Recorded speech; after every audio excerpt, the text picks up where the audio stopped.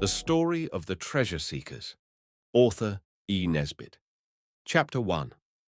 The Council of Ways and Means. This is the story of the different ways we looked for treasure, and I think when you have read it, you will see that we were not lazy about the looking. There are some things I must tell before I begin to tell about the treasure seeking, because I have read books myself, and I know how beastly it is when a story begins. Alas, said Hildegard with a deep sigh, we must look our last on this ancestral home. And then someone else says something, and you don't know for pages and pages where the home is, or who Hildegard is, or anything about it. Our ancestral home is in the Lewisham Road. It is semi-detached and has a garden, not a large one. We are the Bastables. There are 6 of us besides Father. Our mother is dead, and if you think we don't care because I don't tell you much about her, you only show that you do not understand people at all. Dora is the eldest, then Oswald, and then Dicky. Oswald won the Latin prize at his preparatory school, and Dicky is good at sums. Alice and Noel are twins, they are 10, and Horace Octavius is my youngest brother. It is one of us that tells this story, but I shall not tell you which. Only at the very end perhaps I will. While the story is going on, you may be trying to guess, only I bet you don't. It was Oswald who first thought of looking for treasure. Oswald often thinks of very interesting things, and directly he thought of it, he did not keep it to himself, as some boys would have done, but he told the others, and said, I'll tell you what, we must go and seek for treasure. It is always what you do to restore the fallen fortunes of your house. Dora said it was all very well. She often says that. She was trying to mend a large hole in one of Noel's stockings. He tore it on a nail when we were playing shipwrecked mariners on top of the chicken house the day H.O. fell off and cut his chin. He has the scar still. Dora is the only one of us who ever tries to mend anything. Alice tries to make things sometimes. Once she knitted a red scarf for Noel because his chest is delicate, but it was much wider at one end than the other, and he wouldn't wear it. So we used it as a pennon, and it did very well, because most of our things are black or grey since Mother died, and scarlet was a nice change. Father does not like you to ask for new things. That was one way we had of knowing that the fortunes of the ancient house of Bastable were really fallen. Another way was that there was no more pocket money, except a penny now and then to the little ones, and people did not come to dinner any more, like they used to, with pretty dresses, driving up in cabs, and the carpets got holes in them, and when the legs came off things they were not sent to be mended, and we gave up having the gardener except for the front garden, and not that very often. And the silver in the big oak plate chest that is lined with green baize all went away to the shop to have the dents and scratches taken out of it, and it never came back. We think Father hadn't enough money to pay the silver man for taking out the dents and scratches. The new spoons and forks were yellowy white and not so heavy as the old ones, and they never shone after the first day or 2. Father was very ill after Mother died, and while he was ill his business partner went to Spain, and there was never much money afterwards. I don't know why. Then the servants left, and there was only one, a general. A great deal of your comfort and happiness depends on having a good general. The last but one was nice. She used to make jolly good currant puddings for us, and let us have the dish on the floor and pretend it was a wild boar we were killing with our forks. But the general we have now nearly always makes sago puddings, and they are the watery kind, and you cannot pretend anything with them, not even islands, like you do with porridge. Then we left off going to school, and Father said we should go to a good school as soon as he could manage it. He said a holiday would do us all good. We thought he was right, but we wished he had told us he couldn't afford it. For of course we knew. Then a great many people used to come to the door with envelopes with no stamps on them, and sometimes they got very angry and said they were calling for the last time before putting it in other hands. I asked Eliza what that meant, and she kindly explained to me, and I was so sorry for Father. And once a long blue paper came, a policeman brought it, and we were so frightened. But Father said it was all right, only when he went up to kiss the girls, after they were in bed, they said he had been crying, though I'm sure that's not true. Because only cowards and snivellers cry, and my father is the bravest man in the world. So you see it was time we looked for treasure, and Oswald said so, and Dora said it was all very well. But the others agreed with Oswald. So we held a council. Dora was in the chair, the big dining room chair that we let the fireworks off from, the 5th of November, when we had the measles and couldn't do it in the garden. The hole has never been mended, so now we have that chair in the nursery, and I think it was cheap at the blowing up we boys got when the hole was burnt. We must do something, said Alice, because the exchequer is empty. She rattled the money box as she spoke, and it really did rattle because we always keep the bad sixpence in it for luck. Yes, but what shall we do? Said Dicky. It's so jolly easy to say let's do something. Dicky always wants everything settled exactly. Father calls him the definite article. Let's read all the books again. We shall get lots of ideas out of them. It was Noel who suggested this, but we made him shut up because we knew well enough he only wanted to get back to his old books. Noel is a poet. He sold some of his poetry once, and it was printed, but that does not come in this part of the story. Then Dicky said, "Look here, we'll be quite quiet for 10 minutes by the clock, and each think of some way to find treasure. And when we've thought, we'll try all the ways one after the other, beginning with the eldest." "I shan't be able to think in 10 minutes. Make it half an hour," said H.O. His real name is Horace Octavius, but we call him H.O. because of the advertisement. And it's not so very long ago he was afraid to pass the hoarding where it says "Eat H.O." in big letters. He says it was when he was a little boy, but I remember last Christmas but one, he woke in the middle of the night crying and howling, and they said it was the pudding. But he told me afterwards he had been dreaming that they really had come to eat H.O., and it couldn't have been the pudding, when you come to think of it, because it was so very plain. Well, we made it half an hour, and we all sat quiet, and thought, and I made up my mind before 2 minutes were over, and I saw the others had, all but Dora, who is always an awful time over everything.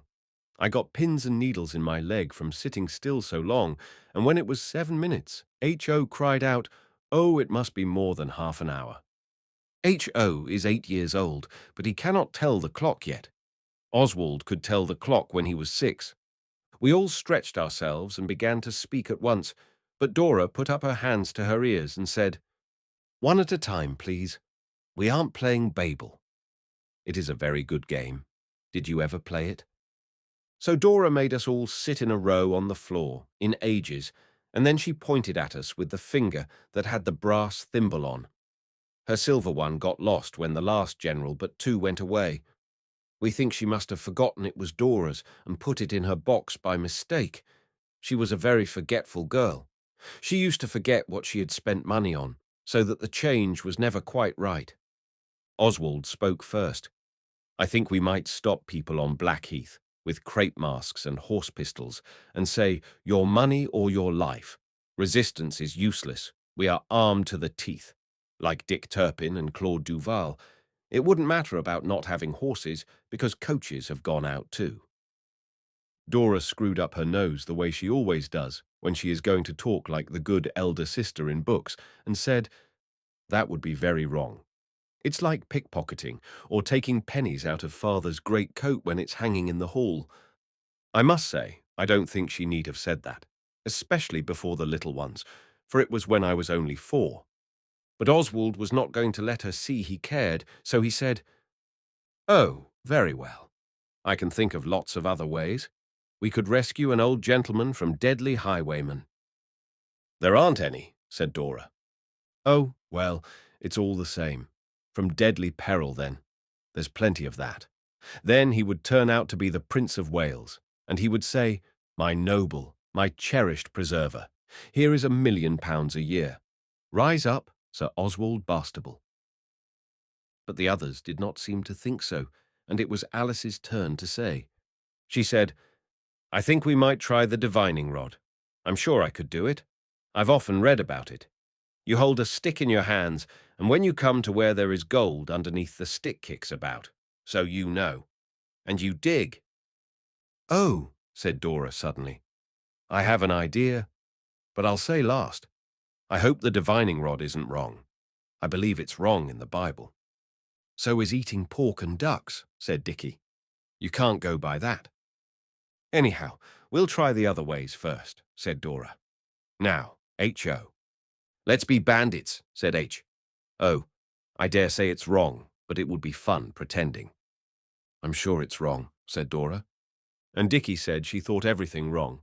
She said she didn't, and Dicky was very disagreeable. So Oswald had to make peace, and he said, Dora needn't play if she doesn't want to. Nobody asked her. And Dicky, don't be an idiot. Do dry up, and let's hear what Noel's idea is. Dora and Dicky did not look pleased, but I kicked Noel under the table to make him hurry up, and then he said he didn't think he wanted to play any more.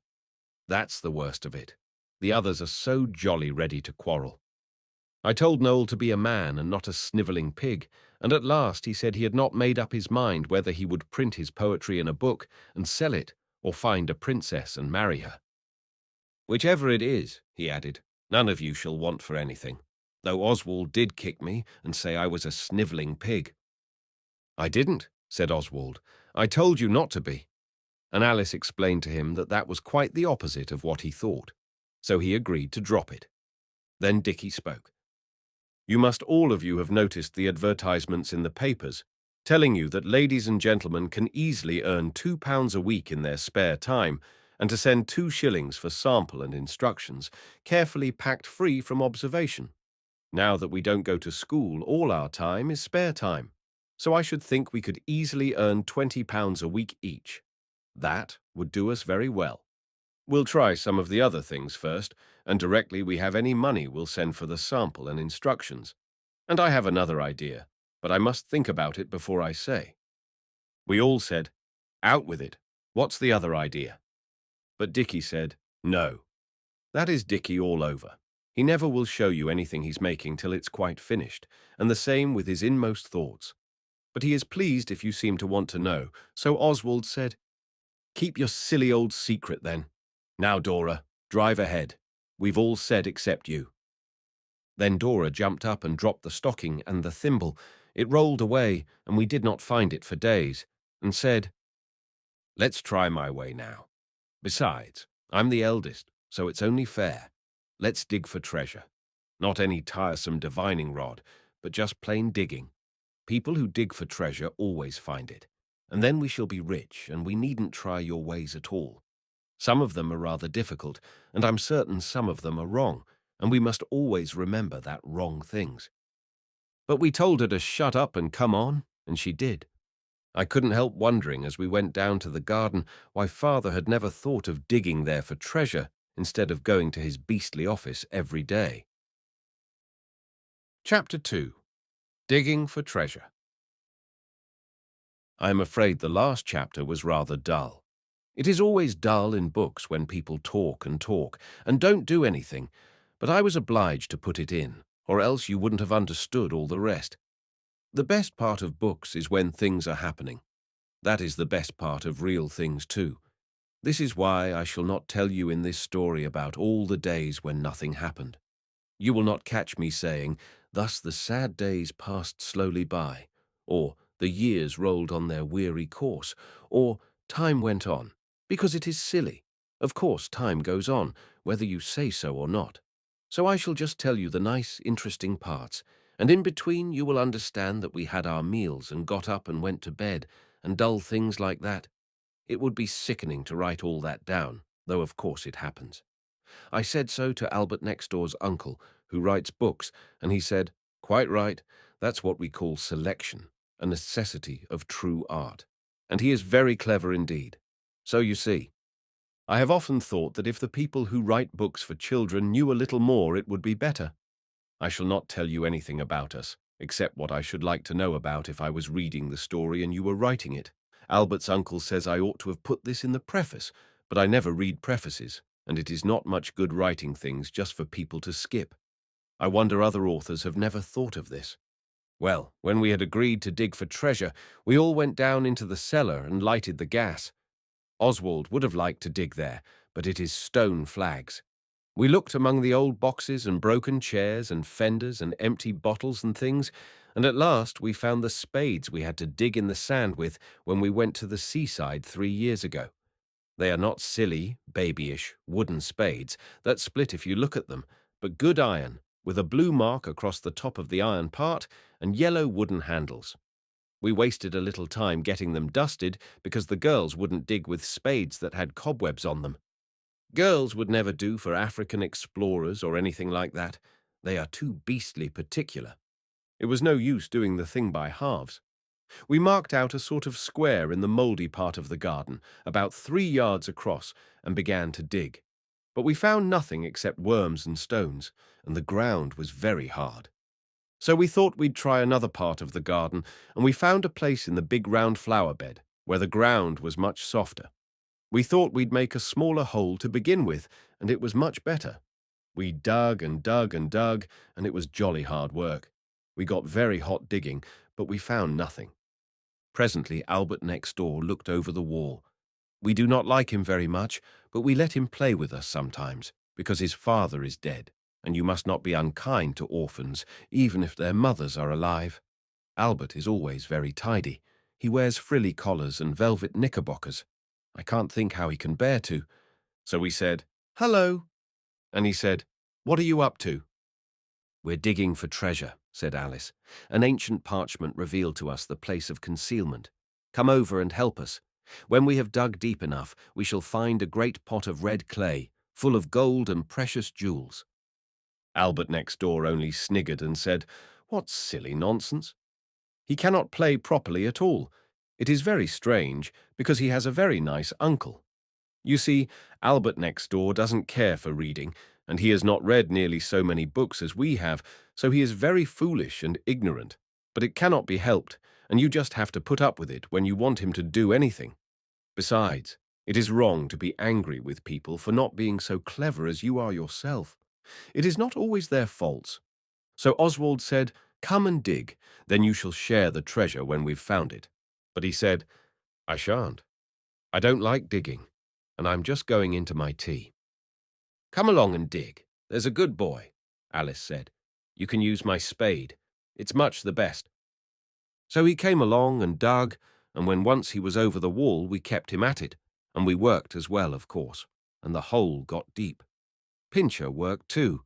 He is our dog, and he is very good at digging. He digs for rats in the dustbin sometimes, and gets very dirty. But we love our dog, even when his face wants washing.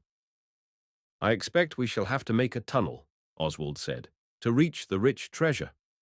So he jumped into the hole and began to dig at one side. After that, we took it in turns to dig at the tunnel, and Pincher was most useful in scraping the earth out of the tunnel. He does it with his back feet when you say rats, and he digs with his front ones and burrows with his nose as well. At last, the tunnel was nearly a yard long and big enough to creep along to find the treasure, if only it had been a bit longer. Now it was Albert's turn to go in and dig, but he funked it. "Take your turn like a man," said Oswald. Nobody can say that Oswald doesn't take his turn like a man. But Albert wouldn't, so we had to make him, because it was only fair. "It's quite easy," Alice said. "You just crawl in and dig with your hands. Then when you come out, we can scrape out what you've done with the spades. Come, be a man. You won't notice it being dark in the tunnel if you shut your eyes tight. We've all been in except Dora, and she doesn't like worms." "I don't like worms neither." Albert next door said this, but we remembered how he had picked a fat red and black worm up in his fingers and thrown it at Dora only the day before. So we put him in. But he would not go in head first, the proper way, and dig with his hands as we had done, and though Oswald was angry at the time, for he hates snivellers, yet afterwards he owned that perhaps it was just as well. You should never be afraid to own that perhaps you were mistaken, but it is cowardly to do it unless you are quite sure you are in the wrong. "Let me go in feet first," said Albert next door. "I'll dig with my boots. I will truly honour bright." So we let him get in feet first, and he did it very slowly, and at last he was in, and only his head sticking out into the hole, and all the rest of him in the tunnel. "Now dig with your boots," said Oswald. "And Alice, do catch hold of Pincher. He'll be digging again in another minute, and perhaps it would be uncomfortable for Albert if Pincher threw the mould into his eyes. You should always try to think of these little things. Thinking of other people's comfort makes them like you." Alice held Pincher, and we all shouted, "Kick! Dig with your feet, for all you're worth." So Albert next door began to dig with his feet, and we stood on the ground over him, waiting, and all in a minute the ground gave way, and we tumbled together in a heap, and when we got up there was a little shallow hollow where we had been standing, and Albert next door was underneath, stuck quite fast, because the roof of the tunnel had tumbled in on him. He is a horribly unlucky boy to have anything to do with. It was dreadful the way he cried and screamed, though he had to own it didn't hurt, only it was rather heavy and he couldn't move his legs. We would have dug him out all right enough, in time, but he screamed, so we were afraid the police would come. So Dicky climbed over the wall to tell the cook there to tell Albert next door's uncle he had been buried by mistake and to come and help dig him out. Dicky was a long time gone. We wondered what had become of him, and all the while the screaming went on, for we had taken the loose earth off Albert's face so that he could scream quite easily and comfortably. Presently Dicky came back, and Albert next door's uncle came with him. He has very long legs, and his hair is light, and his face is brown. He has been to sea, but now he writes books. I like him. He told his nephew to stow it, so Albert did, and then he asked him if he was hurt, and Albert had to say he wasn't, for though he is a coward and very unlucky, he's not a liar like some boys are. "This promises to be a protracted if agreeable task," said Albert next door's uncle, rubbing his hands and looking at the hole with Albert's head in it. "I will get another spade." So he fetched the big spade out of the next door garden tool shed and began to dig his nephew out. "Mind you keep very still," he said, "or I might chunk a bit out of you with the spade." Then after a while he said, "I confess that I am not absolutely insensible to the dramatic interest of the situation. My curiosity is excited. I own that I should like to know how my nephew happened to be buried, but don't tell me if you'd rather not. I suppose no force was used." "Only moral force," said Alice. "They used to talk a lot about moral force at the high school where she went, and in case you don't know what it means, I'll tell you that it is making people do what they don't want to, just by slanging them, or laughing at them, or promising them things if they're good." "Only moral force, eh?" said Albert next door's uncle. Well, Dora said, "I'm very sorry it happened to Albert. I'd rather it had been one of us. It would have been my turn to go into the tunnel, only I don't like worms, so they let me off. You see, we were digging for treasure." "Yes," said Alice, "and I think we were just coming to the underground passage that leads to the secret hoard when the tunnel fell in on Albert. He is so unlucky." And she sighed. Then Albert next door began to scream again, and his uncle wiped his own face, not Albert's, with his silk handkerchief, and then he put it in his trousers pocket. It seems a strange place to put a handkerchief, but he had his coat and waistcoat off, and I suppose he wanted the handkerchief handy. Digging is warm work. He told Albert next door to drop it, or he wouldn't proceed further in the matter, so Albert stopped screaming, and presently his uncle finished digging him out. Albert did look so funny, with his hair all dusty, and his velvet suit covered with mould, and his face muddy with earth and crying. We all said how sorry we were, but he wouldn't say a word back to us. He was most awfully sick to think he'd been the one buried, when it might just as well have been one of us. I felt myself that it was hard lines. "So you were digging for treasure," said Albert next door's uncle, wiping his face again with his handkerchief. "Well, I fear that your chances of success are small. I have made a careful study of the whole subject. What I don't know about buried treasure is not worth knowing, and I never knew more than one coin buried in any one garden, and that is generally— Hullo, what's that?" He pointed to something shining in the hole he had just dragged Albert out of. Oswald picked it up. It was a half-crown.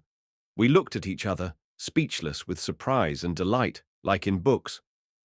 "Well, that's lucky at all events," said Albert next door's uncle. "Let's see. That's 5p each for you." "It's 4p, something. I can't do fractions," said Dicky. "There are 7 of us, you see."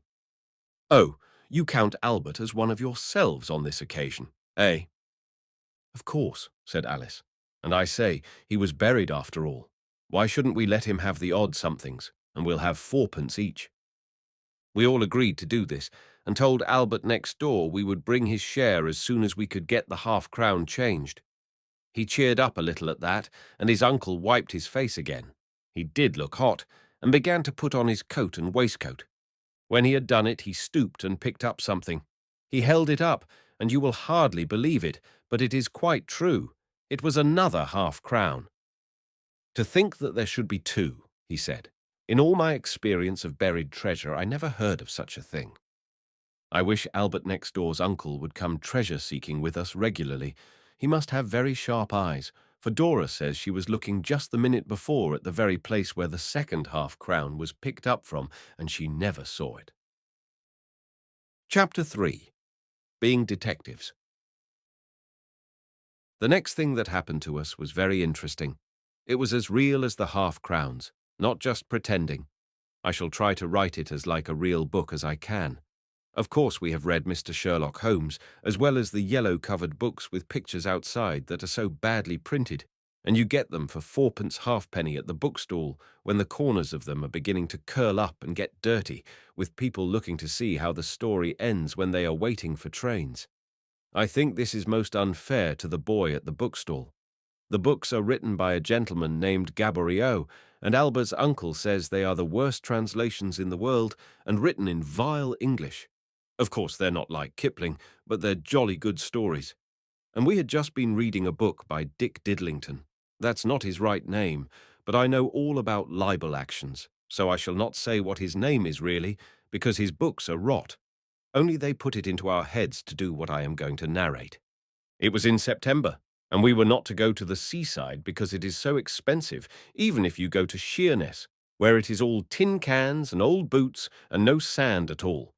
But everyone else went, even the people next door, not Albert's side, but the other. Their servant told Eliza they were all going to Scarborough, and next day, sure enough, all the blinds were down and the shutters up, and the milk was not left any more. There is a big horse-chestnut tree between their garden and ours, very useful for getting conkers out of and for making stuff to rub on your chilblains. This prevented our seeing whether the blinds were down at the back as well, but Dicky climbed to the top of the tree and looked, and they were. It was jolly hot weather and very stuffy indoors. We used to play a good deal in the garden. We made a tent out of the kitchen clothes horse and some blankets off our beds, and though it was quite as hot in the tent as in the house, it was a very different sort of hotness. Albert's uncle called it the Turkish bath.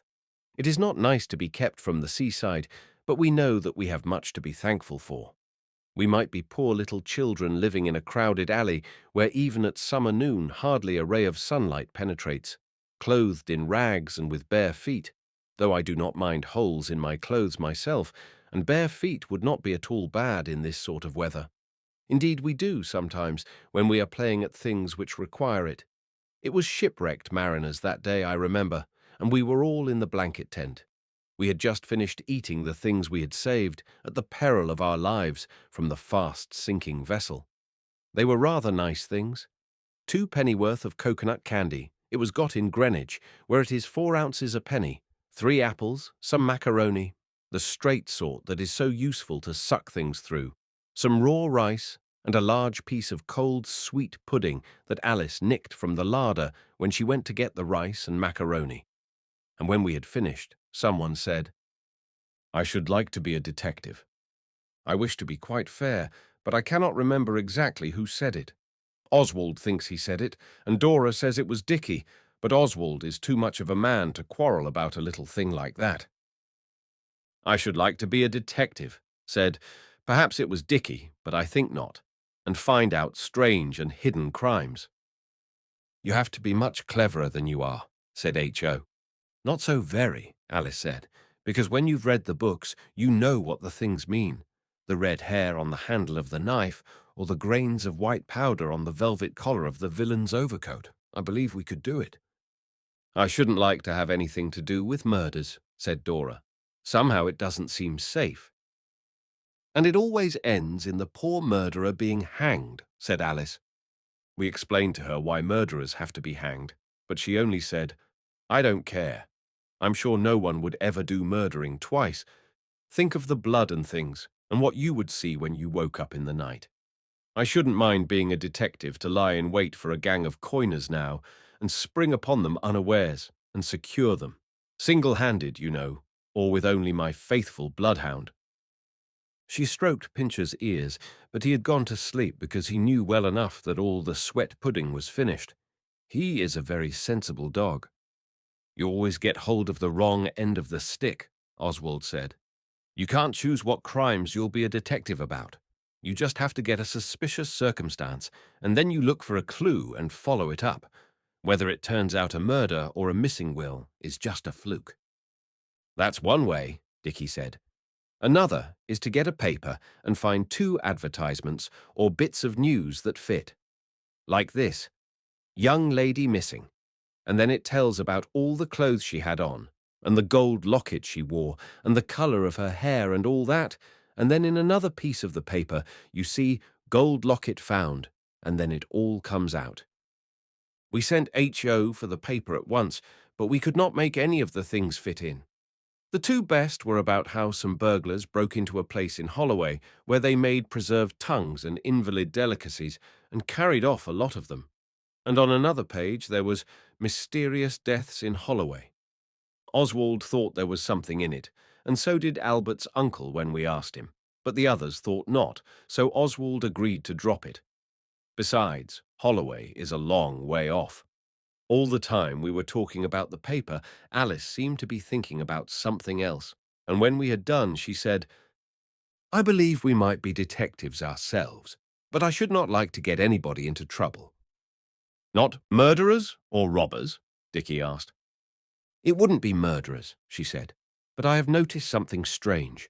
Only I feel a little frightened. Let's ask Albert's uncle first.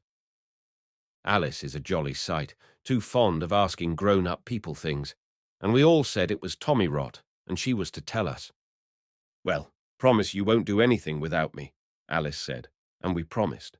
Then she said, This is a dark secret, and anyone who thinks it is better not to be involved in a career of crime discovery had better go away ere yet it be too late. So Dora said she had had enough of tents, and she was going to look at the shops. H.O. went with her because he had 2 pence to spend. They thought it was only a game of Alice's, but Oswald knew by the way she spoke. He can nearly always tell. And when people are not telling the truth, Oswald generally knows by the way they look with their eyes. Oswald is not proud of being able to do this. He knows it is through no merit of his own that he is much cleverer than some people.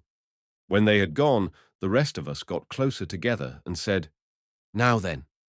Well, Alice said, you know the house next door. The people have gone to Scarborough, and the house is shut up. But last night I saw a light in the windows. We asked her how and when, because her room is in the front, and she couldn't possibly have seen. And then she said, I'll tell you if you boys will promise not ever to go fishing again without me. So we had to promise.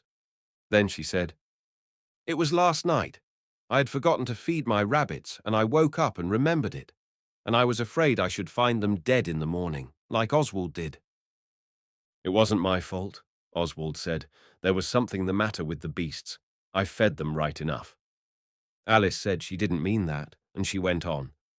I came down into the garden, and I saw a light in the house, and dark figures moving about. I thought perhaps it was burglars, but Father hadn't come home, and Eliza had gone to bed, so I couldn't do anything, only I thought perhaps I would tell the rest of you. Why didn't you tell us this morning? Noel asked, and Alice explained that she did not want to get anyone into trouble, even burglars. But we might watch tonight, she said, and see if we see the light again. They might have been burglars, Noel said. He was sucking the last bit of his macaroni. You know the people next door are very grand. They won't know us, and they go out in a real private carriage sometimes, and they have an at-home day, and people come in cabs. I dare say they have piles of plate and jewellery and rich brocades and furs of price and things like that. Let us keep watch tonight. It's no use watching tonight, Dicky said. If it's only burglars, they won't come again. But there are other things besides burglars that are discovered in empty houses where lights are seen moving. You mean coiners, said Oswald at once. I wonder what the reward is for setting the police on their track. Dicky thought it ought to be something fat, because coiners are always a desperate gang, and the machinery they make the coins with is so heavy and handy for knocking down detectives. Then it was tea time, and we went in, and Dora and H.O. had clubbed their money together and bought a melon, quite a big one, and only a little bit squashy at one end. It was very good, and then we washed the seeds and made things with them, and with pins and cotton. And nobody said any more about watching the house next door. Only when we went to bed, Dicky took off his coat and waistcoat, but he stopped at his braces and said, "What about the coiners?" Oswald had taken off his collar and tie, and he was just going to say the same, so he said, "Of course I meant to watch, only my collar's rather tight, so I thought I'd take it off first." Dicky said he did not think the girls ought to be in it, because there might be danger, but Oswald reminded him that they had promised Alice, and that a promise is a sacred thing, even when you'd much rather not. So Oswald got Alice alone under pretence of showing her a caterpillar. Dora does not like them, and she screamed and ran away when Oswald offered to show it her. Then Oswald explained, and Alice agreed to come and watch if she could.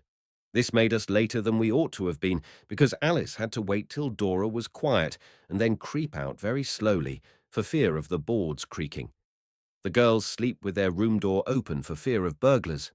Alice had kept on her clothes under her nightgown when Dora wasn't looking, and presently we got down, creeping past Father's study and out at the glass door that leads on to the veranda and the iron steps into the garden. And we went down very quietly and got into the chestnut tree, and then I felt that we had only been playing what Albert's uncle calls our favourite instrument, I mean the fool, for the house next door was as dark as dark. Then suddenly we heard a sound. It came from the gate at the end of the garden. All the gardens have gates. They lead into a kind of lane that runs behind them. It is a sort of back way, very convenient when you don't want to say exactly where you're going. We heard the gate at the end of the next garden click, and Dicky nudged Alice so that she would have fallen out of the tree if it had not been for Oswald's extraordinary presence of mind. Oswald squeezed Alice's arm tight, and we all looked, and the others were rather frightened, because really we had not exactly expected anything to happen, except perhaps a light. But now a muffled figure, shrouded in a dark cloak, came swiftly up the path of the next-door garden, and we could see that under its cloak the figure carried a mysterious burden. The figure was dressed to look like a woman in a sailor hat. We held our breath as it passed under the tree where we were, and then it tapped very gently on the back door and was let in, and then a light appeared in the window of the downstairs back breakfast room. But the shutters were up. Dicky said, "My eye!" And wouldn't the others be sick to think they hadn't been in this? But Alice didn't half like it, and as she is a girl, I do not blame her. Indeed, I thought myself at first that perhaps it would be better to retire for the present and return later with a strongly armed force. "It's not burglars," Alice whispered. "The mysterious stranger was bringing things in, not taking them out. They must be coiners, and oh, Oswald, don't let's. The things they coin with must hurt very much. Do let's go to bed." But Dicky said he was going to see. If there was a reward for finding out things like this, he would like to have the reward. "They locked the back door," he whispered. "I heard it go, and I could look in quite well through the holes in the shutters and be back over the wall long before they'd got the door open, even if they started to do it at once." There were holes at the top of the shutters, the shape of hearts, and the yellow light came out through them as well as through the chinks of the shutters. Oswald said if Dicky went he should, because he was the eldest, and Alice said, "If anyone goes, it ought to be me, because I thought of it." So Oswald said, "Well, go then," and she said, "Not for anything," and she begged us not to, and we talked about it in the tree till we were all quite hoarse with whispering. At last we decided on a plan of action. Alice was to stay in the tree and scream, "Murder!" if anything happened. Dicky and I were to get down into the next garden and take it in turns to peep. So we got down as quietly as we could, but the tree made much more noise than it does in the day, and several times we paused, fearing that all was discovered. But nothing happened. There was a pile of red flower pots under the window, and one very large one was on the window ledge. It seemed as if it was the hand of destiny had placed it there, and the geranium in it was dead, and there was nothing to stop your standing on it. So Oswald did. He went first, because he is the eldest, and though Dicky tried to stop him because he thought of it first, it could not be, on account of not being able to say anything. So Oswald stood on the flower pot and tried to look through one of the holes. He did not really expect to see the coiners at their fell work, though he had pretended to when we were talking in the tree. But if he had seen them pouring the base molten metal into tin moulds, the shape of half-crowns, he would not have been half so astonished as he was at the spectacle now revealed. At first he could see little, because the hole had unfortunately been made a little too high, so that the eye of the detective could only see the prodigal son in a shiny frame on the opposite wall. But Oswald held on to the window frame and stood on tiptoe, and then he saw. There was no furnace, and no base metal, no bearded men in leathern aprons with tongs and things, but just a table with a tablecloth on it for supper, and a tin of salmon, and a lettuce, and some bottled beer. And there on a chair was the cloak and the hat of the mysterious stranger, and the two people sitting at the table were the two youngest grown-up daughters of the lady next door, and one of them was saying, "So I got the salmon 3 halfpence cheaper, and the lettuces are only 6 a penny in the Broadway. Just fancy. We must save as much as ever we can on our housekeeping money if we want to go away decent next year." And the other said, "I wish we could all go every year. Or else, really, I almost wish." And all the time Oswald was looking, Dicky was pulling at his jacket to make him get down and let Dicky have a squint. And just as she said, "I almost," Dicky pulled too hard, and Oswald felt himself toppling on the giddy verge of the big flower pots. Putting forth all his strength, our hero strove to recover his what's-its-name, but it was now lost beyond recall. "You've done it this time," he said. Then he fell heavily among the flower pots piled below. He heard them crash and rattle and crack, and then his head struck against an iron pillar used for holding up the next-door veranda. His eyes closed and he knew no more. Now you will perhaps expect that at this moment Alice would have cried, "Murder!" If you think so, you little know what girls are. Directly she was left alone in that tree, she made a bolt to tell Albert's uncle all about it and bring him to our rescue in case the coiner's gang was a very desperate one. And just when I fell, Albert's uncle was getting over the wall. Alice never screamed at all when Oswald fell, but Dicky thinks he heard Albert's uncle say, "Confound those kids," which would not have been kind or polite, so I hope he did not say it. The people next door did not come out to see what the row was. Albert's uncle did not wait for them to come out. He picked up Oswald and carried the insensible body of the gallant young detective to the wall, laid it on the top, and then climbed over and bore his lifeless burden into our house and put it on the sofa in Father's study. Father was out, so we needn't have crept so when we were getting into the garden. Then Oswald was restored to consciousness and his head tied up and sent to bed, and next day there was a lump on his young brow as big as a turkey's egg and very uncomfortable. Albert's uncle came in next day and talked to each of us separately. To Oswald he said many unpleasant things about ungentlemanly to spy on ladies and about minding your own business, and when I began to tell him what I had heard, he told me to shut up, and altogether he made me more uncomfortable than the bump did. Oswald did not say anything to anyone, but next day, as the shadows of eve were falling, he crept away and wrote on a piece of paper, "I want to speak to you," and shoved it through the hole like a heart in the top of the next-door shutters. And the youngest young lady put an eye to the heart-shaped hole, and then opened the shutter and said, "Well," very crossly. Then Oswald said, "I am very sorry, and I beg your pardon. We wanted to be detectives, and we thought a gang of coiners infested your house, so we looked through your window last night. I saw the lettuce, and I heard what you said about the salmon being 3 halfpence cheaper, and I know it is very dishonourable to pry into other people's secrets, especially ladies, and I never will again, if you will forgive me this once." Then the lady frowned, and then she laughed, and then she said, "So it was you tumbling into the flower pots last night? We thought it was burglars. It frightened us horribly. Why, what a bump on your poor head." And then she talked to me a bit, and presently she said she and her sister had not wished people to know they were at home, because— And then she stopped short and grew very red, and I said, "I thought you were all at Scarborough. Your servant told Eliza so. Why didn't you want people to know you were at home?" The lady got redder still, and then she laughed and said, "Never mind the reason why. I hope your head doesn't hurt much. Thank you for your nice, manly little speech. You've nothing to be ashamed of at any rate."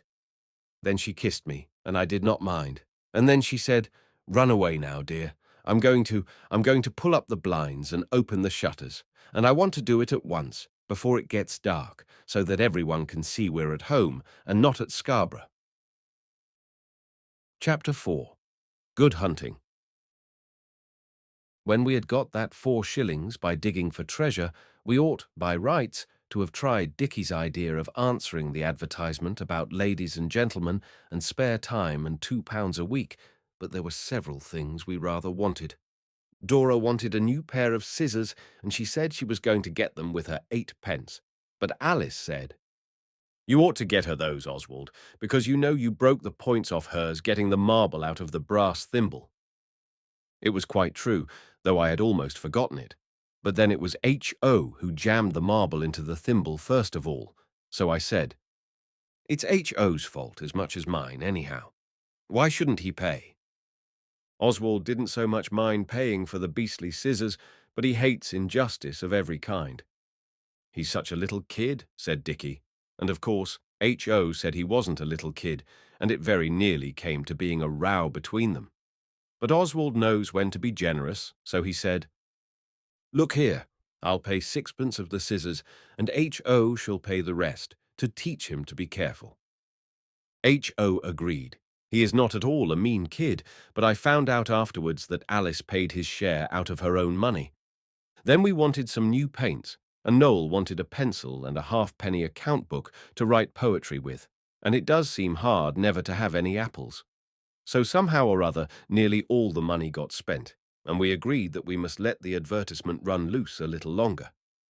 "I only hope," Alice said, "that they won't have got all the ladies and gentlemen they want before we have got the money to write for the sample and instructions." And I was a little afraid myself, because it seemed such a splendid chance. But we looked in the paper every day, and the advertisement was always there, so we thought it was all right. Then we had the detective try on, and it proved no go. And then, when all the money was gone, except a halfpenny of mine and 2 pence of Noel's and 3 pence of Dicky's and a few pennies that the girls had left, we held another council. Dora was sewing the buttons on H.O.'s Sunday things.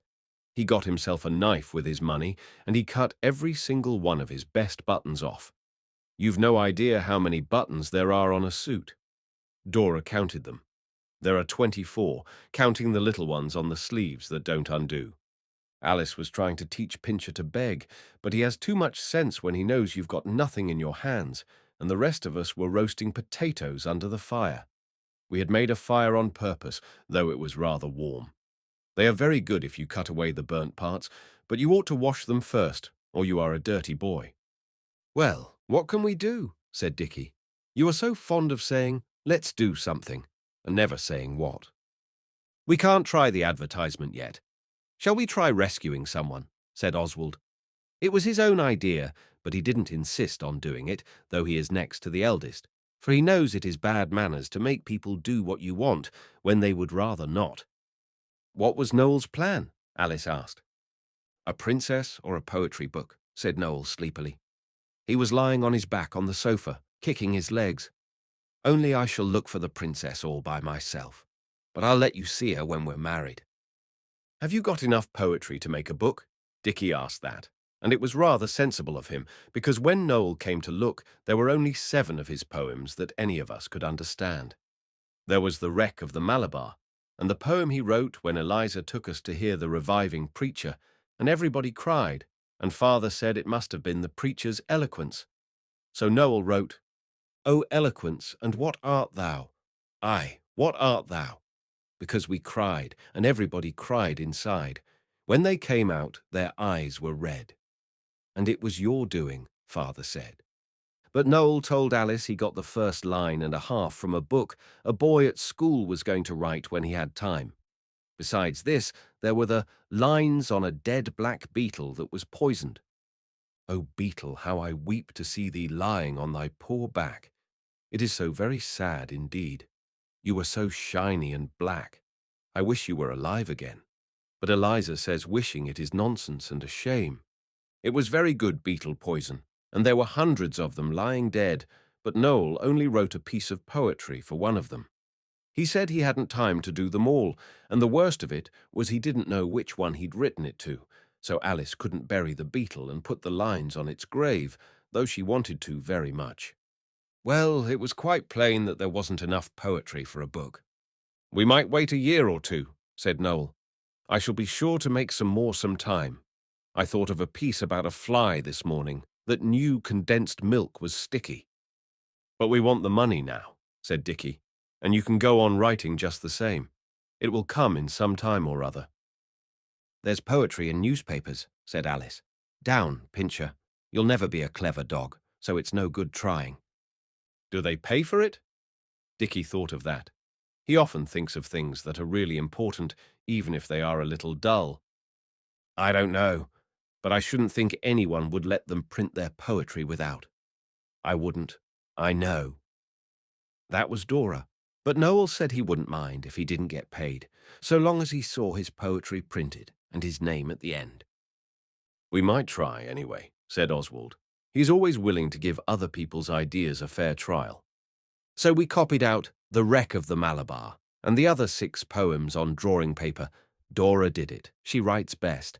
And Oswald drew a picture of the Malabar going down with all hands. It was a full-rigged schooner, and all the ropes and sails were correct, because my cousin is in the Navy, and he showed me. We thought a long time whether we'd write a letter and send it by post with the poetry, and Dora thought it would be best.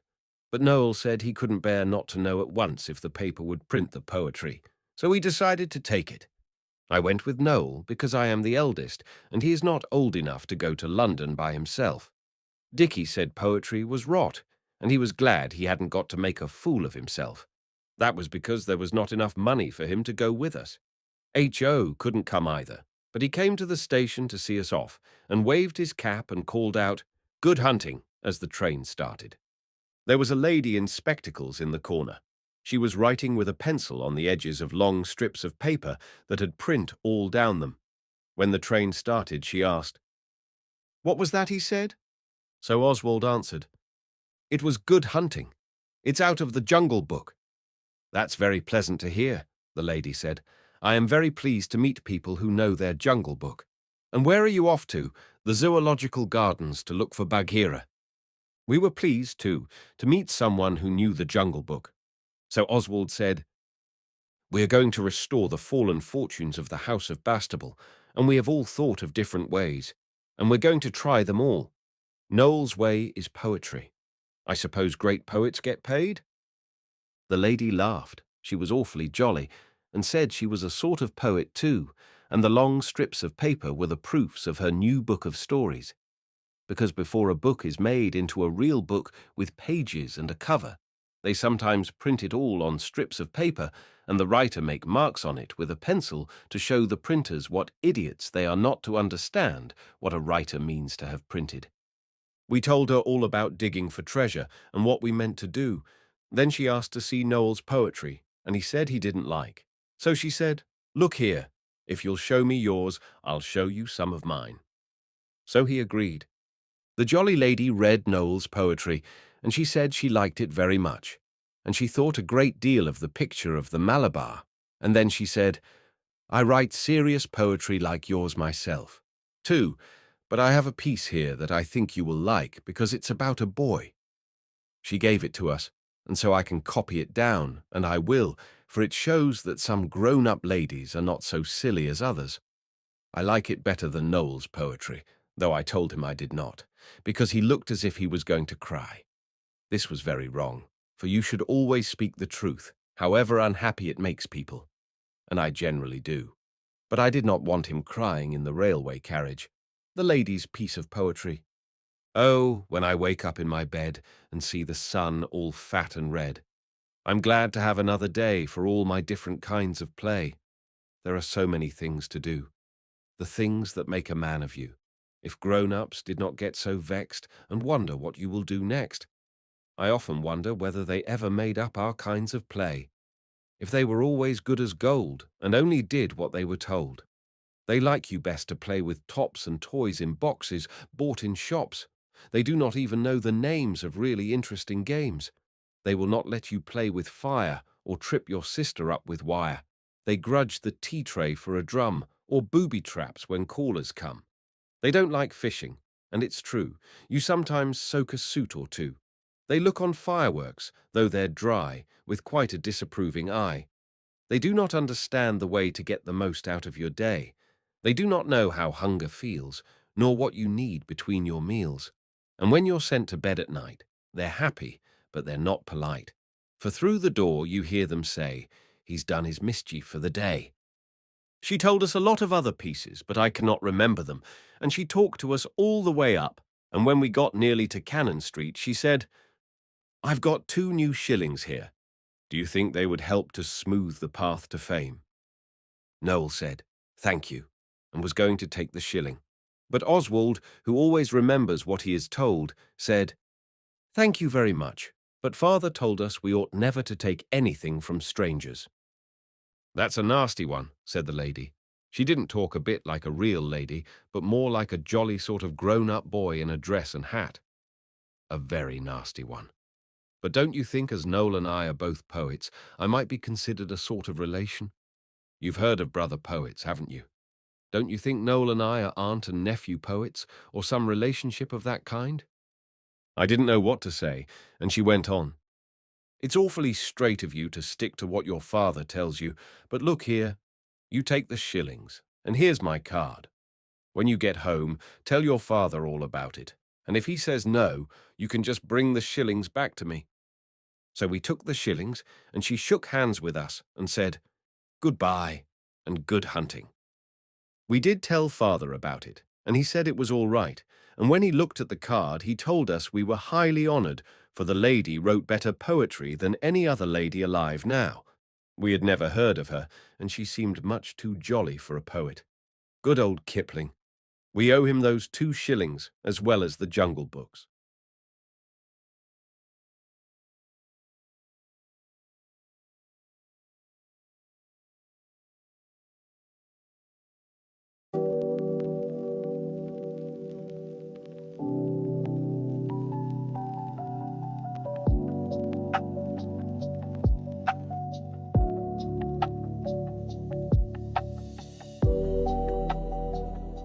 Chapter 5.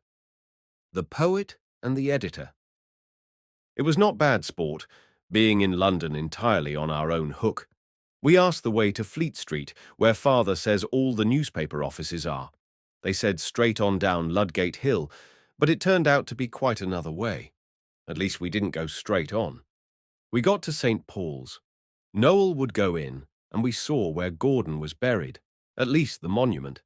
It is very flat, considering what a man he was. When we came out, we walked a long way, and when we asked a policeman, he said we'd better go back through Smithfield. So we did. They don't burn people any more there now, so it was rather dull, besides being a long way, and Noel got very tired. He's a peaky little chap. It comes of being a poet, I think. We had a bun or two at different shops, out of the shillings, and it was quite late in the afternoon when we got to Fleet Street. The gas was lighted, and the electric lights. There is a jolly Bovril sign that comes off and on in different coloured lamps. We went to the Daily Recorder office and asked to see the editor. It is a big office, very bright, with brass and mahogany and electric lights. They told us the editor wasn't there, but at another office. So we went down a dirty street to a very dull-looking place. There was a man there inside in a glass case, as if he was a museum, and he told us to write down our names and our business. So Oswald wrote dash dash. Oswald, Bastable. Noel, Bastable. Business, very private indeed. Then we waited on the stone stairs. It was very draughty. and the man in the glass case looked at us as if we were the museum instead of him. We waited a long time, and then a boy came down and said, "The editor can't see you. Will you please write your business?" And he laughed. I wanted to punch his head, but Noel said, "Yes, I'll write it, if you'll give me a pen and ink and a sheet of paper and an envelope." The boy said he'd better write by post, but Noel is a bit pig-headed. It's his worst fault. So he said, "No, I'll write it now." So I backed him up by saying, "Look at the price penny stamps are since the coal strike."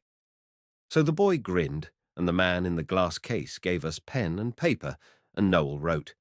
Oswald writes better than he does, but Noel would do it, and it took a very long time, and then it was inky. "Dear Mr. Editor, I want you to print my poetry and pay for it, and I am a friend of Mrs. Leslie's. She is a poet too. Your affectionate friend, Noel Bastable."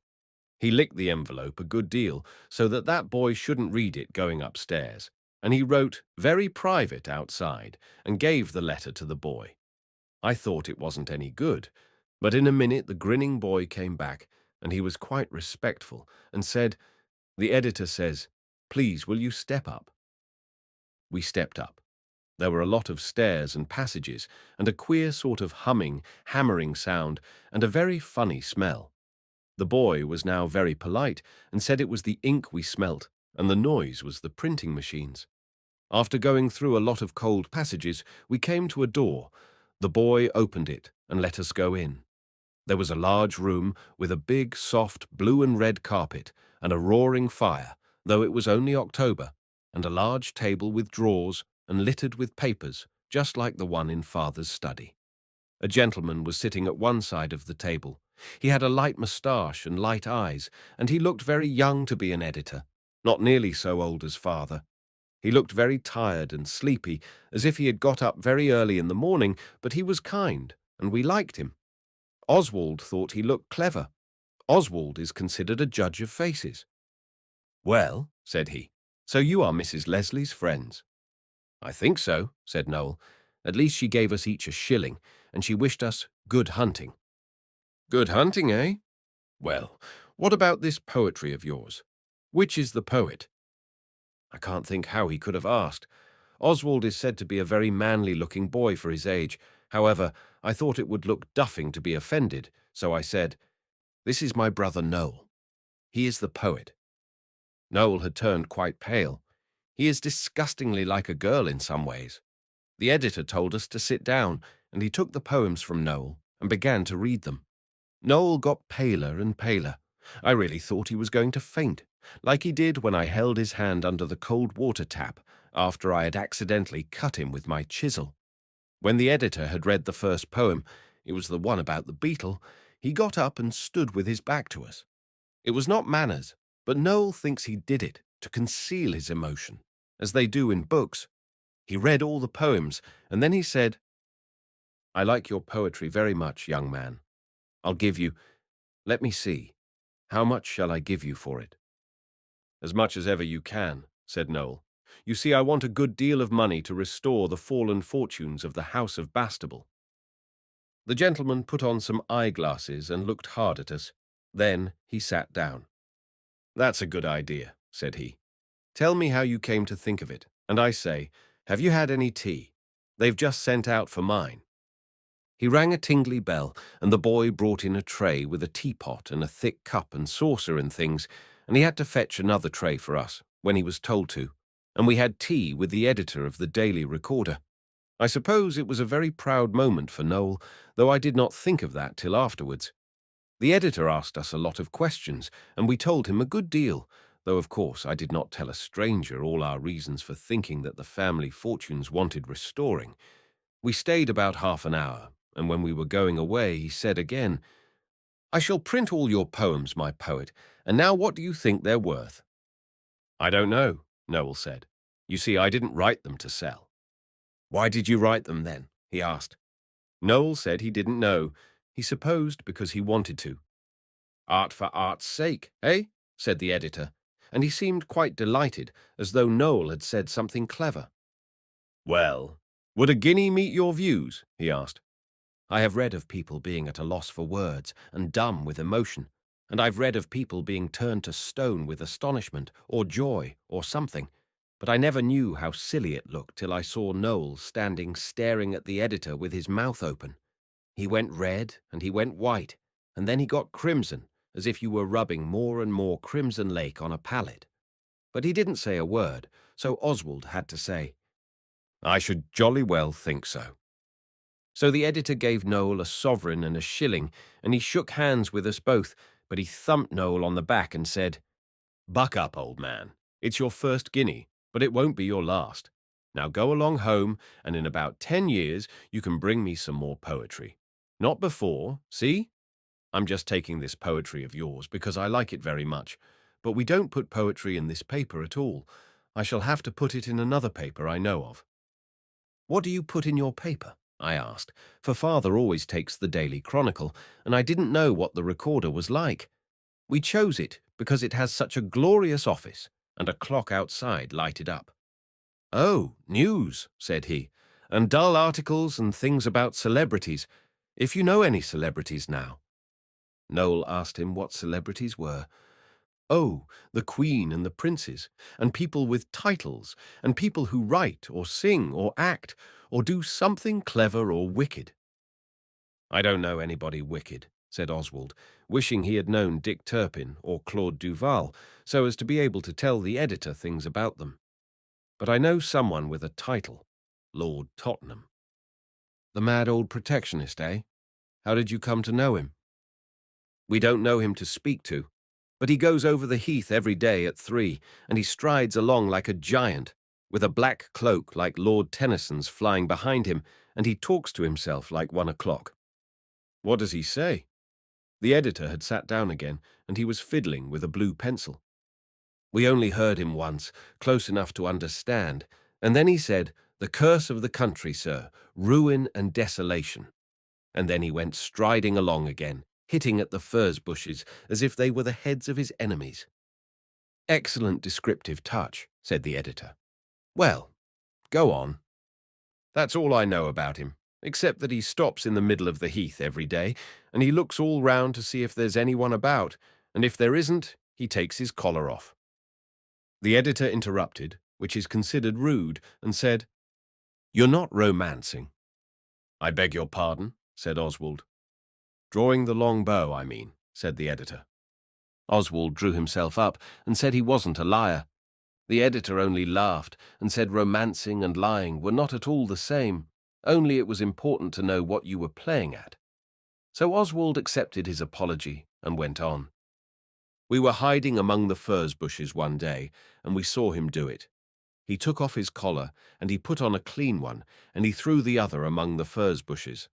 We picked it up afterwards, and it was a beastly paper one." "Thank you," said the editor, and he got up and put his hand in his pocket. "That's well worth 5 shillings, and there they are. Would you like to see round the printing offices before you go home?" I pocketed my 5 bob and thanked him, and I said we should like it very much. He called another gentleman and said something we couldn't hear. Then he said goodbye again, and all this time Noel hadn't said a word, but now he said, "I've made a poem about you. It is called Lines to a Noble Editor. Shall I write it down?" The editor gave him the blue pencil, and he sat down at the editor's table and wrote. It was this, he told me afterwards, as well as he could remember. "May life's choicest blessings be your lot. I think you ought to be very blessed, for you are going to print my poems, and you may have this one as well as the rest." "Thank you," said the editor. "I don't think I ever had a poem addressed to me before. I shall treasure it, I assure you." Then the other gentleman said something about Maecenas, and we went off to see the printing office with at least £1.7 in our pockets. It was good hunting, and no mistake. But he never put Noel's poetry in the Daily Recorder. It was quite a long time afterwards we saw a sort of story thing in a magazine on the station bookstall, and that kind, sleepy-looking editor had written it, I suppose. It was not at all amusing. It said a lot about Noel and me, describing us all wrong, and saying how we had tea with the editor, and all Noel's poems were in the story thing. I think myself the editor seemed to make game of them, But Noel was quite pleased to see them printed, so that's all right. It wasn't my poetry anyhow, I am glad to say. Chapter 6. Noel's Princess. She happened quite accidentally. We were not looking for a princess at all just then, but Noel had said he was going to find a princess all by himself and marry her, and he really did. Which was rather odd, because when people say things are going to befall, very often they don't. It was different, of course, with the prophets of old. We did not get any treasure by it, except 12 chocolate drops. But we might have done, and it was an adventure anyhow. Greenwich Park is a jolly good place to play in, especially the parts that aren't near Greenwich. The parts near the heath are first rate. I often wish the park was nearer our house, but I suppose a park is a difficult thing to move. Sometimes we get Eliza to put lunch in a basket, and we go up to the park. She likes that. It saves cooking dinner for us. And sometimes she says of her own accord, "I've made some pasties for you, and you might as well go into the park as not. It's a lovely day." She always tells us to rinse out the cup at the drinking fountain, and the girls do, but I always put my head under the tap and drink. Then you are an intrepid hunter at a mountain stream, and besides, you're sure it's clean.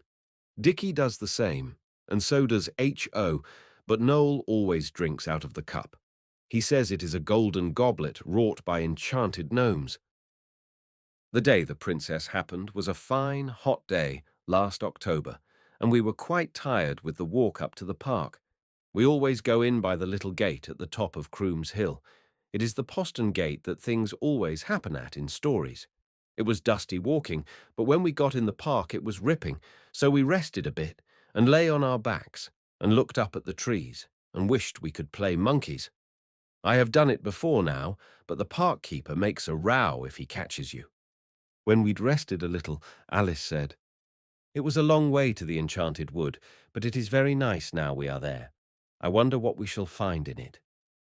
"We shall find deer," said Dicky, "if we go to look. But they go on the other side of the park because of the people with buns." Saying buns made us think of lunch, so we had it, and when we had done we scratched a hole under a tree and buried the papers, because we know it spoils pretty places to leave beastly greasy papers lying about. I remember Mother teaching me and Dora that when we were quite little. I wish everybody's parents would teach them this useful lesson, and the same about orange peel. When we'd eaten everything there was, Alice whispered, "I see the white witch bear yonder among the trees. Let's track it and slay it in its lair." "I am the bear," said Noel. So he crept away, and we followed him among the trees. Often the witch bear was out of sight, and then you didn't know where it would jump out from, but sometimes we saw it and just followed. "When we catch it, there'll be a great fight," said Oswald, "and I shall be Count Folco of Montfaucon." "I'll be Gabrielle," said Dora. She is the only one of us who likes doing girls' parts. "I'll be Sintram," said Alice, "and H.O. can be the little master." "What about Dicky?" "Oh, I can be the pilgrim with the bones." "Hist," whispered Alice. "See his white fairy fur gleaming amid yonder covert." And I saw a bit of white too. It was Noel's collar, and it had come undone at the back. We hunted the bear in and out of the trees, and then we lost him altogether, and suddenly we found the wall of the park, in a place where I'm sure there wasn't a wall before. Noel wasn't anywhere about, and there was a door in the wall, and it was open, so we went through. "The bear has hidden himself in these mountain fastnesses," Oswald said. "I will draw my good sword and after him." So I drew the umbrella, which Dora always will bring in case it rains, because Noel gets a cold on the chest at the least thing, and we went on. The other side of the wall it was a stable yard, all cobblestones. There was nobody about, but we could hear a man rubbing down a horse and hissing in the stable, so we crept very quietly past, and Alice whispered, "'Tis the lair of the monster serpent. I hear his deadly hiss. Beware! Courage and dispatch." We went over the stones on tiptoe, and we found another wall with another door in it on the other side. We went through that too, on tiptoe. It really was an adventure. And there we were in a shrubbery, and we saw something white through the trees. Dora said it was the white bear. That is so like Dora. She always begins to take part in a play just when the rest of us are getting tired of it. I don't mean this unkindly, because I am very fond of Dora. I cannot forget how kind she was when I had bronchitis, and ingratitude is a dreadful vice. But it is quite true. "It is not a bear," said Oswald, and we all went on, still on tiptoe, round a twisty path and onto a lawn, and there was Noel. His collar had come undone, as I said, and he had an inky mark on his face that he made just before we left the house, and he wouldn't let Dora wash it off, and one of his bootlaces was coming down. He was standing looking at a little girl. She was the funniest little girl you ever saw. She was like a china doll, the sixpenny kind. She had a white face and long yellow hair done up very tight in two pigtails. Her forehead was very big and lumpy, and her cheeks came high up, like little shelves under her eyes. Her eyes were small and blue. She had on a funny black frock with curly braid on it and button boots that went almost up to her knees. Her legs were very thin. She was sitting in a hammock chair nursing a blue kitten, not a sky blue one, of course, but the colour of a new slate pencil. As we came up, we heard her say to Noel, "Who are you?" Noel had forgotten about the bear, and he was taking his favourite part, so he said, "I'm Prince Camaralzaman." The funny little girl looked pleased. "I thought at first you were a common boy," she said. Then she saw the rest of us and said, "Are you all princesses and princes too?" Of course we said yes, and she said, "I am a princess also." She said it very well too, exactly as if it were true. We were very glad, because it is so seldom you meet any children who can begin to play right off without having everything explained to them. And even then they will say they are going to pretend to be a lion, or a witch, or a king. Now this little girl just said, "I am a princess." Then she looked at Oswald and said, "I fancy I've seen you at Baden." Of course, Oswald said, "Very likely." The little girl had a funny voice, and all her words were quite plain, each word by itself. She didn't talk at all like we do. H.O. asked her what the cat's name was, and she said, "Katinka." Then Dicky said, "Let's get away from the windows. If you play near windows, someone inside generally knocks at them and says, 'Don't.'" The princess put down the cat very carefully and said, "I am forbidden to walk off the grass." "That's a pity," said Dora. "But I will if you like," said the princess. "You mustn't do things you are forbidden to do," Dora said, but Dicky showed us that there was some more grass beyond the shrubs, with only a gravel path between. So I lifted the princess over the gravel so that she should be able to say she hadn't walked off the grass. When we got to the other grass, we all sat down, and the princess asked us if we liked draggees. I know that's how you spell it, for I asked Albert next door's uncle. We said we thought not, but she pulled a real silver box out of her pocket and showed us. They were just flat, round chocolates. We had two each. Then we asked her name, and she began. And when she began, she went on, and on, and on, till I thought she was never going to stop. H.O. said she had 50 names, but Dicky is very good at figures, and he says there were only 18. The first were Pauline, Alexandra, Alice, and Mary was one, and Victoria, for we all heard that, and it ended up with Hildegard Kunigonde something or other, princess of something else. When she'd done, H.O. said, "That's jolly good. Say it again." And she did, but even then we couldn't remember it.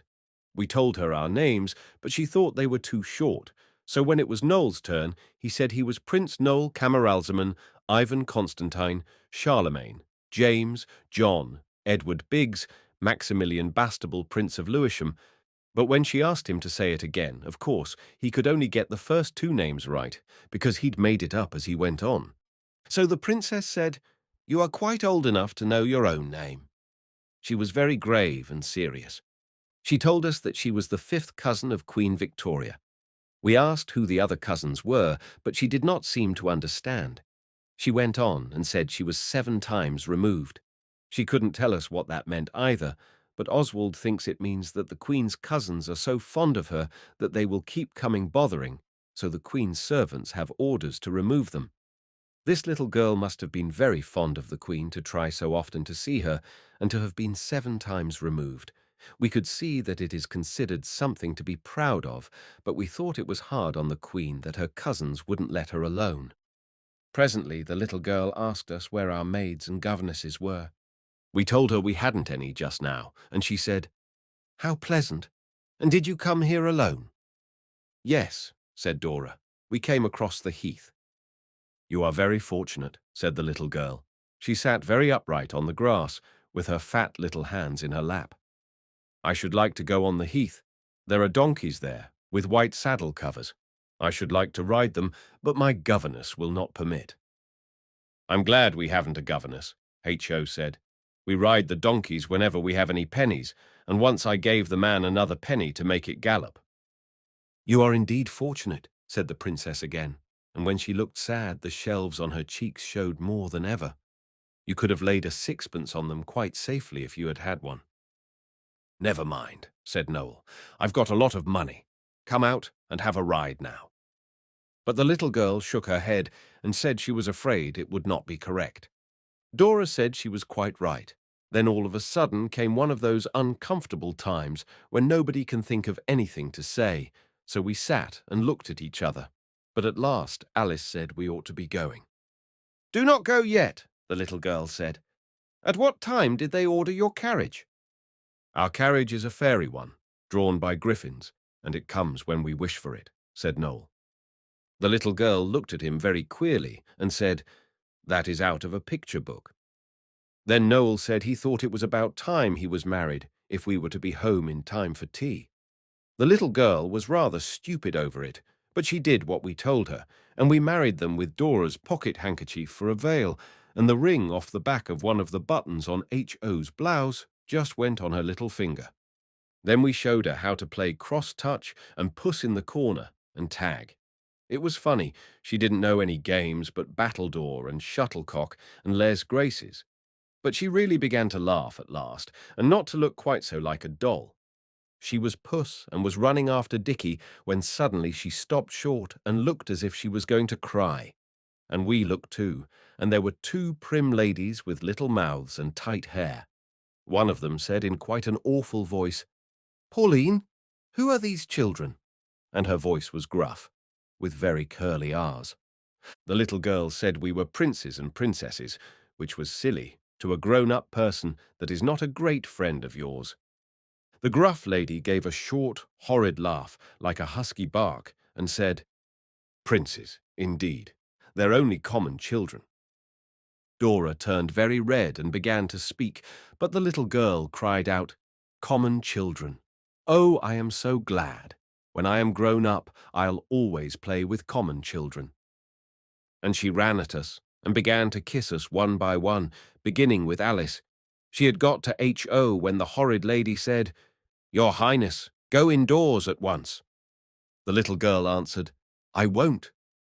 Then the prim lady said, "Wilson, carry Her Highness indoors."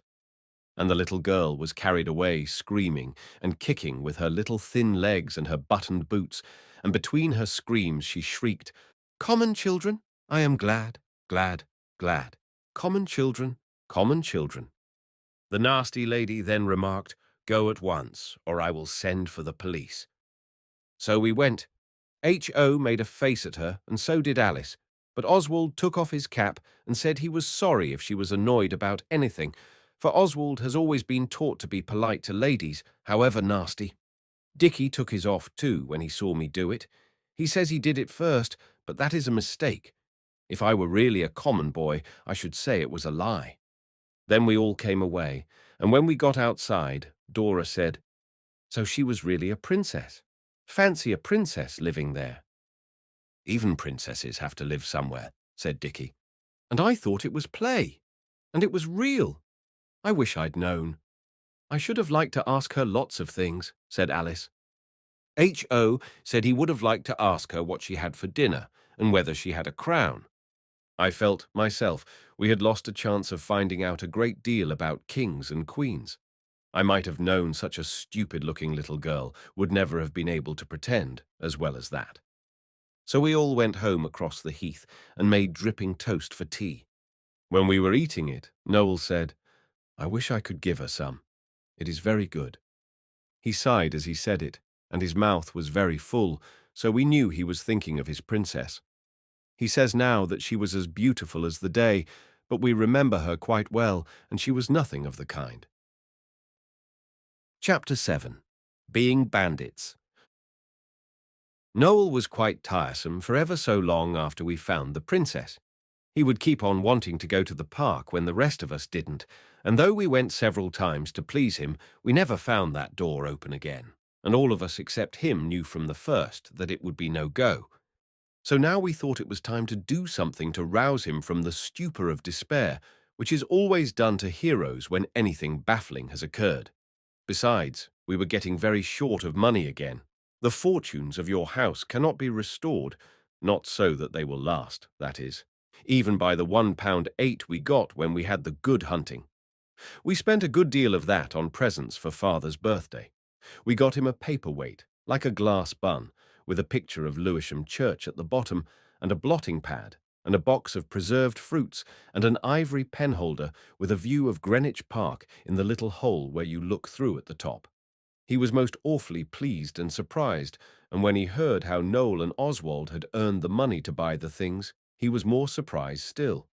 Nearly all the rest of our money went to get fireworks for the 5th of November. We got 6 Catherine wheels and 4 rockets, 2 handlights, 1 red and 1 green, a 6-penny maroon, 2 Roman candles.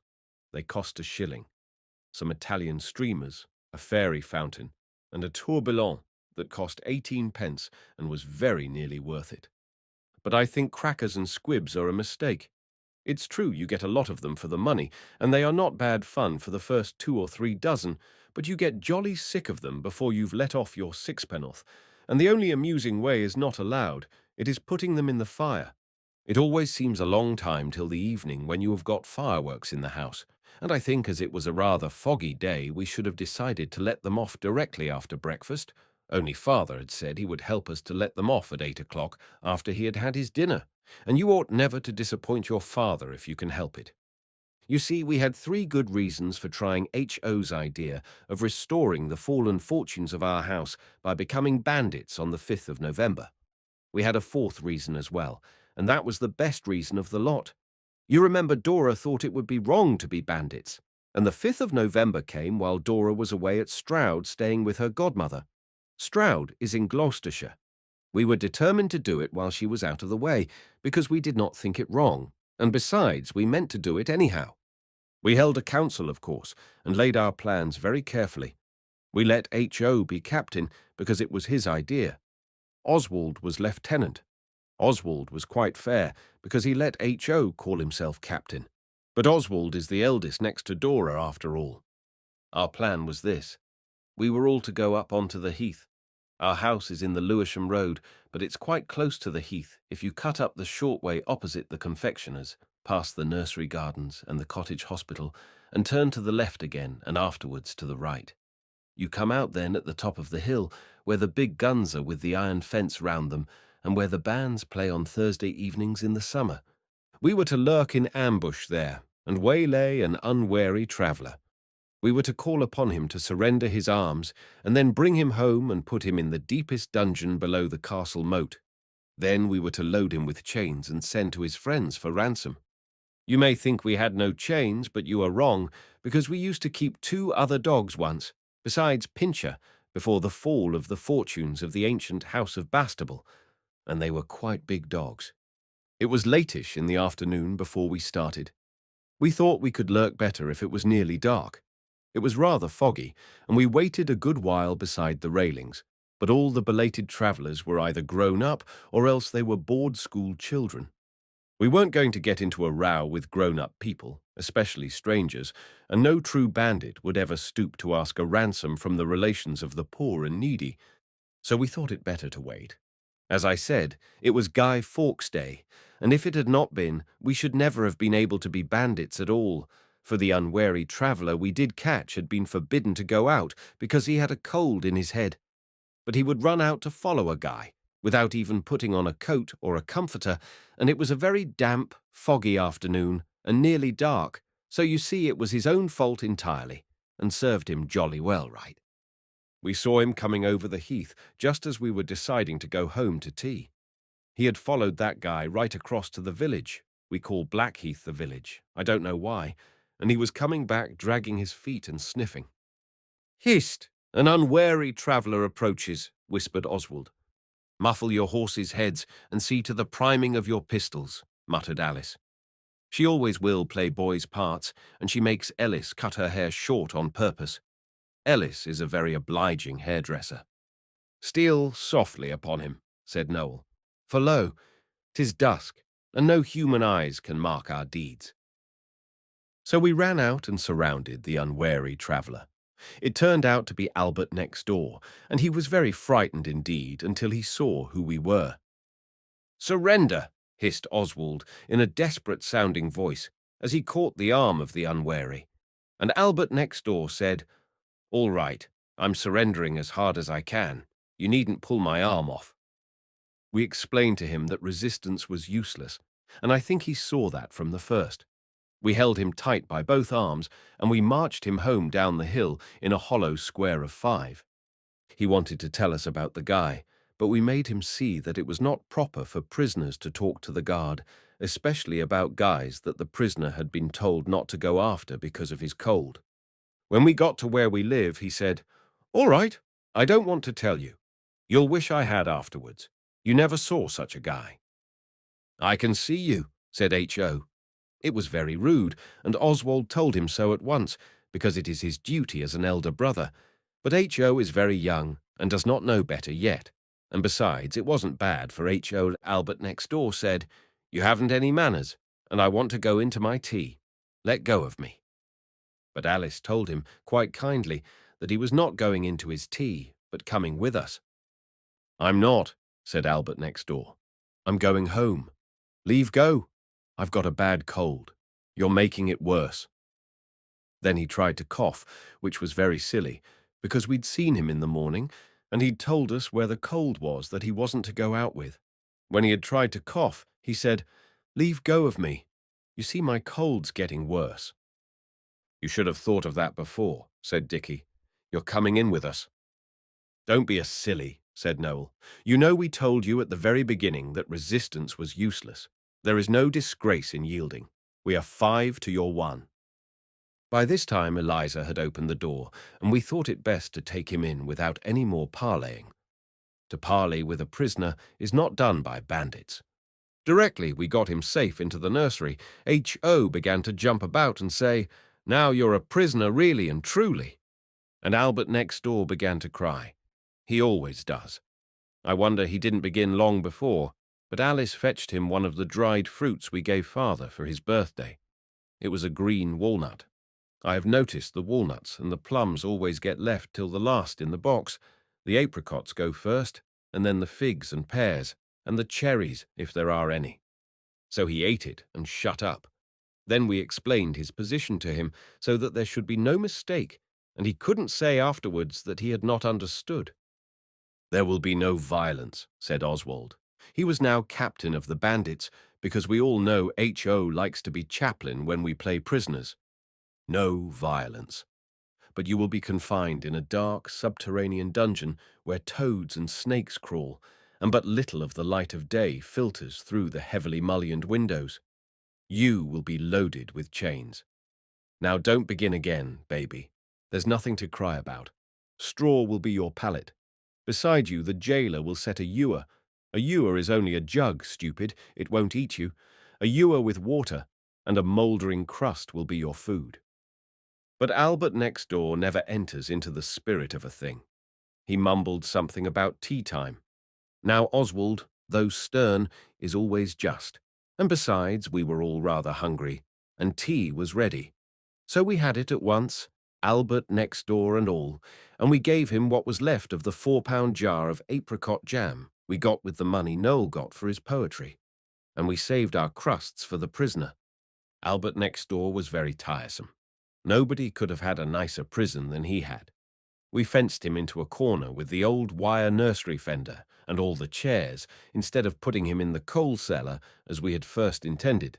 And when he said the dog chains were cold, the girls were kind enough to warm his fetters thoroughly at the fire before we put them on him. We got the straw cases of some bottles of wine someone sent father one Christmas. It is some years ago, but the cases are quite good. We unpacked them very carefully and pulled them to pieces and scattered the straw about. It made a lovely straw pallet and took ever so long to make, but Albert next door has yet to learn what gratitude really is. We got the bread trencher for the wooden platter where the prisoners' crusts were put. They were not mouldy, but we could not wait till they got so, and for the ewer we got the toilet jug out of the spare room where nobody ever sleeps, and even then Albert next door couldn't be happy like the rest of us.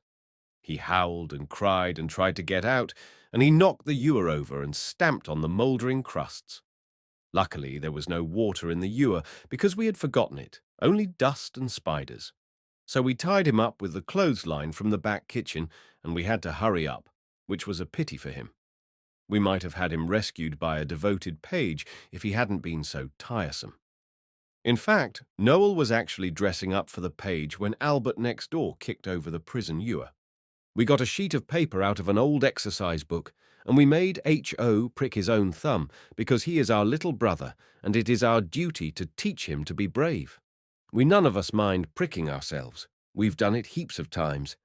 H.O. didn't like it, but he agreed to do it, and I helped him a little because he was so slow, and when he saw the red bead of blood getting fatter and bigger as I squeezed his thumb, he was very pleased, just as I had told him he would be. This is what we wrote with H.O.'s blood, only the blood gave out when we got to restored, and we had to write the rest with crimson lake, which is not the same colour, though I always use it, myself, for painting wounds. While Oswald was writing it, he heard Alice whispering to the prisoner that it would soon be over, and it was only play. The prisoner left off howling, so I pretended not to hear what she said. A bandit captain has to overlook things sometimes. This was the letter dash. Albert Morrison is held a prisoner by bandits. On payment of £3,000, he will be restored to his sorrowing relatives, and all will be forgotten and forgiven. I was not sure about the last part, but Dicky was certain he had seen it in the paper, so I suppose it must have been all right. We let H.O. take the letter. It was only fair, as it was his blood it was written with, and told him to leave it next door for Mrs. Morrison.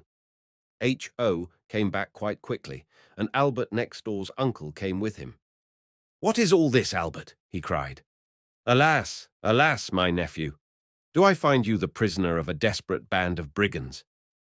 "Bandits," said H.O. "You know it says bandits." "I beg your pardon, gentlemen," said Albert next door's uncle. "Bandits it is, of course. This, Albert, is the direct result of the pursuit of the guy on an occasion when your doting mother had expressly warned you to forgo the pleasures of the chase." Albert said it wasn't his fault, and he hadn't wanted to play. "So ho!" said his uncle. "Impenitent, too. Where's the dungeon?" We explained the dungeon, and showed him the straw pallet and the ewer and the mouldering crusts and other things.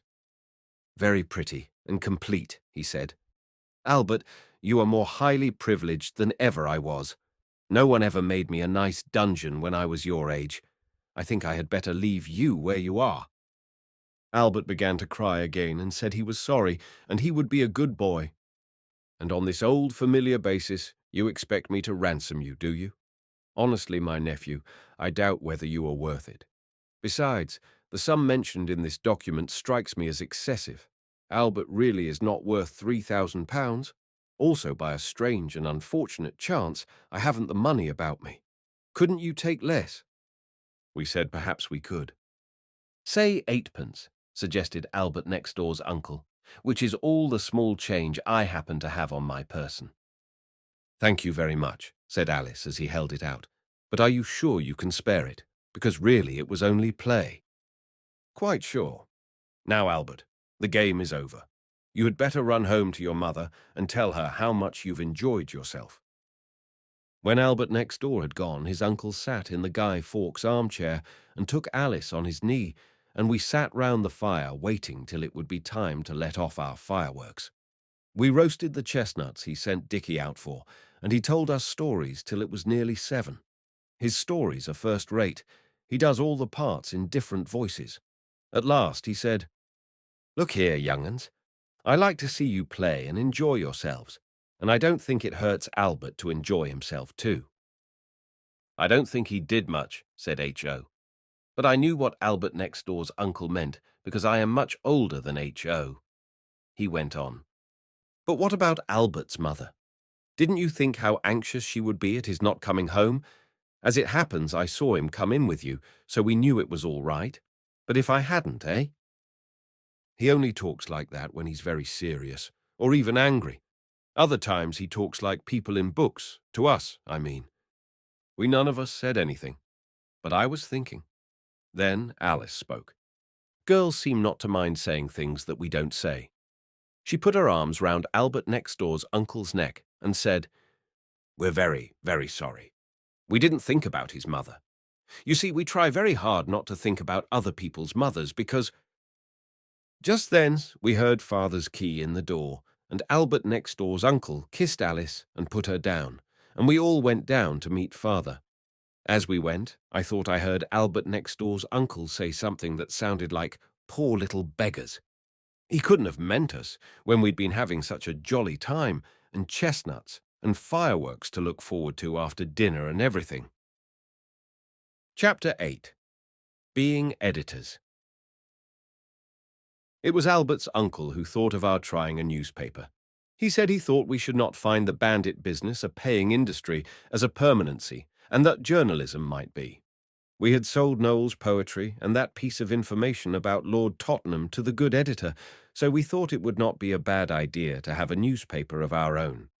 We saw plainly that editors must be very rich and powerful because of the grand office and the man in the glass case, like a museum, and the soft carpets and big writing table. Besides our having seen a whole handful of money that the editor pulled out quite carelessly from his trousers pocket when he gave me my 5 bob. Dora wanted to be editor, and so did Oswald, but he gave way to her because she is a girl, and afterwards he knew that it is true what it says in the copybooks about virtue being its own reward, because you've no idea what a bother it is. Everybody wanted to put in everything just as they liked, no matter how much room there was on the page. It was simply awful. Dora put up with it as long as she could, and then she said if she wasn't, let alone she wouldn't go on being editor. They could be the paper's editors themselves, so there. Then Oswald said, like a good brother, "I will help you if you like, Dora." And she said, "You're more trouble than all the rest of them. Come and be editor, and see how you like it. I give it up to you."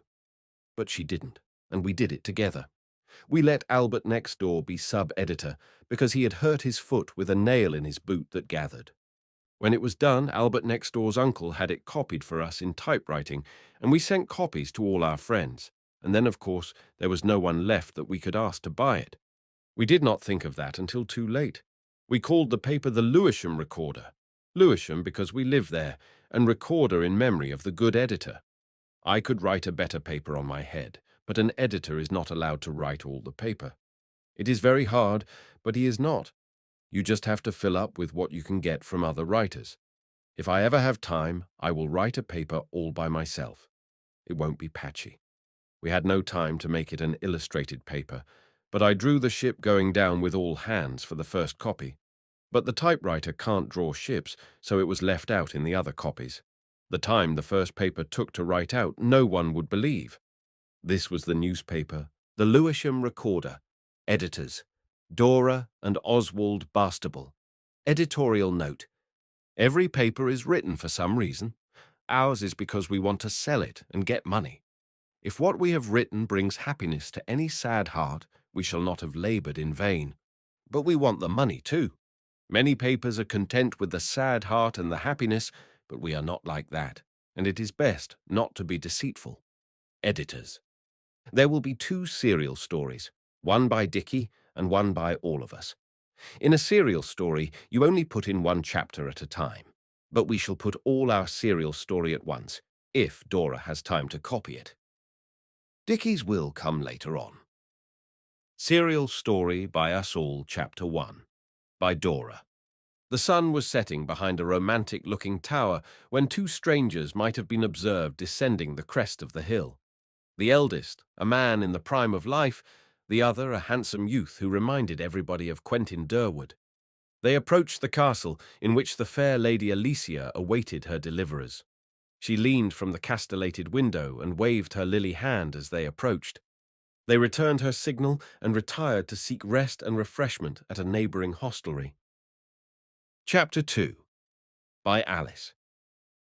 The princess was very uncomfortable in the tower, because her fairy godmother had told her all sorts of horrid things would happen if she didn't catch a mouse every day, and she had caught so many mice that now there were hardly any left to catch, so she sent her carrier pigeon to ask the noble strangers if they could send her a few mice, because she would be of age in a few days, and then it wouldn't matter. So the fairy godmother— I'm very sorry, but there's no room to make the chapters any longer. ED. Chapter 3 by the sub-editor. I can't. I'd much rather not. I don't know how. Chapter 4 by Dicky. I must now retrace my steps and tell you something about our hero. You must know he had been to an awfully jolly school, where they had turkey and goose every day for dinner, and never any mutton, and as many helps of pudding as a fellow cared to send up his plate for. So of course they had all grown up very strong, and before he left school he challenged the head to have it out man to man, and he gave it him, I tell you. That was the education that made him able to fight Red Indians, and to be the stranger who might have been observed in the first chapter. Chapter 5 by Noel. I think it's time something happened in this story. So then the dragon he came out, blowing fire out of his nose, and he said, "Come on, you valiant man. And true, I'd like to have a set too along of you." That's bad English. ED. I don't care. It's what the dragon said. Who told you dragons didn't talk bad English? Noel. So the hero, whose name was Noel replied, "My blade is sharp, my axe is keen. You're not nearly as big as a good many dragons I've seen." Don't put in so much poetry, Noel. It's not fair, because none of the others can do it. ED. And then they went at it, and he beat the dragon just as he did the head in Dicky's part of the story. And so he married the princess, and they lived. No, they didn't. Not till the last chapter. ED. Chapter 6 by H.O. I think it's a very nice story. But what about the mice? I don't want to say any more. Dora can have what's left of my chapter. Chapter 7 by the editors. And so, when the dragon was dead, there were lots of mice, because he used to kill them for his tea, but now they rapidly multiplied and ravaged the country, so the fair Lady Alicia, sometimes called the princess, had to say she would not marry anyone unless they could rid the country of this plague of mice. Then the prince, whose real name didn't begin with N, but was Oswaldo, waved his magic sword, and the dragon stood before them, bowing gracefully. They made him promise to be good, and then they forgave him.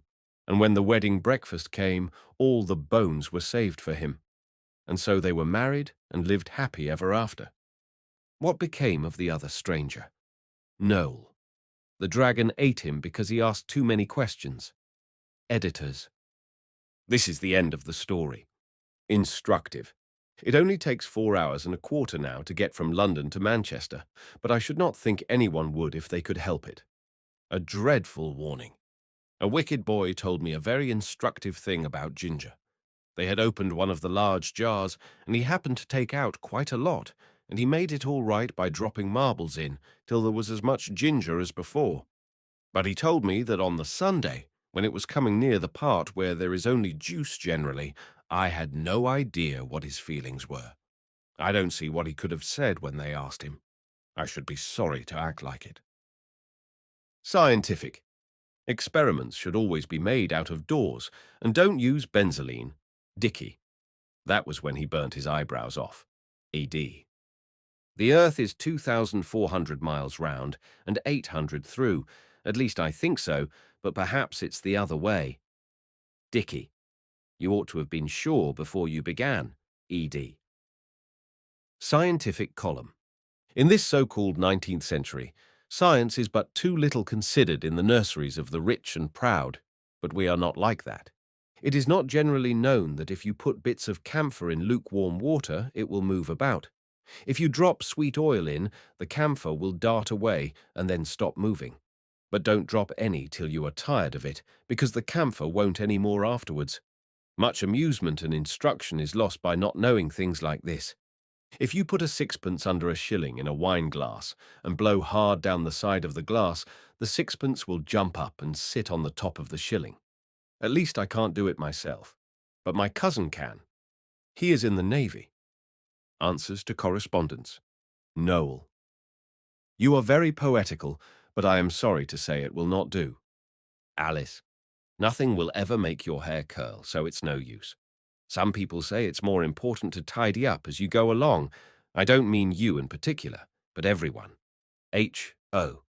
We never said you were tubby, but the editor does not know any cure. Noel. If there is any of the paper over when this newspaper is finished, I will exchange it for your shut-up inkstand, or the knife that has the useful thing in it for taking stones out of horses' feet, but you can't have it without. H.O. There are many ways how your steam engine might stop working. You might ask Dicky.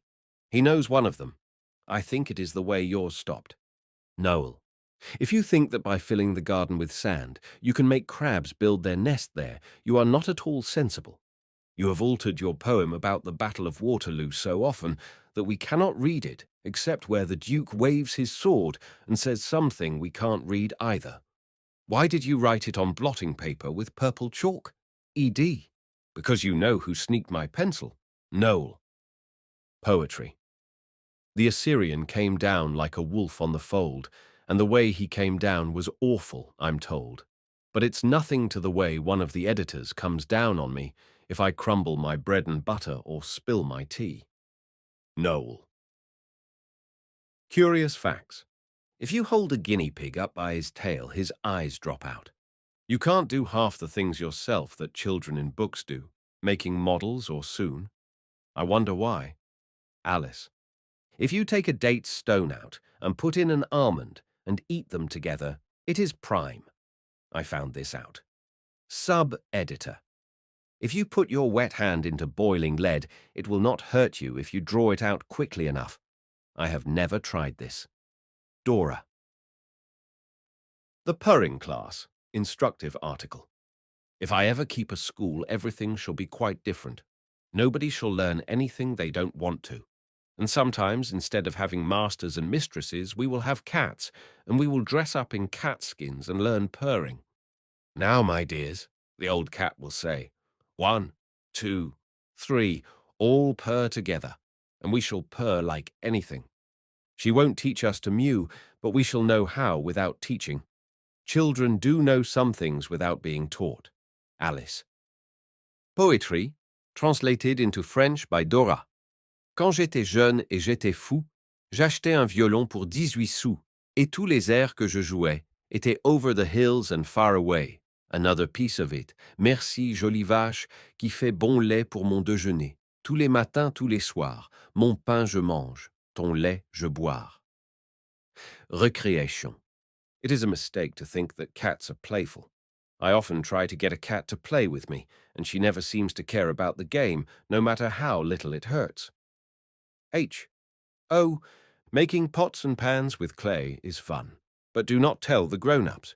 It is better to surprise them, and then you must say at once how easily it washes off, much easier than ink. Dicky. Sam Redfern or the Bushranger's Burial by Dicky. Well, Annie, I have bad news for you, said Mr. Ridgway, as he entered the comfortable dining room of his cabin in the bush. Sam Redfern the bushranger is about this part of the bush just now. I hope he will not attack us with his gang. I hope not, responded Annie, a gentle maiden of some 16 summers. Just then came a knock at the door of the hut, and a gruff voice asked them to open the door. It is Sam Redfern the bushranger, father, said the girl. The same, responded the voice, and the next moment the hall door was smashed in, and Sam Redfern sprang in, followed by his gang. Chapter 2. Annie's father was at once overpowered, and Annie herself lay bound with cords on the drawing-room sofa. Sam Redfern set a guard round the lonely hut, and all human aid was despaired of. But you never know. Far away in the bush, a different scene was being enacted.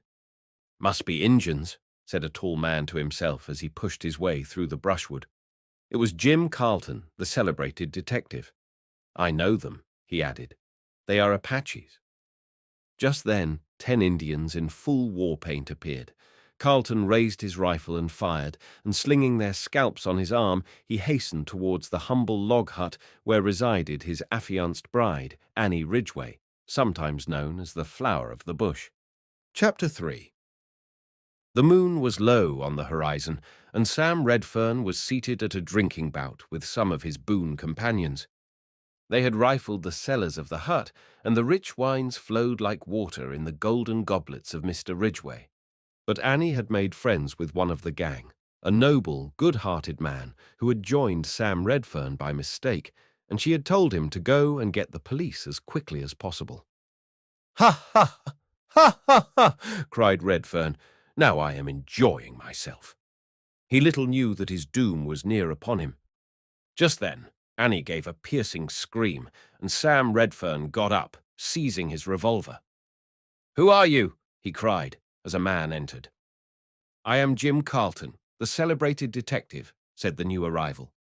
Sam Redfern's revolver dropped from his nerveless fingers, but the next moment he had sprung upon the detective with the well-known activity of the mountain sheep, and Annie shrieked, for she had grown to love the rough bushranger. To be continued at the end of the paper, if there is room. Scholastic. A new slate is horrid till it is washed in milk.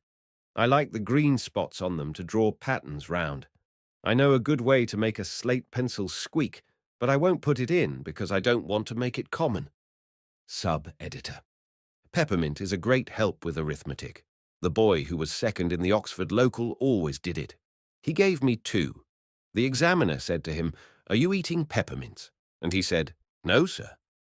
He told me afterwards it was quite true, because he was only sucking one. I'm glad I wasn't asked. I should never have thought of that, and I could have had to say, yes. Oswald. In the Wreck of the Malabar, by Noel, author of A Dream of Ancient Ancestors. He isn't really, but he put it in to make it seem more real. Hark! What is that noise of rolling waves and thunder in the air? 'Tis the death knell of the sailors and officers and passengers of the good ship Malabar. It was a fair and lovely noon when the good ship put out of port, and people said, "Ah, little we think how soon she will be the element's sport." She was indeed a lovely sight, upon the billows with sails spread, but the captain folded his gloomy arms. Ah, if she had been a lifeboat instead! See the captain, stern yet gloomy, flings his son upon a rock, hoping that there his darling boy may escape the wreck.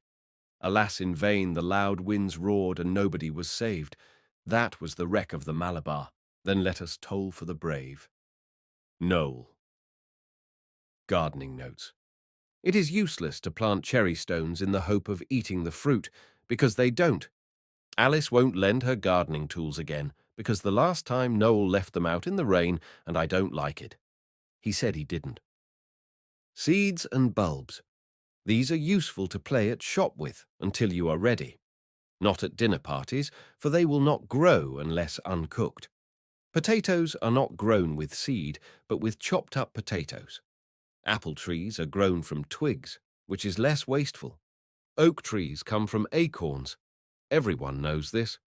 When Noel says he could grow one from a peach stone wrapped up in oak leaves, he shows that he knows nothing about gardening but marigolds. And when I passed by his garden, I thought they seemed just like weeds, now the flowers have been picked. A boy once dared me to eat a bulb. Dogs are very industrious and fond of gardening. Pincher is always planting bones, but they never grow up. There couldn't be a bone tree. I think this is what makes him bark so unhappily at night. He has never tried planting dog biscuit, but he is fonder of bones, and perhaps he wants to be quite sure about them first. Sam Redfern, or the Bushranger's Burial, by Dicky. Chapter 4 and last. This would have been a jolly good story if they had let me finish it at the beginning of the paper, as I wanted to. But now I have forgotten how I meant it to end, and I have lost my book about Red Indians, and all my boys of England have been sneaked. The girls say, good riddance, so I expect they did it. They want me just to put in which Annie married, but I shan't, so they will never know. We have now put everything we can think of into the paper. It takes a lot of thinking about. I don't know how grown-ups manage to write all they do. It must make their heads ache, especially lesson books. Albert Next Door only wrote one chapter of the serial story, but he could have done some more if he had wanted to.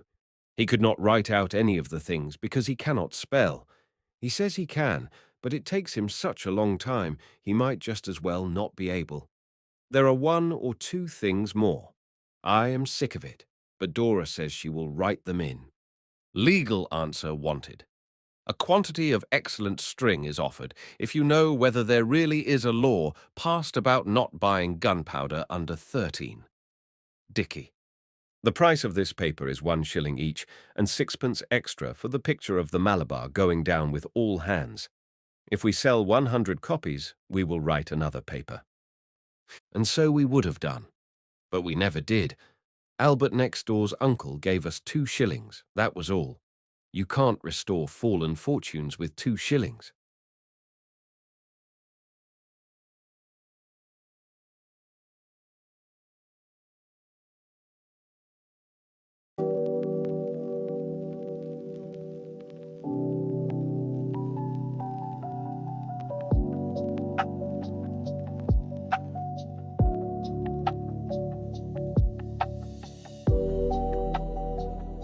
Chapter 9. The GB being editors is not the best way to wealth. We all feel this now, and highwaymen are not respected anymore like they used to be. I am sure we had tried our best to restore our fallen fortunes. We felt their fall very much, because we knew the Bastables had been rich once. Dora and Oswald can remember when father was always bringing nice things home from London, and there used to be turkeys and geese and wine and cigars come by the carrier at Christmas time, and boxes of candied fruit and French plums in ornamental boxes with silk and velvet and gilding on them.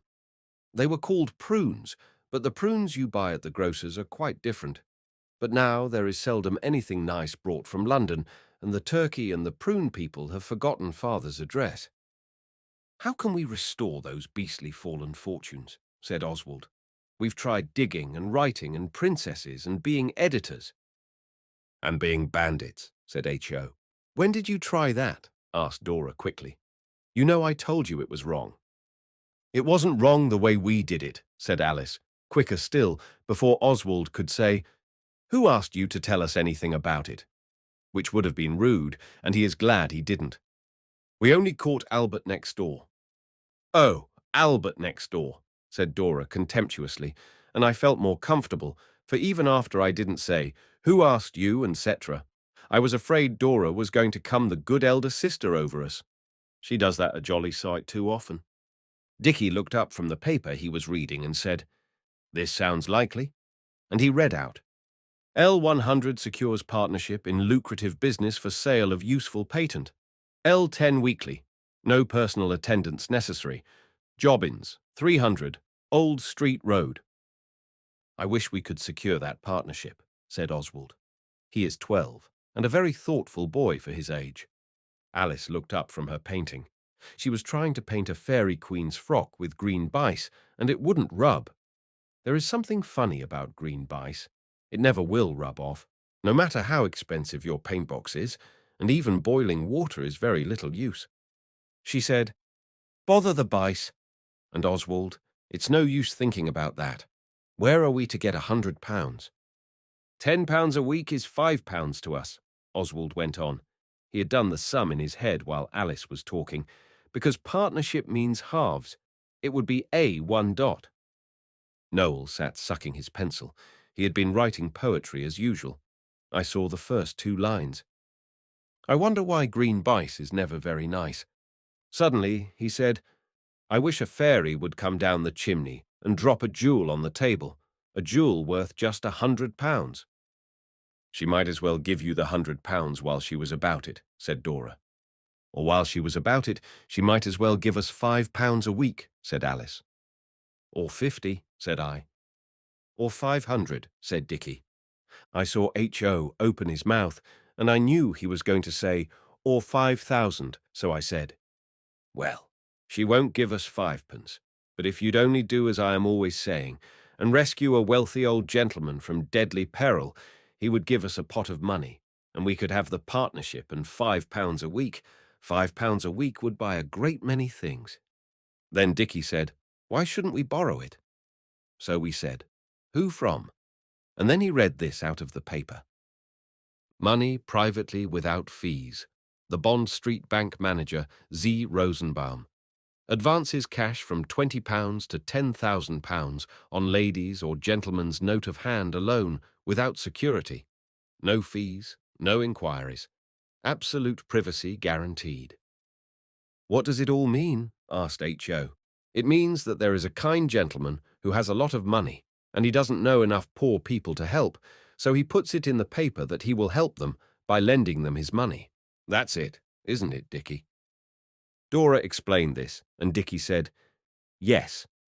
And H.O. said he was a generous benefactor, like in Miss Edgeworth. Then Noel wanted to know what a note of hand was, and Dicky knew that because he had read it in a book, and it was just a letter saying you will pay the money when you can, and signed with your name. No inquiries, said Alice. Oh, Dicky, do you think he would? Yes, I think so, said Dicky. I wonder Father doesn't go to this kind gentleman. I've seen his name before on a circular in Father's study. Perhaps he has, said Dora. But the rest of us were sure he hadn't, because, of course, if he had, there would have been more money to buy nice things. Just then, Pincher jumped up and knocked over the painting water. He is a very careless dog. I wonder why painting water is always such an ugly colour. Dora ran for a duster to wipe it up, and H.O. dropped drops of the water on his hands and said he had got the plague. So we played at the plague for a bit, and I was an Arab physician with a bath towel turban, and cured the plague with magic acid drops. After that it was time for dinner, and after dinner we talked it all over and settled that we would go and see the generous benefactor the very next day. But we thought perhaps the GB, it is short for generous benefactor, would not like it if there were so many of us. I have often noticed that it is the worst of our being 6. People think 6 a great many when it's children. That sentence looks wrong somehow. I mean, they don't mind 6 pairs of boots, or 6 pounds of apples, or 6 oranges, especially in equations, but they seem to think you ought not to have 5 brothers and sisters. Of course, Dicky was to go, because it was his idea. Dora had to go to Blackheath to see an old lady, a friend of Father's, so she couldn't go. Alice said she ought to go, because it said, ladies and gentlemen, and perhaps the GB wouldn't let us have the money unless there were both kinds of us. H.O. said Alice wasn't a lady, and she said he wasn't going anyway. Then he called her a disagreeable cat, and she began to cry. But Oswald always tries to make up quarrels, so he said, you're little sillies, both of you. And Dora said, don't cry, Alice. He only meant you weren't a grown-up lady. Then H.O. said, what else did you think I meant, disagreeable? So Dicky said, don't be disagreeable yourself, H.O. Let her alone and say you're sorry, or I'll jolly well make you. So H.O. said he was sorry. Then Alice kissed him and said she was sorry too. And after that, H.O. gave her a hug and said, now I'm really and truly sorry. So it was all right. Noel went the last time any of us went to London, so he was out of it, and Dora said she would take him to Blackheath if we'd take H.O., so as there'd been a little disagreeableness, we thought it was better to take him, and we did. At first we thought we'd tear our oldest things a bit more and put some patches of different colours on them to show the GB how much we wanted money. But Dora said that would be a sort of cheating, pretending we were poorer than we are. And Dora is right sometimes, though she is our elder sister. Then we thought we'd better wear our best things so that the GB might see we weren't so very poor that he couldn't trust us to pay his money back when we had it. But Dora said that would be wrong too. So it came to our being quite honest, as Dora said, and going just as we were without even washing our faces and hands. But when I looked at H.O. in the train, I wished we had not been quite so particularly honest.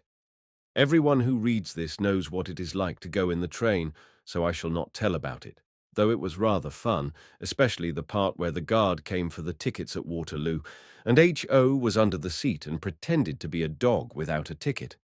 We went to Charing Cross, and we just went round to Whitehall to see the soldiers, and then by St. James's for the same reason. And when we'd looked in the shops a bit, we got to Brook Street, Bond Street. It was a brass plate on a door next to a shop, a very grand place where they sold bonnets and hats, all very bright and smart, and no tickets on them to tell you the price. We rang a bell, and a boy opened the door, and we asked for Mr. Rosenbaum. The boy was not polite, he did not ask us in. So then Dicky gave him his visiting card. It was one of Father's, really, but the name is the same, Mr. Richard Bastable, and we others wrote our names underneath. I happened to have a piece of pink chalk in my pocket, and we wrote them with that. Then the boy shut the door in our faces, and we waited on the step. But presently he came down and asked our business. So Dicky said, "Money advanced, young shaver, and don't be all day about it." And then he made us wait again, till I was quite stiff in my legs, but Alice liked it because of looking at the hats and bonnets, and at last the door opened, and the boy said, "Mr. Rosenbaum will see you." So we wiped our feet on the mat, which said so, and we went upstairs with soft carpets and into a room. It was a beautiful room.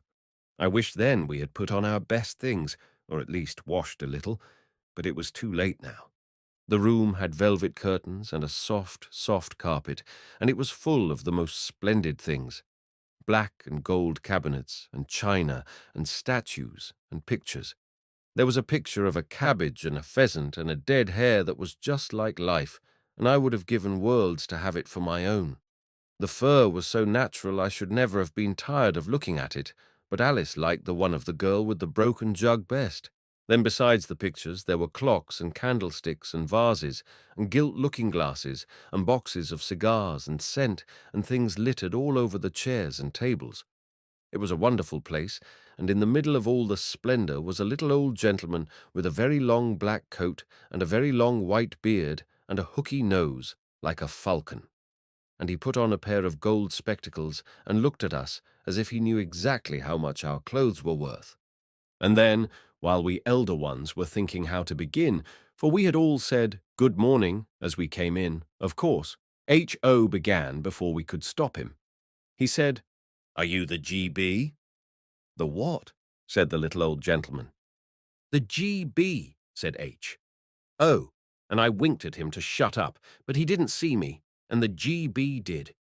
He waved his hand at me to shut up, so I had to, and H.O. went on, "It stands for generous benefactor." The old gentleman frowned. Then he said, "Your father sent you here, I suppose?" "No, he didn't," said Dicky. "Why did you think so?" The old gentleman held out the card, and I explained that we took that because father's name happens to be the same as Dicky's. "Doesn't he know you've come?" "No," said Alice. "We shan't tell him till we've got the partnership, because his own business worries him a good deal, and we don't want to bother him with ours till it's settled, and then we shall give him half our share." The old gentleman took off his spectacles and rumpled his hair with his hands. Then he said, "Then what did you come for?" "We saw your advertisement," Dicky said, "and we want £100 on our note of hand, and my sister came so that there should be both kinds of us, and we wanted to buy a partnership within the lucrative business for sale of useful patent, no personal attendance necessary." "I don't think I quite follow you," said the GB, "but one thing I should like settled before entering more fully into the matter. Why did you call me generous benefactor?" "Well, you see," said Alice, smiling at him to show she wasn't frightened, though I know really she was, awfully. "We thought it was so very kind of you to try to find out the poor people who want money and to help them and lend them your money." "Hum," said the GB, "sit down." He cleared the clocks and vases and candlesticks off some of the chairs, and we sat down. The chairs were velvety, with gilt legs. It was like a king's palace. "Now," he said, "you ought to be at school instead of thinking about money. Why aren't you?"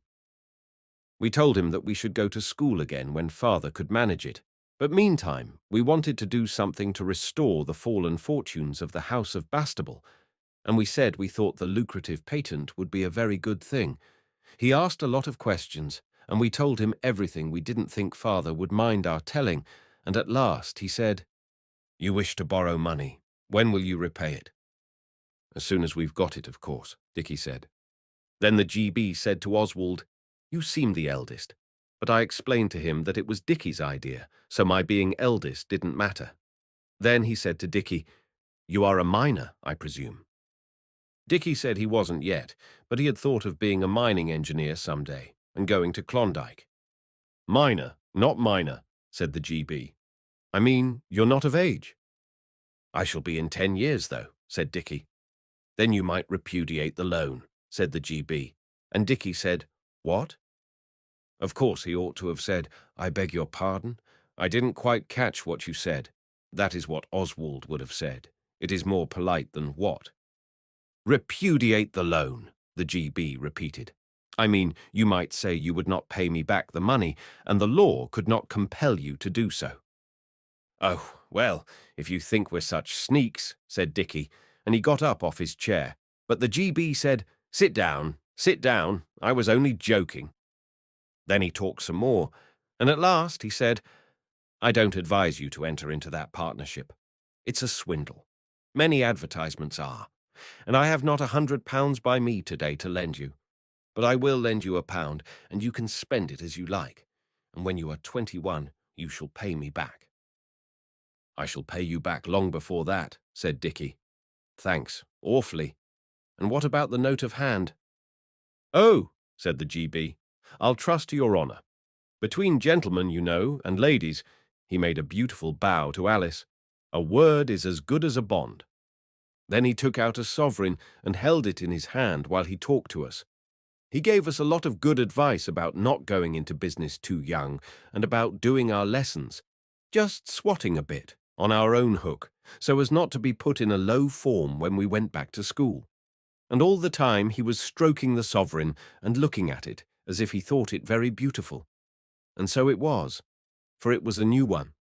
Then at last he held it out to Dicky, and when Dicky put out his hand for it, the GB suddenly put the sovereign back in his pocket. "No," he said, "I won't give you the sovereign. I'll give you 15 shillings and this nice bottle of scent. It's worth far more than the 5 shillings I'm charging you for it.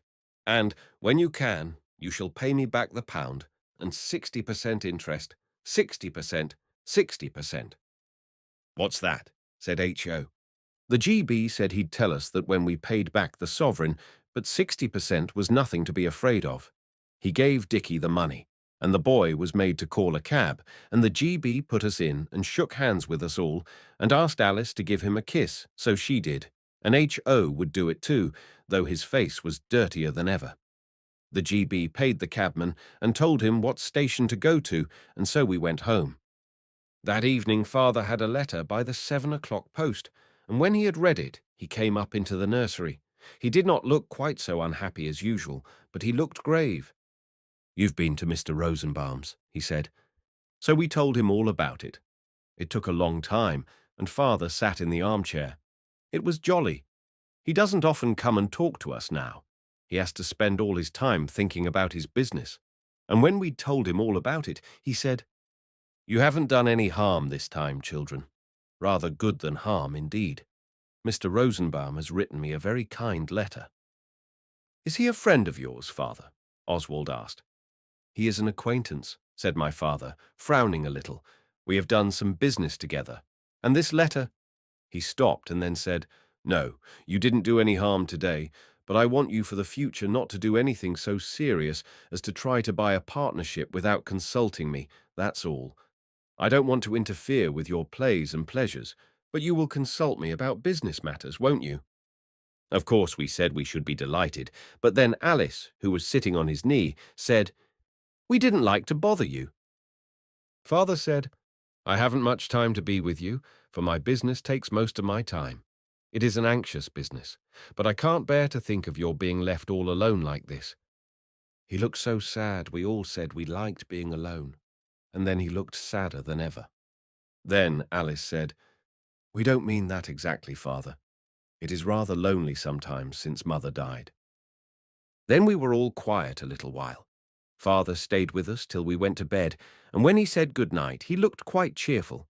So we told him so, and he said, "Well, the fact is, that letter took a weight off my mind. I can't think what he meant, but I am sure the GB would be pleased if he could know he had taken a weight off somebody's mind. He is that sort of man, I think." We gave the cent to Dora. It is not quite such good scent as we thought it would be, but we had 15 shillings, and they were all good, so is the GB. And until those 15 shillings were spent, we felt almost as jolly as though our fortunes had been properly restored. You do not notice your general fortune so much, as long as you have money in your pocket. This is why so many children with regular pocket money have never felt it their duty to seek for treasure. So, perhaps, our not having pocket money was a blessing in disguise. But the disguise was quite impenetrable, like the villains in the books, and it seemed still more so when the 15 shillings were all spent. Then at last the others agreed to let Oswald try his way of seeking for treasure, but they were not at all keen about it, and many a boy less firm than Oswald would have chucked the whole thing. But Oswald knew that a hero must rely on himself alone, so he stuck to it, and presently the others saw their duty and backed him up. Chapter 10. Lord Tottenham. Oswald is a boy of firm and unswerving character, and he had never wavered from his first idea. He felt quite certain that the books were right, and that the best way to restore fallen fortunes was to rescue an old gentleman in distress. Then he brings you up as his own son. But if you preferred to go on being your own father's son, I expect the old gentleman would make it up to you some other way. In the books, the least thing does it. You put up the railway carriage window, or you pick up his purse when he drops it, or you say a hymn when he suddenly asks you to, and then your fortune is made. The others, as I said, were very slack about it, and did not seem to care much about trying the rescue. They said there wasn't any deadly peril, and we should have to make one before we could rescue the old gentleman from it, but Oswald didn't see that that mattered. However, he thought he would try some of the easier ways first, by himself. So he waited about the station, pulling up railway carriage windows for old gentlemen who looked likely, but nothing happened, and at last the porters said he was a nuisance. So that was no go. No one ever asked him to say a hymn, though he had learned a nice short one, beginning "New every morning," and when an old gentleman did drop a 2-shilling piece just by Ellis's the hairdresser's, and Oswald picked it up, and was just thinking what he should say when he returned it, the old gentleman caught him by the collar and called him a young thief. It would have been very unpleasant for Oswald if he hadn't happened to be a very brave boy, and knew the policeman on that beat very well indeed. So the policeman backed him up, and the old gentleman said he was sorry, and offered Oswald 6pence. Oswald refused it with polite disdain, and nothing more happened at all. When Oswald had tried by himself, and it had not come off, he said to the others, "We're wasting our time, not trying to rescue the old gentleman in deadly peril. Come, buck up, let's do something." It was dinner time, and Pincher was going round getting the bits off the plates. There were plenty because it was cold mutton day, and Alice said, "It's only fair to try Oswald's way. He has tried all the things the others thought of. Why couldn't we rescue Lord Tottenham?" Lord Tottenham is the old gentleman who walks over the heath every day in a paper collar at 3 o'clock, and when he gets halfway, if there is no one about, he changes his collar and throws the dirty one into the furze bushes. Dicky said, "Lord Tottenham's all right, but where's the deadly peril?" And we couldn't think of any. There are no highwaymen on Blackheath now, I am sorry to say, and though Oswald said half of us could be highwaymen and the other half rescue party, Dora kept on saying it would be wrong to be a highwayman, and so we had to give that up. Then Alice said, "What about Pincher?" And we all saw at once that it could be done. Pincher is very well bred, and he does know 1 or 2 things, though we never could teach him to beg. But if you tell him to hold on, he will do it, even if you only say, "Seize him," in a whisper. So we arranged it all. Dora said she wouldn't play. She said she thought it was wrong, and she knew it was silly. So we left her out, and she went and sat in the dining room with a goody book, so as to be able to say she didn't have anything to do with it if we got into a row over it. Alice and H.O. were to hide in the furze bushes just by where Lord Tottenham changes his collar, and they were to whisper, "Seize him," to Pincher. And then when Pincher had seized Lord Tottenham, we were to go and rescue him from his deadly peril. And he would say, "How can I reward you, my noble young preservers?" And it would be all right. So we went up to the heath. We were afraid of being late. Oswald told the others what procrastination was, so they got to the furze bushes a little after 2 o'clock, and it was rather cold. Alice and H.O. and Pincher hid, but Pincher did not like it any more than they did, and as we three walked up and down, we heard him whining. And Alice kept saying, "I am so cold. Isn't he coming yet?" And H.O. wanted to come out and jump about to warm himself. But we told him he must learn to be a Spartan boy, and that he ought to be very thankful he hadn't got a beastly fox eating his inside all the time. H.O. is our little brother, and we are not going to let it be our fault if he grows up a milksop. Besides, it was not really cold. It was his knees. He wears socks. So they stayed where they were. And at last, when even the other three who were walking about were beginning to feel rather chilly, we saw Lord Tottenham's big black cloak coming along, flapping in the wind like a great bird. So we said to Alice, "Hist! He approaches. You'll know when to set Pincher on by hearing Lord Tottenham talking to himself. He always does, while he is taking off his collar." Then we three walked slowly away, whistling to show we were not thinking of anything. Our lips were rather cold, but we managed to do it. Lord Tottenham came striding along, talking to himself. People call him the mad protectionist. I don't know what it means, but I don't think people ought to call a lord such names. As he passed us, he said, "Ruin of the country, sir. Fatal error, fatal error." And then we looked back and saw he was getting quite near where Pincher was, and Alice and H.O. We walked on, so that he shouldn't think we were looking, and in a minute we heard Pincher's bark, and then nothing for a bit. And then we looked round, and sure enough, good old Pincher had got Lord Tottenham by the trouser leg, and was holding on like billy-ho, so we started to run. Lord Tottenham had got his collar half off, it was sticking out sideways under his ear, and he was shouting, "Help! Help! Murder!" exactly as if someone had explained to him beforehand what he was to do. Pincher was growling and snarling and holding on. When we got to him, I stopped and said, "Dicky, we must rescue this good old man." Lord Tottenham roared in his fury, "Good old man be something or othered. Call the dog off." So Oswald said, "It is a dangerous task, but who would hesitate to do an act of true bravery?" And all the while Pincher was worrying and snarling, and Lord Tottenham shouting to us to get the dog away. He was dancing about in the road with Pincher hanging on like grim death, and his collar flapping about where it was undone. Then Noel said, "Haste, ere yet it be too late." So I said to Lord Tottenham, "Stand still, aged sir, and I will endeavour to alleviate your distress." He stood still, and I stooped down and caught hold of Pincher and whispered, "Drop it, sir, drop it." So then Pincher dropped it, and Lord Tottenham fastened his collar again. He never does change it if there's anyone looking, and he said, "I'm much obliged, I'm sure. Nasty, vicious brute. Here's something to drink my health." But Dicky explained that we are teetotalers and do not drink people's healths. So Lord Tottenham said, "Well, I'm much obliged anyway, and now I come to look at you. Of course, you're not young ruffians, but gentlemen's sons, eh? Still, you won't be above taking a tip from an old boy. I wasn't when I was your age." And he pulled out half a sovereign. It was very silly, but now we'd done it, I felt it would be beastly mean to take the old boy's chink after putting him in such a funk. He didn't say anything about bringing us up as his own sons, so I didn't know what to do. I let Pincher go, and was just going to say he was very welcome, and we'd rather not have the money, which seemed the best way out of it, when that beastly dog spoiled the whole show. Directly I let him go, he began to jump about at us and bark for joy, and try to lick our faces.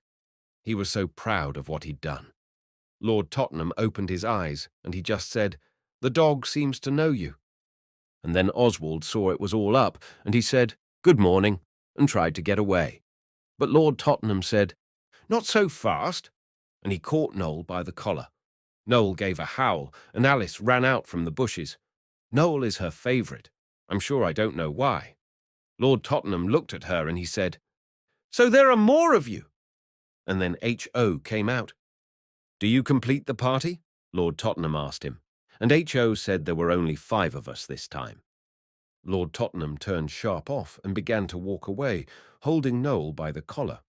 We caught up with him and asked him where he was going, and he said, "To the police station." So then I said quite politely, "Well, don't take Noel. He's not strong, and he easily gets upset. Besides, it wasn't his doing. If you want to take anyone, take me. It was my very own idea." Dicky behaved very well. He said, "If you take Oswald, I'll go too. But don't take Noel. He's such a delicate little chap." Lord Tottenham stopped, and he said, "You should have thought of that before."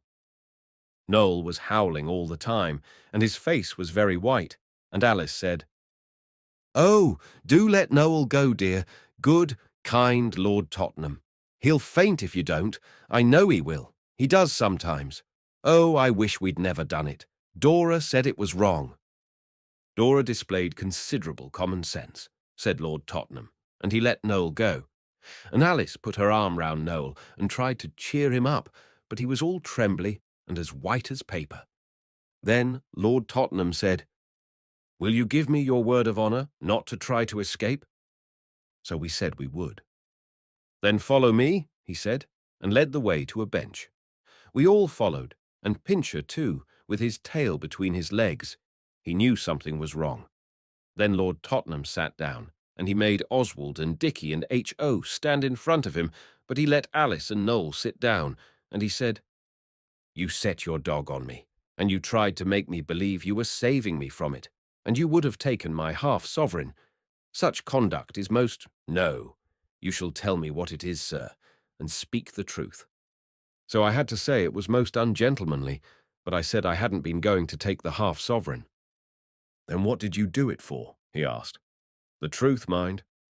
So I said, "I see now it was very silly, and Dora said it was wrong, but it didn't seem so till we did it.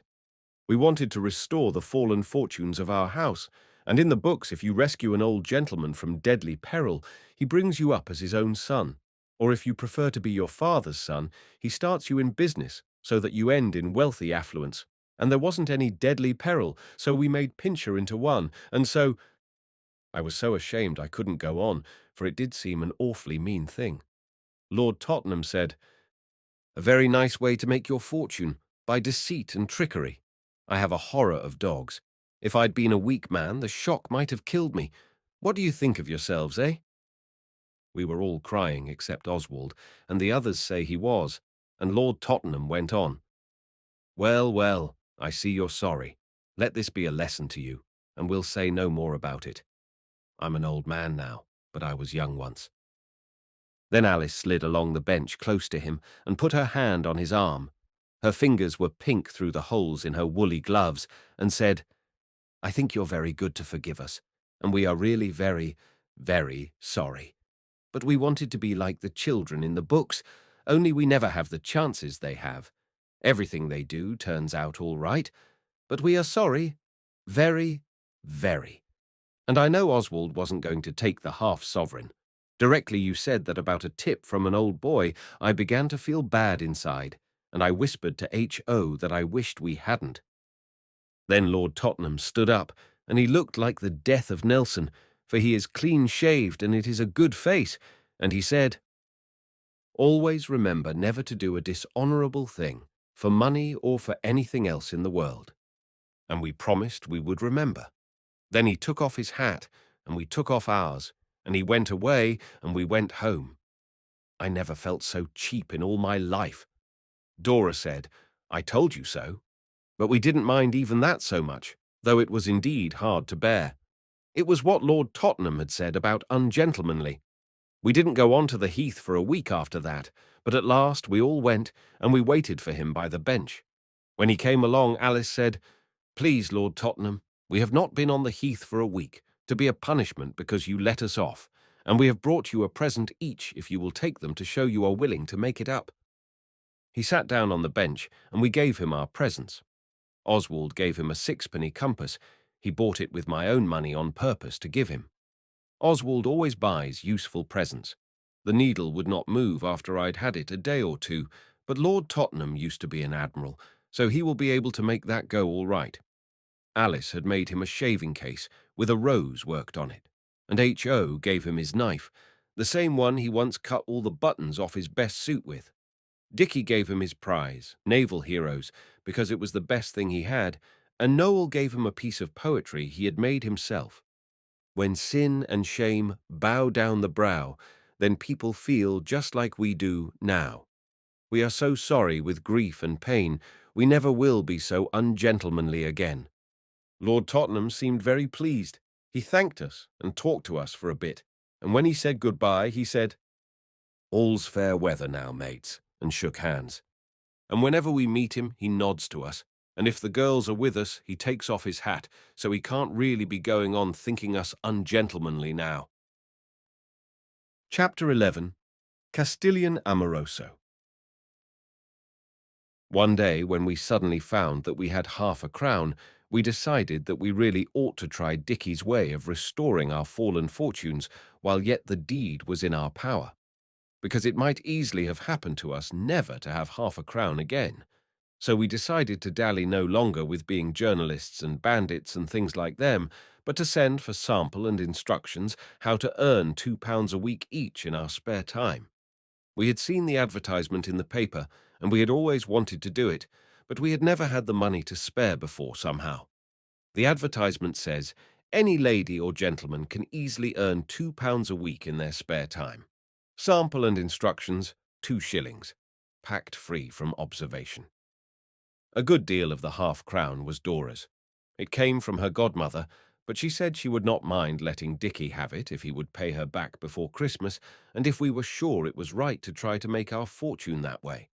Of course, that was quite easy, because out of £2 a week in your spare time, you can easily pay all your debts and have almost as much left as you began with. And as to the right, we told her to dry up. Dicky had always thought that this was really the best way to restore our fallen fortunes, and we were glad that now he had a chance of trying, because of course we wanted the £2 a week each. And besides, we were rather tired of Dicky's always saying, when our ways didn't turn out well, why don't you try the sample and instructions about our spare time? When we found out about our half-crown, we got the paper. Noel was playing admirals in it, but he had made the cocked hat without tearing the paper, and we found the advertisement, and it said just the same as ever. So we got a 2-shilling postal order and a stamp, and what was left of the money it was agreed we would spend in ginger beer to drink success to trade. We got some nice paper out of Father's study, and Dicky wrote the letter, and we put in the money and put on the stamp and made H.O. post it. Then we drank the ginger beer, and then we waited for the sample and instructions. It seemed a long time coming, and the postman got quite tired of us running out and stopping him in the street to ask if it had come. But on the 3rd morning it came. It was quite a large parcel, and it was packed, as the advertisement said it would be, free from observation.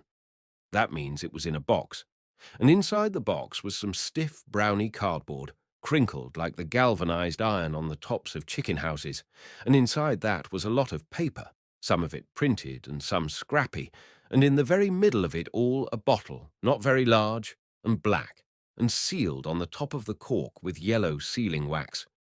We looked at it as it lay on the nursery table, and while all the others grabbed at the papers to see what the printing said, Oswald went to look for the corkscrew so as to see what was inside the bottle. He found the corkscrew in the dresser drawer. It always gets there, though it is supposed to be in the sideboard drawer in the dining room, and when he got back, the others had read most of the printed papers. "I don't think it's much good, and I don't think it's quite nice to sell wine," Dora said. "And besides, it's not easy to suddenly begin to sell things when you aren't used to it." "I don't know," said Alice. "I believe I could." They all looked rather down in the mouth, though, and Oswald asked how you were to make your £2 a week. "Why, you've got to get people to taste that stuff in the bottle. It's sherry, Castilian Amoroso its name is, and then you get them to buy it, and then you write to the people and tell them the other people want the wine, and then for every dozen you sell, you get 2 shillings from the wine people. So if you sell 20 dozen a week, you get your £2. I don't think we shall sell as much as that, said Dicky. We might not the first week, Alice said. But when people found out how nice it was, they would want more and more. And if we only got 10 shillings a week, it would be something to begin with, wouldn't it? Oswald said he should jolly well think it would, and then Dicky took the cork out with the corkscrew. The cork broke a good deal, and some of the bits went into the bottle. Dora got the medicine glass that has the teaspoons and tablespoons marked on it, and we agreed to have a teaspoonful each to see what it was like. No one must have more than that, Dora said, however nice it is. Dora behaved rather as if it were her bottle. I suppose it was, because she had lent the money for it. Then she measured out the teaspoonful, and she had first go because of being the eldest. We asked at once what it was like, but Dora could not speak just then. Then she said, "It's like the tonic Noel had in the spring, but perhaps sherry ought to be like that." Then it was Oswald's turn. He thought it was very burny, but he said nothing. He wanted to see first what the others would say. Dicky said his was simply beastly, and Alice said Noel could taste next if he liked. Noel said it was the golden wine of the gods, but he had to put his handkerchief up to his mouth all the same, and I saw the face he made. Then H.O. had his, and he spat it out in the fire, which was very rude and nasty, and we told him so. Then it was Alice's turn. She said, "Only half a teaspoonful for me, Dora. We mustn't use it all up." And she tasted it and said nothing. Then Dicky said, "Look here, I chuck this. I'm not going to hawk round such beastly stuff. Anyone who likes can have the bottle. Quiz." And Alice got out ego before the rest of us. Then she said, "I know what's the matter with it. It wants sugar." And at once we all saw that that was all there was the matter with the stuff. So we got 2 lumps of sugar and crushed it on the floor with one of the big wooden bricks till it was powdery, and mixed it with some of the wine up to the tablespoon mark, and it was quite different and not nearly so nasty. "You see, it's all right when you get used to it," Dicky said. I think he was sorry he had said quiz in such a hurry. "Of course," Alice said. "It's rather dusty. We must crush the sugar carefully in clean paper before we put it in the bottle." Dora said she was afraid it would be cheating to make one bottle nicer than what people would get when they ordered a dozen bottles, but Alice said Dora always made a fuss about everything, and really it would be quite honest. "You see," she said, "I shall just tell them, quite truthfully, what we have done to it, and when their dozens come, they can do it for themselves." So then we crushed 8 more lumps, very cleanly and carefully between newspapers, and shook it up well in the bottle, and corked it up with a screw of paper, brown and not news, for fear of the poisonous printing ink getting wet and dripping down into the wine and killing people. We made Pincher have a taste, and he sneezed for ever so long, and after that he used to go under the sofa whenever we showed him the bottle. Then we asked Alice who she would try and sell it to. She said, "I shall ask everybody who comes to the house. And while we are doing that, we can be thinking of outside people to take it to. We must be careful. There's not much more than half of it left, even counting the sugar." We did not wish to tell Eliza. I don't know why. And she opened the door very quickly that day, so that the taxis and a man who came to our house by mistake for next door got away before Alice had a chance to try them with the Castilian Amoroso. But about 5, Eliza slipped out for half an hour to see a friend who was making her a hat for Sunday, and while she was gone, there was a knock. Alice went, and we looked over the banisters. When she opened the door, she said at once, "Will you walk in, please?" The person at the door said, "I called to see your pa, miss." "Is he at home?" Alice said again, "Will you walk in, please?" Then the person, it sounded like a man, said, "He is in then." But Alice only kept on saying, "Will you walk in, please?" So at last the man did, rubbing his boots very loudly on the mat. Then Alice shut the front door, and we saw that it was the butcher, with an envelope in his hand. He was not dressed in blue, like when he is cutting up the sheep and things in the shop, and he wore knickerbockers. Alice says he came on a bicycle. She led the way into the dining room, where the Castilian Amoroso bottle and the medicine glass were standing on the table all ready. The others stayed on the stairs, but Oswald crept down and looked through the door crack. "Please sit down," said Alice quite calmly, though she told me afterwards I had no idea how silly she felt. And the butcher sat down. Then Alice stood quite still and said nothing, but she fiddled with the medicine glass and put the screw of brown paper straight in the Castilian bottle. "Will you tell your pa I'd like a word with him?" the butcher said when he got tired of saying nothing. "He'll be in very soon, I think," Alice said. And then she stood still again and said nothing. It was beginning to look very idiotic of her, and H.O. laughed. I went back and cuffed him for it quite quietly, and I don't think the butcher heard. But Alice did, and it roused her from her stupor. She spoke suddenly, very fast indeed, so fast that I knew she had made up what she was going to say before. She had got most of it out of the circular. She said, "I want to call your attention to a sample of sherry wine I have here. It is called Castilian something or other, and at the price it is unequalled for flavour and bouquet." The butcher said, "Well, I never."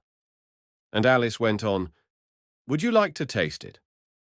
"Thank you very much, I'm sure, miss," said the butcher. Alice poured some out. The butcher tasted a very little. He licked his lips, and we thought he was going to say how good it was. But he did not. He put down the medicine glass with nearly all the stuff left in it. We put it back in the bottle afterwards to save waste, and said, "Excuse me, miss, but isn't it a little sweet? For sherry, I mean." "The real isn't," said Alice. "If you order a dozen, it will come quite different to that. We like it best with sugar. I wish you would order some." The butcher asked why. Alice did not speak for a minute, and then she said, "I don't mind telling you. You are in business yourself, aren't you? We are trying to get people to buy it because we shall have 2 shillings for every dozen we can make anyone buy. It's called a per something." "A percentage?" "Yes, I see," said the butcher, looking at the hole in the carpet. "You see, there are reasons," Alice went on, "why we want to make our fortunes as quickly as we can." "Quite so," said the butcher, and he looked at the place where the paper is coming off the wall. "And this seems a good way," Alice went on. "We paid 2 shillings for the sample and instructions, and it says you can make £2 a week easily in your leisure time." "I'm sure I hope you may, miss," said the butcher. And Alice said again, "Would he buy some?" "Sherry is my favourite wine," he said. Alice asked him to have some more to drink. "No, thank you, miss," he said. "It's my favourite wine, but it doesn't agree with me. Not the least bit. But I've an uncle drinks it.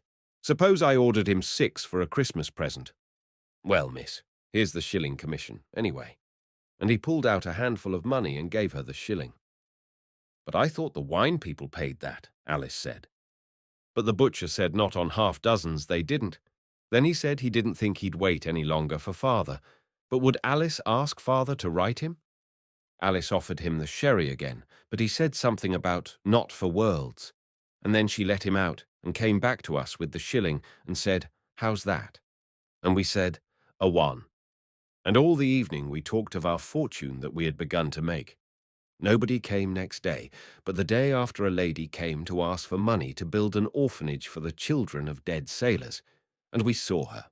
I went in with Alice, and when we had explained to her that we had only a shilling and we wanted it for something else, Alice suddenly said, "Would you like some wine?"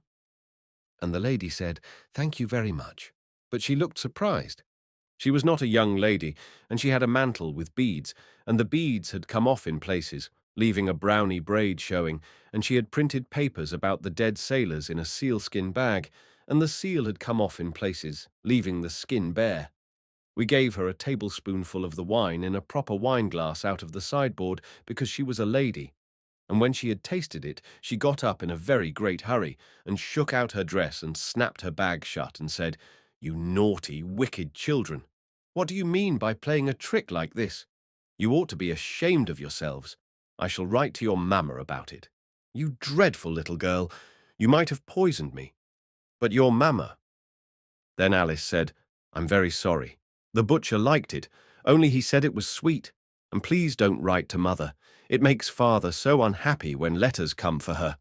And Alice was very near crying. "What do you mean, you silly child?" said the lady, looking quite bright and interested. "Why doesn't your father like your mother to have letters, eh?" And Alice said, "Oh, you," and began to cry and bolted out of the room. Then I said, "Our mother is dead, and will you please go away now?" The lady looked at me a minute, and then she looked quite different, and she said, "I'm very sorry. I didn't know. Never mind about the wine. I dare say your little sister meant it kindly." And she looked round the room just like the butcher had done. Then she said again, "I didn't know. I'm very sorry." So I said, "Don't mention it," and shook hands with her and let her out. Of course, we couldn't have asked her to buy the wine after what she'd said, but I think she was not a bad sort of person. I do like a person to say they're sorry when they ought to be, especially a grown-up. They do it so seldom. I suppose that's why we think so much of it. But Alice and I didn't feel jolly for ever so long afterwards. And when I went back into the dining room, I saw how different it was from when Mother was here. And we are different, and Father is different, and nothing is like it was. I am glad I am not made to think about it every day. I went and found Alice, and told her what the lady had said, and when she had finished crying, we put away the bottle and said we would not try to sell any more to people who came. And we did not tell the others, we only said the lady did not buy any. But we went up on the heath, and some soldiers went by, and there was a Punch and Judy show, and when we came back we were better. The bottle got quite dusty where we had put it, and perhaps the dust of ages would have laid thick and heavy on it. Only a clergyman called when we were all out. He was not our own clergyman. Mr. Bristow is our own clergyman, and we all love him, and we would not try to sell sherry to people we like and make £2 a week out of them in our spare time. It was another clergyman, just a stray one, and he asked Eliza if the dear children would not like to come to his little Sunday school. We always spend Sunday afternoons with Father, but as he had left the name of his vicarage with Eliza and asked her to tell us to come, we thought we would go and call on him, just to explain about Sunday afternoons, and we thought we might as well take the sherry with us. "I won't go unless you all go too," Alice said, "and I won't do the talking." Dora said she thought we had much better not go, but we said, "Rot!" and it ended in her coming with us, and I am glad she did.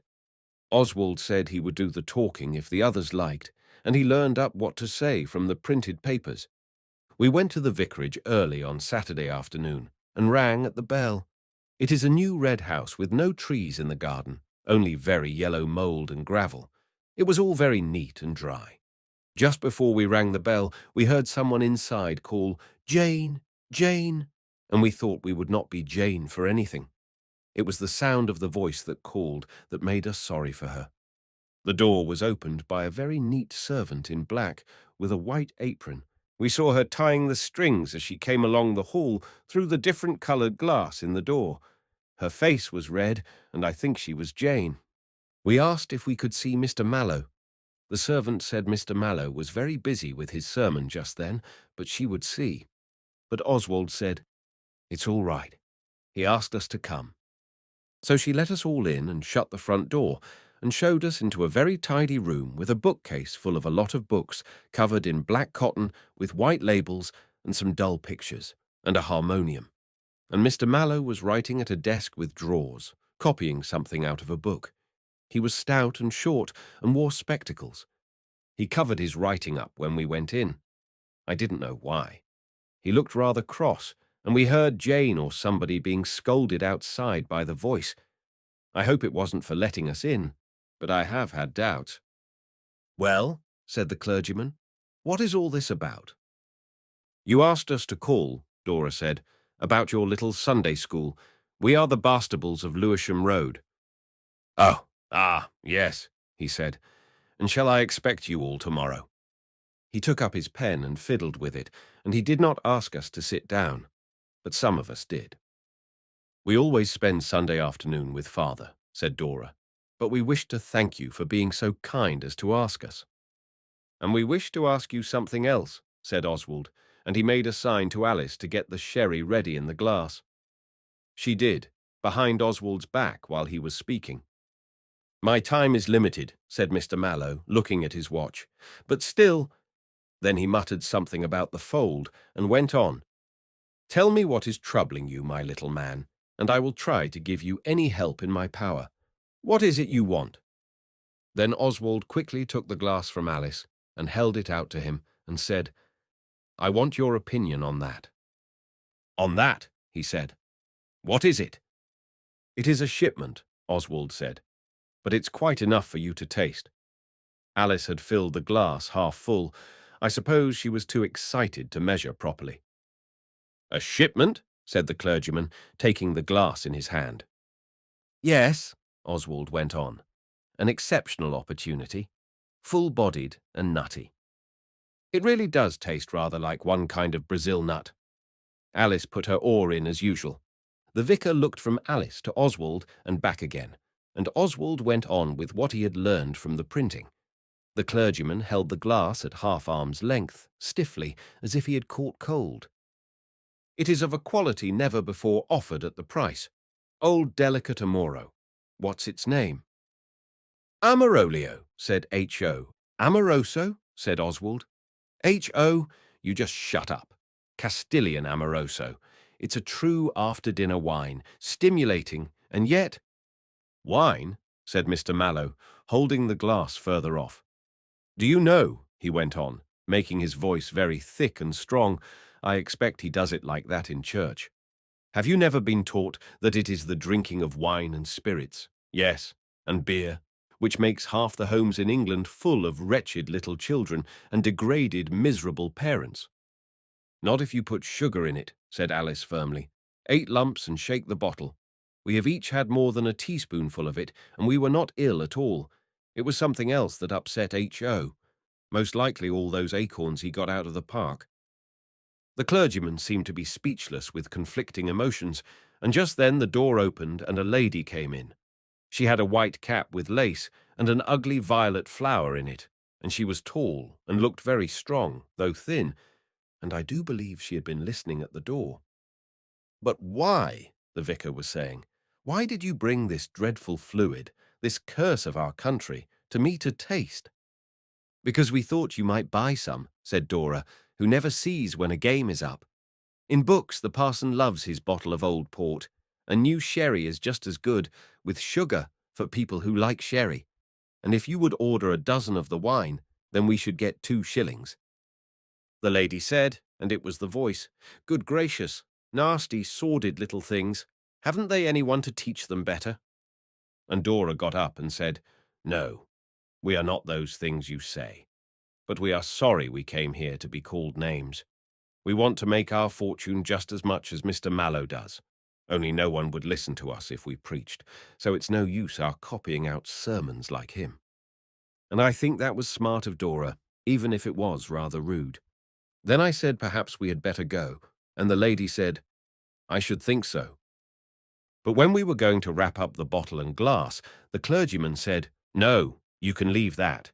And we were so upset we did, though it wasn't his after all. We walked home very fast and not saying much, and the girls went up to their rooms. When I went to tell them tea was ready and there was a tea cake, Dora was crying like anything and Alice hugging her. I am afraid there is a great deal of crying in this chapter, but I can't help it. Girls will sometimes. I suppose it is their nature, and we ought to be sorry for their affliction. "It's no good," Dora was saying. "You all hate me, and you think I'm a prig and a busybody, but I do try to do right. Oh, I do. Oswald, go away. Don't come here making fun of me." So I said, "I'm not making fun, Sissy. Don't cry, old girl. Mother taught me to call her Sissy when we were very little and before the others came, but I don't often somehow, now we are old." I patted her on the back, and she put her head against my sleeve, holding on to Alice all the time, and she went on.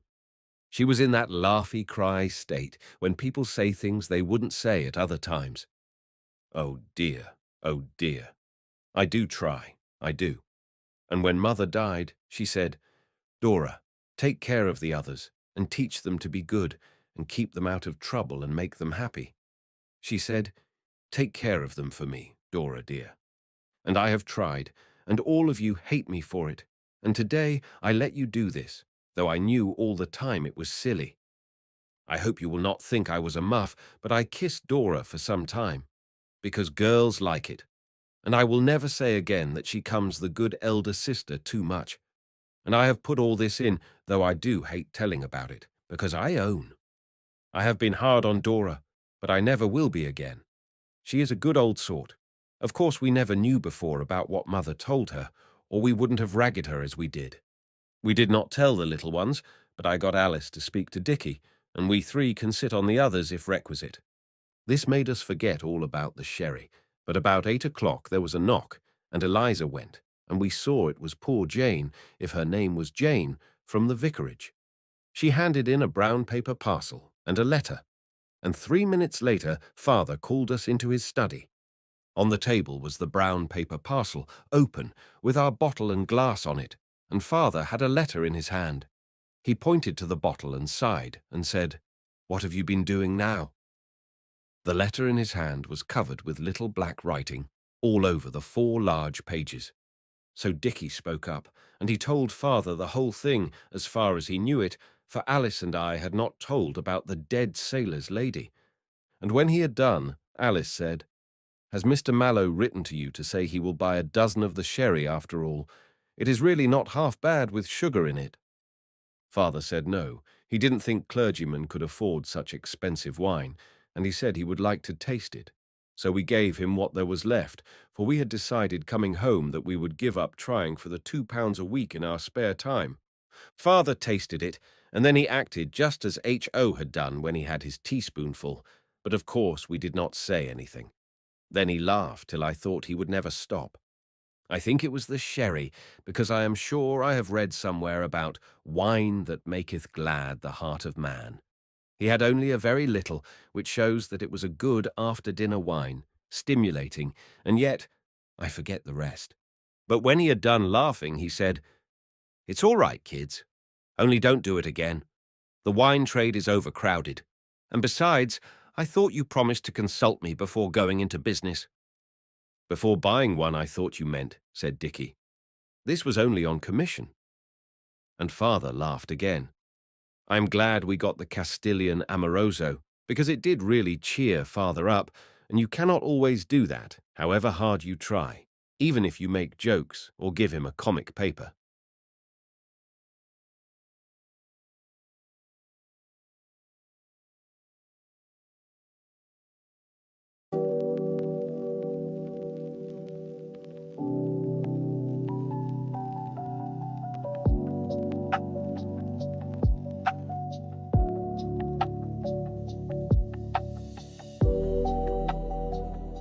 Chapter 12.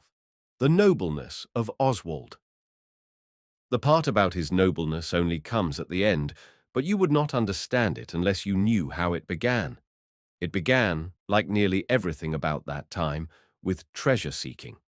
Of course, as soon as we had promised to consult my father about business matters, we all gave up wanting to go into business. I don't know how it is, but having to consult about a thing with grown-up people, even the bravest and the best, seems to make the thing not worth doing afterwards.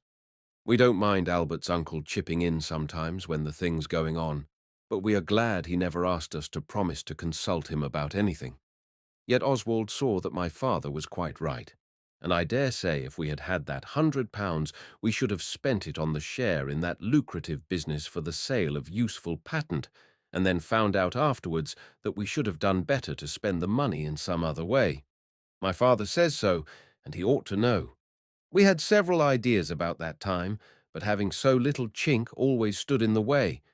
This was the case with H.O.'s idea of setting up a coconut shy on this side of the heath, where there are none generally.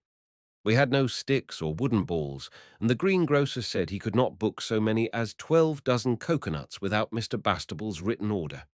And as we did not wish to consult my father, it was decided to drop it. And when Alice dressed up Pincher in some of the doll's clothes, and we made up our minds to take him round with an organ as soon as we had taught him to dance, we were stopped at once by Dicky's remembering how he had once heard that an organ cost £700. Of course this was the big church kind, but even the ones on 3 legs can't be got for 1 and 7pence, which was all we had when we first thought of it. So we gave that up too. It was a wet day, I remember, and mutton hash for dinner, very tough with pale gravy with lumps in it. I think the others would have left a good deal on the sides of their plates, although they know better. Only Oswald said it was a savoury stew made of the red deer that Edward shot. So then we were the children of the New Forest, and the mutton tasted much better. No one in the New Forest minds venison being tough, and the gravy pale. Then, after dinner, we let the girls have a doll's tea party, on condition they didn't expect us boys to wash up, and it was when we were drinking the last of the licorice water out of the little cups that Dicky said, "This reminds me." So we said, "What of?" Dicky answered us at once, though his mouth was full of bread with licorice stuck in it to look like cake. You should not speak with your mouth full, even to your own relations, and you shouldn't wipe your mouth on the back of your hand, but on your handkerchief, if you have one. Dicky did not do this. He said, "Why, you remember when we first began about treasure-seeking, I said I had thought of something, only I could not tell you because I hadn't finished thinking about it." We said, "Yes." "Well, this licorice water." "Tea," said Alice softly. "Well, tea then. Made me think." He was going on to say what it made him think, but Noel interrupted and cried out, "I say, let's finish off this old tea party and have a council of war." So we got out the flags and the wooden sword and the drum, and Oswald beat it while the girls washed up, till Eliza came up to say she had the jumping toothache, and the noise went through her like a knife. So of course Oswald left off at once. When you are polite to Oswald, he never refuses to grant your requests. When we were all dressed up, we sat down round the campfire, and Dicky began again. Everyone in the world wants money. Some people get it. The people who get it are the ones who see things. I have seen one thing. Dicky stopped and smoked the pipe of peace. It is the pipe we did bubbles with in the summer, and somehow it has not got broken yet. We put tea leaves in it for the pipe of peace, but the girls are not allowed to have any. It is not right to let girls smoke. They get to think too much of themselves if you let them do everything the same as men. Oswald said, "Out with it." I see that glass bottles only cost a penny. H.O., if you dare to snigger, I'll send you round selling old bottles, and you shan't have any sweets except out of the money you get for them, and the same with you, Noel. Noel wasn't sniggering, said Alice in a hurry. It is only his taking so much interest in what you were saying makes him look like that. Be quiet, H.O., and don't you make faces either. Do go on, Dicky dear. So Dicky went on. There must be hundreds of millions of bottles of medicine sold every year, because all the different medicines say thousands of cures daily, and if you only take that as 2,000, which it must be at least, it mounts up. And the people who sell them must make a great deal of money by them, because they are nearly always 2 shillings and 9pence the bottle, and 3 shillings and 6pence for one nearly double the size. Now the bottles, as I was saying, don't cost anything like that. It's the medicine costs the money, said Dora. Look how expensive jujubes are at the chemist's, and peppermints too. That's only because they're nice, Dicky explained. Nasty things are not so dear. Look what a lot of brimstone you get for a penny, and the same with alum. We would not put the nice kinds of chemists' things in our medicine. Then he went on to tell us that when we had invented our medicine, we would write and tell the editor about it, and he would put it in the paper, and then people would send their 2 and 9pence and 3 and 6 for the bottle nearly double the size, and then when the medicine had cured them, they would write to the paper, and their letters would be printed, saying how they had been suffering for years and never thought to get about again, but thanks to the blessing of our ointment. Dora interrupted and said, "Not ointment, it's so messy." And Alice thought so too. And Dicky said he did not mean it. He was quite decided to let it be in bottles. So now it was all settled, and we did not see at the time that this would be a sort of going into business. But afterwards, when Albert's uncle showed us, we saw it, and we were sorry. We only had to invent the medicine. You might think that was easy, because of the number of them you see every day in the paper, but it is much harder than you think. First, we had to decide what sort of illness we should like to cure, and a heated discussion ensued, like in Parliament. Dora wanted it to be something to make the complexion of dazzling fairness, but we remembered how her face came all red and rough when she used the Rosabella soap that was advertised to make the darkest complexion fair as the lily, and she agreed that perhaps it was better not. Noel wanted to make the medicine first, and then find out what it would cure, but Dicky thought not, because there are so many more medicines than there are things the matter with us, so it would be easier to choose the disease first. Oswald would have liked wounds. I still think it was a good idea, but Dicky said, "Who has wounds, especially now there aren't any wars? We shouldn't sell a bottle a day."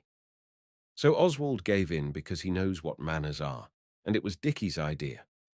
H.O. wanted a cure for the uncomfortable feeling that they give you powders for, but we explained to him that grown-up people do not have this feeling, however much they eat, and he agreed. Dicky said he did not care a straw what the loathsome disease was, as long as we hurried up and settled on something.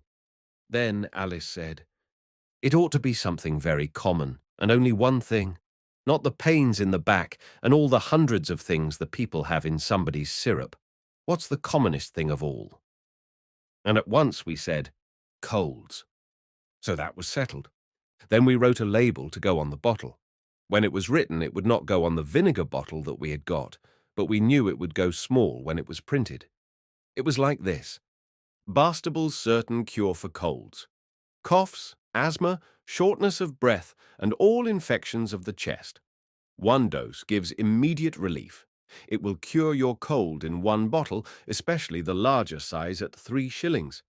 Ardelier, order at once of the makers to prevent disappointment makers. Doran and Ho.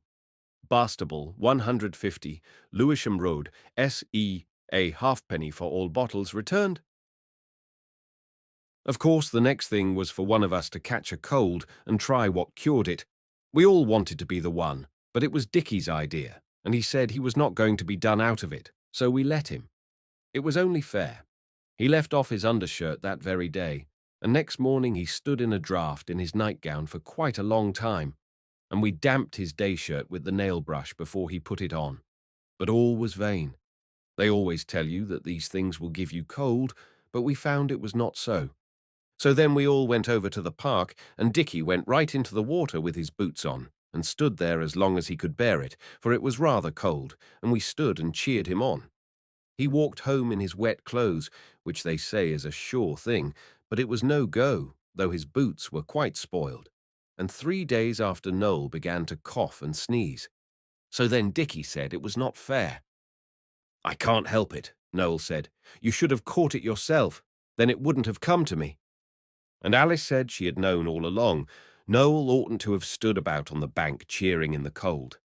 Noel had to go to bed, and then we began to make the medicines. We were sorry he was out of it, but he had the fun of taking the things. We made a great many medicines. Alice made herb tea. She got sage and thyme and savory and marjoram and boiled them all up together with salt and water, but she would put parsley in too. Oswald is sure parsley is not a herb. It is only put on the cold meat, and you are not supposed to eat it. It kills parrots to eat parsley, I believe. I expect it was the parsley that disagreed so with Noel. The medicine did not seem to do the cough any good. Oswald got a pennyworth of a loom because it is so cheap, and some turpentine, which everyone knows is good for colds, and a little sugar and an aniseed ball. These were mixed in a bottle with water, but Eliza threw it away and said it was nasty rubbish, and I hadn't any money to get more things with. Dora made him some gruel, and he said it did his chest good. But of course that was no use, because you cannot put gruel in bottles and say it is medicine. It would not be honest, and besides, nobody would believe you. Dick mixed up lemon juice and sugar, and a little of the juice of the red flannel that Noel's throat was done up in. It comes out beautifully in hot water. Noel took this, and he liked it. Noel's own idea was licorice water, and we let him have it, but it is too plain and black to sell in bottles at the proper price. Noel liked H.O.'s medicine the best. which was silly of him because it was only peppermints melted in hot water and a little cobalt to make it look blue. It was all right because HO's paint box is the French kind, with couleur non vénéneuse on it. This means you may suck your brushes if you want to, or even your paints if you are a very little boy. It was rather jolly while Noel had that cold.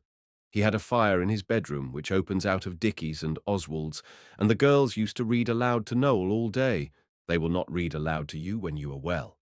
Father was away at Liverpool on business, and Albert's uncle was at Hastings.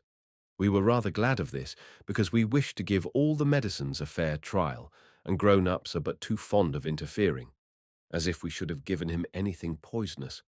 His cold went on. It was bad in his head, but it was not one of the kind when he has to have poultices and can't sit up in bed. But when it had been in his head nearly a week, Oswald happened to tumble over Alice on the stairs. When we got up, she was crying. "Don't cry, silly," said Oswald. "You know I didn't hurt you." I was very sorry if I had hurt her, but you ought not to sit on the stairs in the dark and let other people tumble over you. You ought to remember how beastly it is for them if they do hurt you. "Oh, it's not that, Oswald," Alice said. "Don't be a pig. I am so miserable. Do be kind to me." So Oswald thumped her on the back and told her to shut up. "It's about Noel," she said. "I'm sure he's very ill, and playing about with medicines is all very well, but I know he's ill, and Eliza won't send for the doctor. She says it's only a cold, and I know the doctor's bills are awful. I heard Father telling Aunt Emily so in the summer. But he is ill, and perhaps he'll die or something." Then she began to cry again. Oswald thumped her again, because he knows how a good brother ought to behave, and said, "Cheer up." If we had been in a book, Oswald would have embraced his little sister tenderly and mingled his tears with hers. Then Oswald said, "Why not write to Father?" And she cried more and said, "I've lost the paper with the address. H.O. had it to draw on the back of, and I can't find it now. I've looked everywhere. I'll tell you what I'm going to do. No, I won't. But I'm going out. Don't tell the others." And I say, "Oswald, do pretend I'm in if Eliza asks. Promise, Dot." "Tell me what you're going to do," I said. But she said no, and there was a good reason why not. So I said I wouldn't promise if it came to that. Of course I meant to all right. But it did seem mean of her not to tell me. So Alice went out by the side door while Eliza was setting tea, and she was a long time gone. She was not into tea. When Eliza asked Oswald where she was, he said he did not know, but perhaps she was tidying her corner drawer. Girls often do this, and it takes a long time. Noel coughed a good bit after tea and asked for Alice. Oswald told him she was doing something and it was a secret. Oswald did not tell any lies even to save his sister. When Alice came back, she was very quiet, but she whispered to Oswald that it was all right. When it was rather late, Eliza said she was going out to post a letter. This always takes her an hour, because she will go to the post office across the heath instead of the pillar box, because once a boy dropped fusees in our pillar box and burnt the letters. It was not any of us. Eliza told us about it. And when there was a knock at the door a long time after, we thought it was Eliza come back, and that she had forgotten the back door key. We made H.O. go down to open the door, because it is his place to run about. His legs are younger than ours.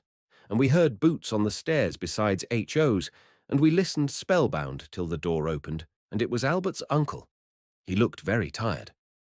"I am glad you've come," Oswald said. "Alice began to think Noel—" Alice stopped me, and her face was very red. Her nose was shiny too, with having cried so much before tea. She said, "I only said I thought Noel ought to have the doctor. Don't you think he ought?" She got hold of Albert's uncle and held on to him.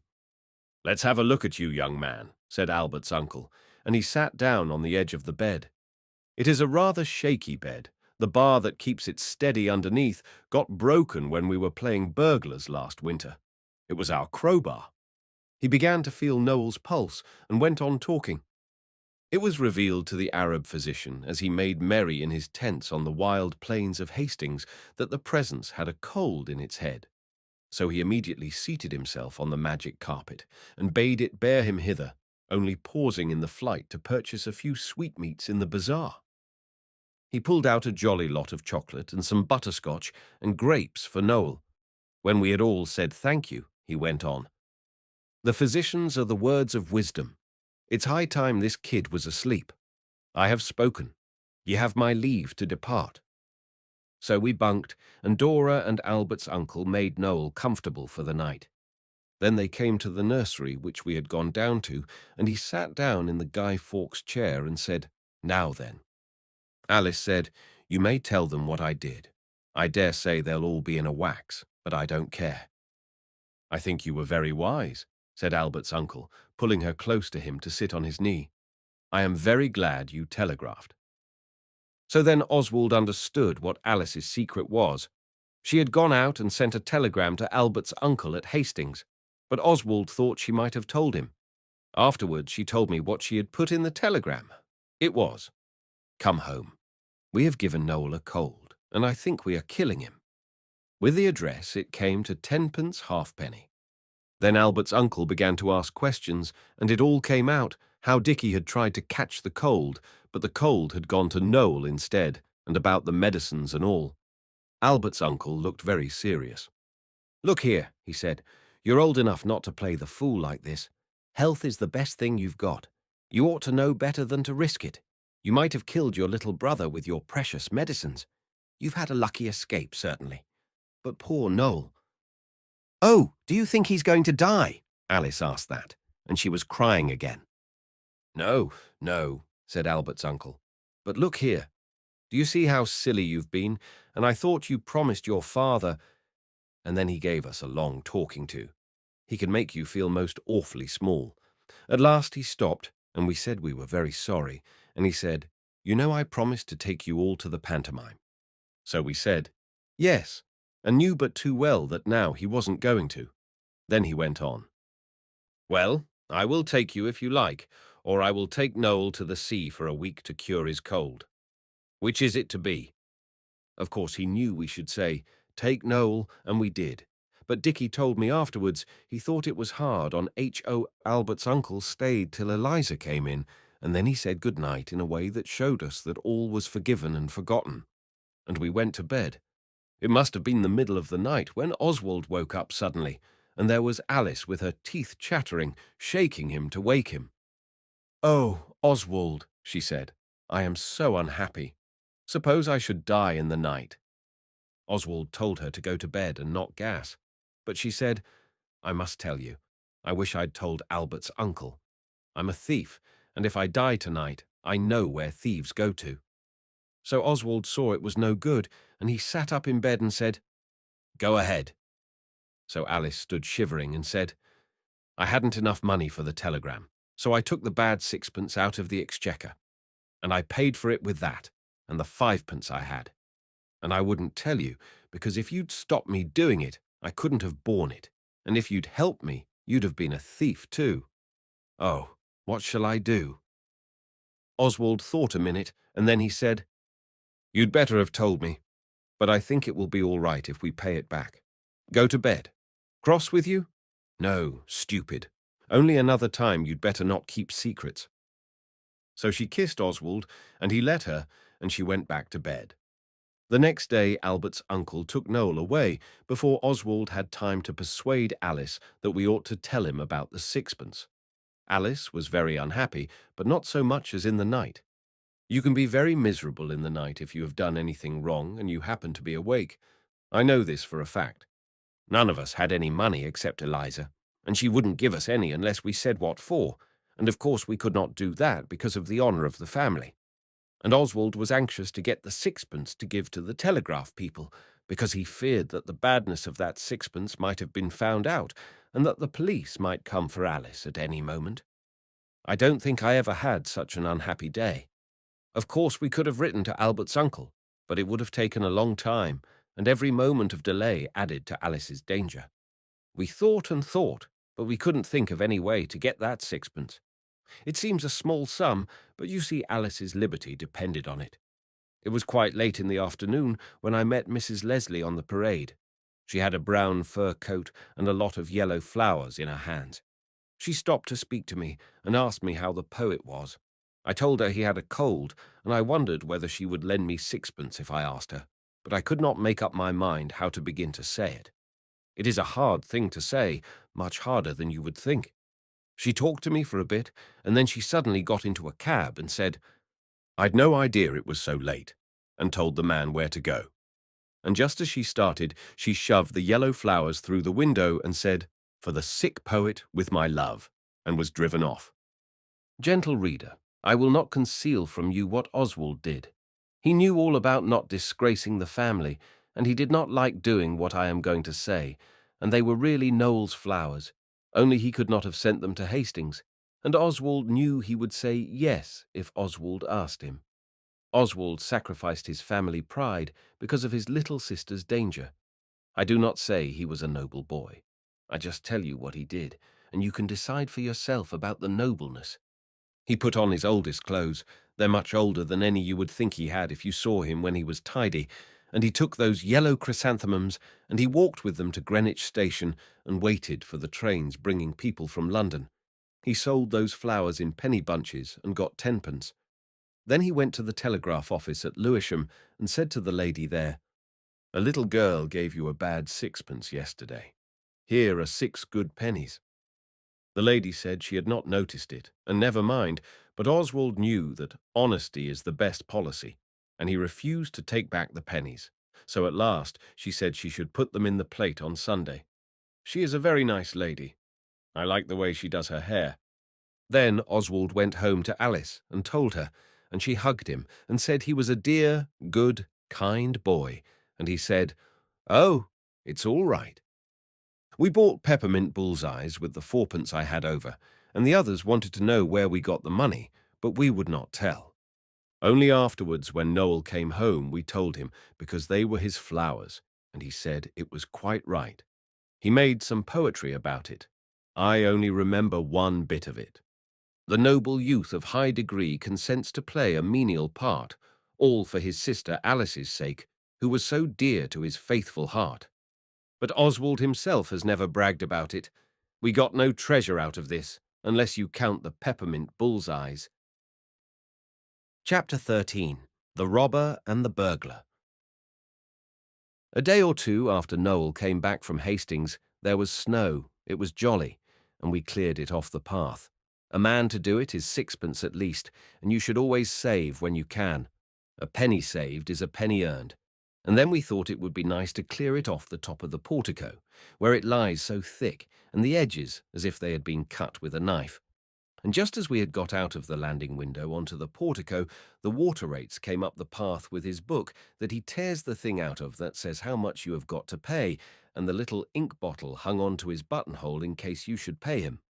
Father says the water rates is a sensible man, and knows it is always well to be prepared for whatever happens, however unlikely.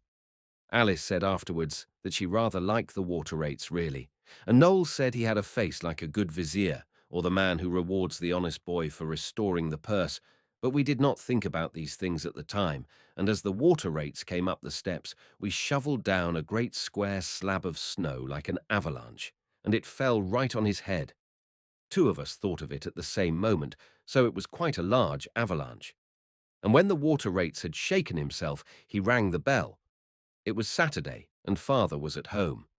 We know now that it is very wrong and ungentlemanly to shovel snow off porticos onto the water rates, or any other person, and we hope he did not catch a cold, and we are very sorry. We apologized to the water rates when Father told us to. We were all sent to bed for it. We all deserved the punishment because the others would have shoveled down snow just as we did if they'd thought of it. Only they are not so quick at thinking of things as we are. And even quite wrong things sometimes lead to adventures, as everyone knows who has ever read about pirates or highwaymen. Eliza hates us to be sent to bed early because it means her having to bring meals up, and it means lighting the fire in Noel's room ever so much earlier than usual. He had to have a fire because he still had a bit of a cold, but this particular day we got Eliza into a good temper by giving her a horrid brooch with pretending amethysts in it that an aunt once gave to Alice, so Eliza brought up an extra scuttle of coals, and when the greengrocer came with the potatoes, he's always late on Saturdays, she got some chestnuts from him. So that when we heard Father go out after his dinner, there was a jolly fire in Noel's room, and we were able to go in and be Red Indians in blankets most comfortably. Eliza had gone out. She says she gets things cheaper on Saturday nights. She has a great friend who sells fish at a shop, and he is very generous and lets her have herrings for less than half the natural price. So we were all alone in the house. Pincher was out with Eliza, and we talked about robbers. And Dora thought it would be a dreadful trade, but Dicky said, "I think it would be very interesting. And you would only rob rich people, and be very generous to the poor and needy, like Claude Duval." Dora said, "It is wrong to be a robber." "Yes," said Alice, "you would never know a happy hour. Think of trying to sleep with the stolen jewels under your bed and remembering all the quantities of policemen and detectives that there are in the world." "There are ways of being robbers that are not wrong," said Noel. "If you can rob a robber, it is a right act." "But you can't," said Dora. "He is too clever, and besides, it's wrong anyway." "Yes, you can, and it isn't. And murdering him with boiling oil is a right act too, so there," said Noel.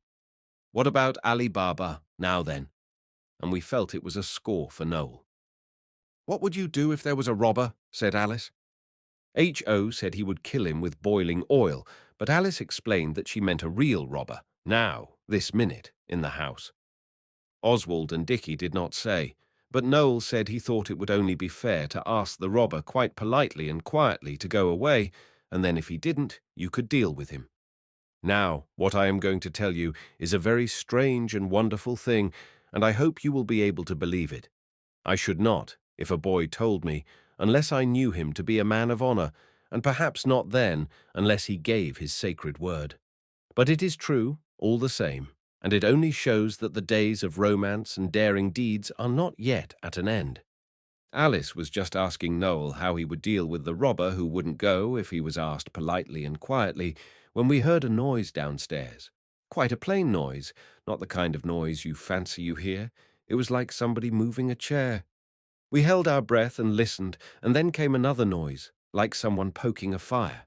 Now, you remember there was no one to poke a fire or move a chair downstairs, because Eliza and Father were both out.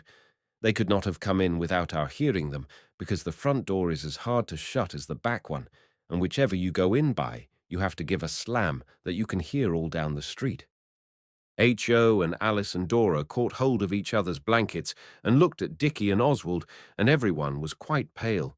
And Noel whispered, "It's ghosts! I know it is." And then we listened again, but there was no more noise. Presently Dora said in a whisper, "Whatever shall we do? Oh, whatever shall we do? What shall we do?" And she kept on saying it till we had to tell her to shut up. Oh, reader, have you ever been playing Red Indians in blankets round a bedroom fire in a house where you thought there was no one but you, and then suddenly heard a noise like a chair and a fire being poked downstairs? Unless you have, you will not be able to imagine at all what it feels like. It was not like in books. Our hair did not stand on end at all, and we never said "hist" once, but our feet got very cold, though we were in blankets by the fire, and the insides of Oswald's hands got warm and wet, and his nose was cold like a dog's, and his ears were burning hot. The girls said afterwards that they shivered with terror, and their teeth chattered, but we did not see or hear this at the time. "Shall we open the window and call police?" said Dora. And then Oswald suddenly thought of something, and he breathed more freely, and he said, "I know it's not ghosts, and I don't believe it's robbers. I expect it's a stray cat got in when the coals came this morning, and she's been hiding in the cellar, and now she's moving about. Let's go down and see." The girls wouldn't, of course, but I could see that they breathed more freely too. But Dicky said, "All right, I will if you will." H.O. said, "Do you think it's really a cat?" So we said he had better stay with the girls. And of course, after that, we had to let him and Alice both come. Dora said if we took Noel down with his cold, she would scream, "Fire!" and "Murder!" and she didn't mind if the whole street heard. So Noel agreed to be getting his clothes on, and the rest of us said we would go down and look for the cat. Now Oswald said that about the cat, and it made it easier to go down, but in his inside he did not feel at all sure that it might not be robbers after all.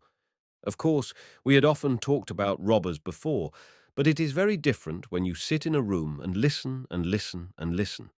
And Oswald felt somehow that it would be easier to go down and see what it was than to wait and listen and wait and wait and listen and wait, and then perhaps to hear it, whatever it was, come creeping slowly up the stairs as softly as it could with its boots off and the stairs creaking, towards the room where we were with the door open in case of Eliza coming back suddenly, and all dark on the landings. And then it would have been just as bad, and it would have lasted longer, and you would have known you were a coward besides. Dicky says he felt all these same things. Many people would say we were young heroes to go down as we did. So I have tried to explain, because no young hero wishes to have more credit than he deserves. The landing gas was turned down low, just a blue bead, and we four went out very softly, wrapped in our blankets, and we stood on the top of the stairs a good long time before we began to go down. And we listened and listened till our ears buzzed. And Oswald whispered to Dicky, and Dicky went into our room and fetched the large toy pistol that is a foot long, and that has the trigger broken, and I took it because I am the eldest, and I don't think either of us thought it was the cat now. But Alice and H.O. did. Dicky got the poker out of Noel's room and told Dora it was to settle the cat with when we caught her. Then Oswald whispered, "Let's play at burglars. Dicky and I are armed to the teeth. We will go first. You keep a flight behind us and be a reinforcement if we are attacked. Or you can retreat and defend the women and children in the fortress, if you'd rather." But they said they would be a reinforcement. Oswald's teeth chattered a little when he spoke. It was not with anything else except cold. So Dicky and Oswald crept down, and when we got to the bottom of the stairs, we saw Father's study door just ajar and the crack of light. And Oswald was so pleased to see the light, knowing that burglars prefer the dark, or at any rate the dark lantern, that he felt really sure it was the cat after all, and then he thought it would be fun to make the others upstairs think it was really a robber. So he cocked the pistol. You can cock it, but it doesn't go off, and he said, "Come on, Dick." And he rushed at the study door and burst into the room, crying, "Surrender! You are discovered! Surrender, or I fire! Throw up your hands!" And, as he finished saying it, he saw before him, standing on the study hearthrug, a real robber. There was no mistake about it. Oswald was sure it was a robber, because it had a screwdriver in its hands, and was standing near the cupboard door that H.O. broke the lock off, and there were gimlets and screws and things on the floor. There is nothing in that cupboard but old ledgers and magazines and the tool chest, but of course a robber could not know that beforehand. When Oswald saw that there really was a robber, and that he was so heavily armed with the screwdriver, he did not feel comfortable, but he kept the pistol pointed at the robber, and, you will hardly believe it, but it is true. The robber threw down the screwdriver clattering on the other tools, and he did throw up his hands, and said, "I surrender. Don't shoot me. How many of you are there?"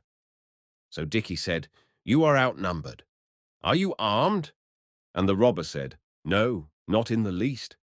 And Oswald said, still pointing the pistol and feeling very strong and brave, and as if he was in a book, "Turn out your pockets." The robber did, and while he turned them out, we looked at him. He was of the middle height and clad in a black frock coat and grey trousers. His boots were a little gone at the sides, and his shirt cuffs were a bit frayed, but otherwise he was of gentlemanly demeanour. He had a thin, wrinkled face, with big, light eyes that sparkled, and then looked soft, very queerly, and a short beard. In his youth it must have been of a fair golden colour, but now it was tinged with grey.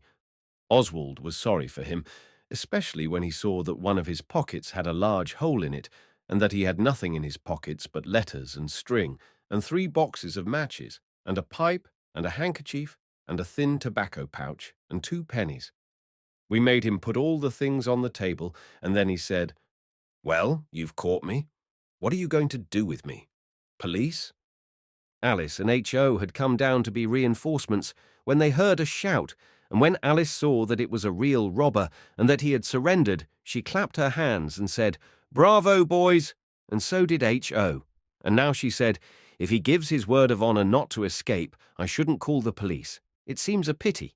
Wait till father comes home.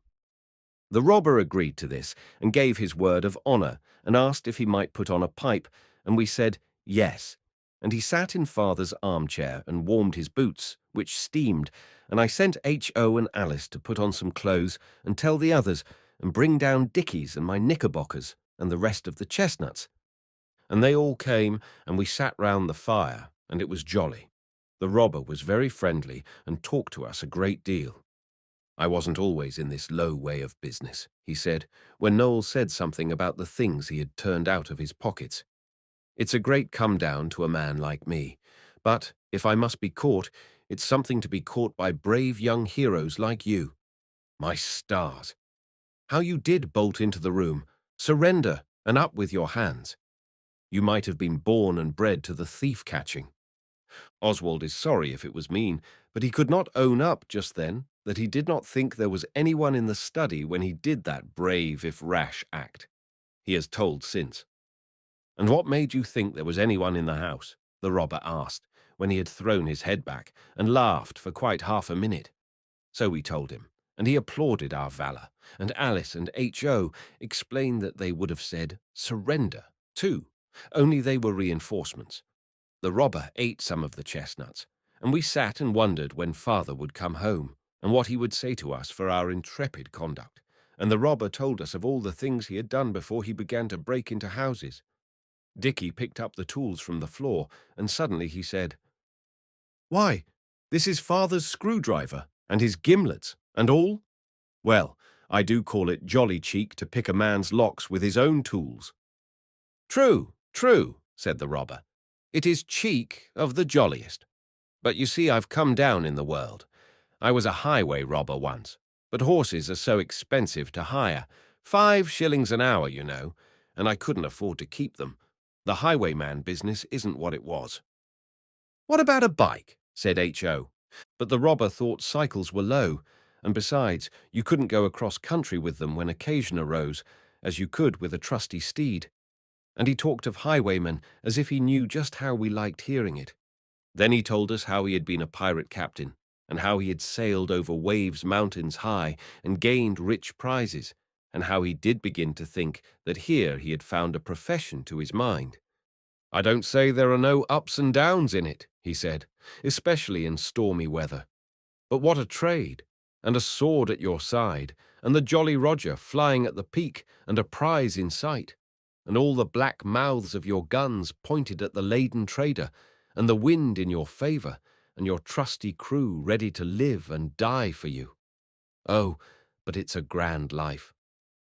I did feel so sorry for him. He used such nice words, and he had a gentleman's voice. "I'm sure you weren't brought up to be a pirate," said Dora. She had dressed even to her collar, and made Noel do it too, but the rest of us were in blankets with just a few odd things put on anyhow underneath. The robber frowned and sighed. "No," he said, "I was brought up to the law. I was at Balliol, bless your hearts, and that's true anyway." He sighed again and looked hard at the fire. "That was my father's college," H.O. was beginning, but Dicky said, "Why did you leave off being a pirate?" "A pirate?" he said, as if he had not been thinking of such things. "Oh, yes. Why, I gave it up because I could not get over the dreadful seasickness." "Nelson was seasick," said Oswald. "Ah," said the robber, "but I hadn't his luck or his pluck or something. He stuck to it and won Trafalgar, didn't he? Kiss me, Hardy, and all that, eh? I couldn't stick to it. I had to resign, and nobody kissed me." I saw by his understanding about Nelson that he was really a man who had been to a good school as well as to Balliol. Then we asked him, "And what did you do then?" And Alice asked if he was ever a coiner, and we told him how we had thought we'd caught the desperate gang next door, and he was very much interested and said he was glad he had never taken to coining. "Besides, the coins are so ugly nowadays," he said, "no one could really find any pleasure in making them. And it's a hole and corner business at the best, isn't it? And it must be a very thirsty one, with the hot metal and furnaces and things." And again he looked at the fire. Oswald forgot for a minute that the interesting stranger was a robber and asked him if he wouldn't have a drink. Oswald has heard father do this to his friends, so he knows it is the right thing. The robber said he didn't mind if he did. And that is right too. And Dora went and got a bottle of father's ale, the light sparkling family, and a glass, and we gave it to the robber. Dora said she would be responsible. Then, when he had had a drink, he told us about bandits, but he said it was so bad in wet weather. Bandits' caves were hardly ever properly weather-tight, and bush-ranging was the same. As a matter of fact, he said, I was bush-ranging this afternoon, among the furze bushes on the heath, but I had no luck. I stopped the Lord Mayor in his gilt coach, with all his footmen in plush and gold lace, smart as cockatoos. But it was no go. The Lord Mayor hadn't a stiver in his pockets. One of the footmen had 6 new pennies. The Lord Mayor always pays his servants' wages in new pennies. I spent 4pence of that in bread and cheese. That on the table's the 2pence. Ah, it's a poor trade. And then he filled his pipe again. We had turned out the gas so that father should have a jolly good surprise when he did come home, and we sat and talked as pleasant as could be. I never liked a new man better than I liked that robber, and I felt so sorry for him. He told us he had been a war correspondent and an editor in happier days, as well as a horse stealer and a colonel of dragoons. And quite suddenly, just as we were telling him about Lord Tottenham and our being highwaymen ourselves, he put up his hand and said, "Shish," and we were quiet and listened. There was a scraping noise. It came from downstairs. "They're filing something," whispered the robber. "Here, shut up, give me that pistol, and the poker. There is a burglar now, and no mistake." "It's only a toy one, and it won't go off," I said, "but you can cock it." Then we heard a snap. "There goes the window bar," said the robber softly. "Jove, what an adventure! You kids stay here, I'll tackle it." But Dicky and I said we should come.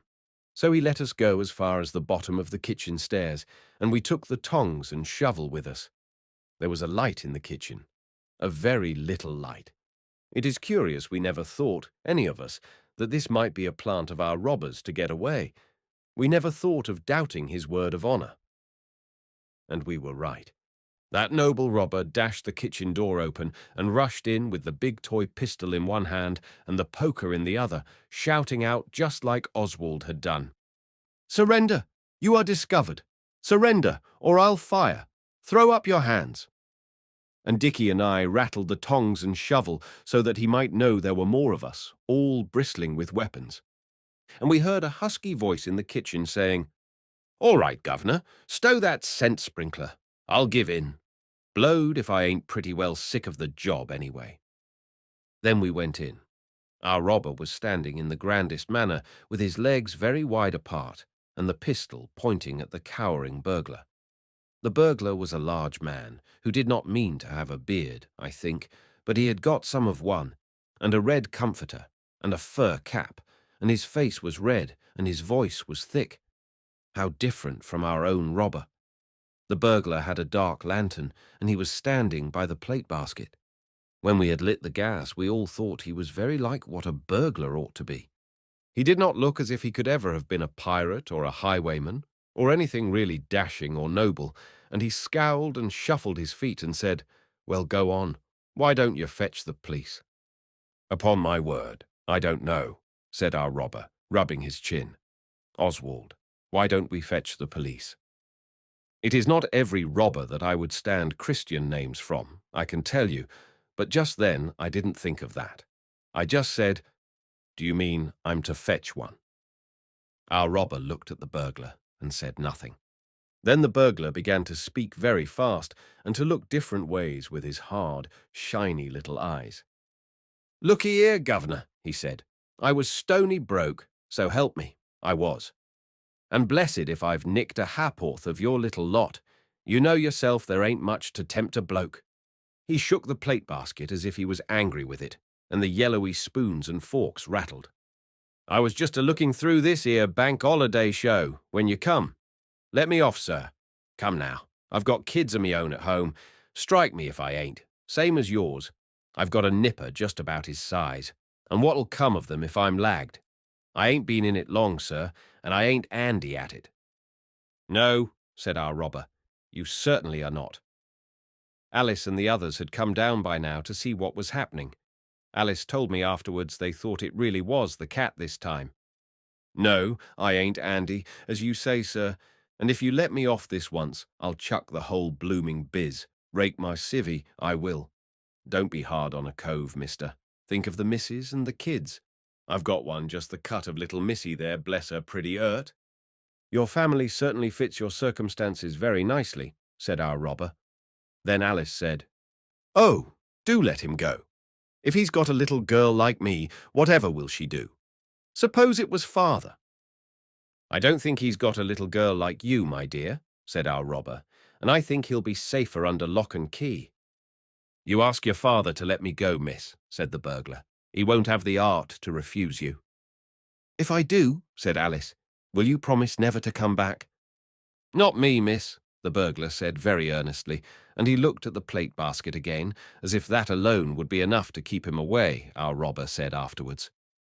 "And will you be good and not rob any more?" said Alice. "I'll turn over a new leaf, miss, so help me." Then Alice said, "Oh, do let him go. I'm sure he'll be good." But our robber said no, it wouldn't be right. We must wait till father came home. Then H.O. said, very suddenly and plainly, "I don't think it's at all fair when you're a robber yourself." The minute he'd said it, the burglar said, "Kidded, by gum." And then our robber made a step towards him to catch hold of him, and before you had time to think, "Hello," the burglar knocked the pistol up with one hand and knocked our robber down with the other, and was off out of the window like a shot, though Oswald and Dicky did try to stop him by holding on to his legs.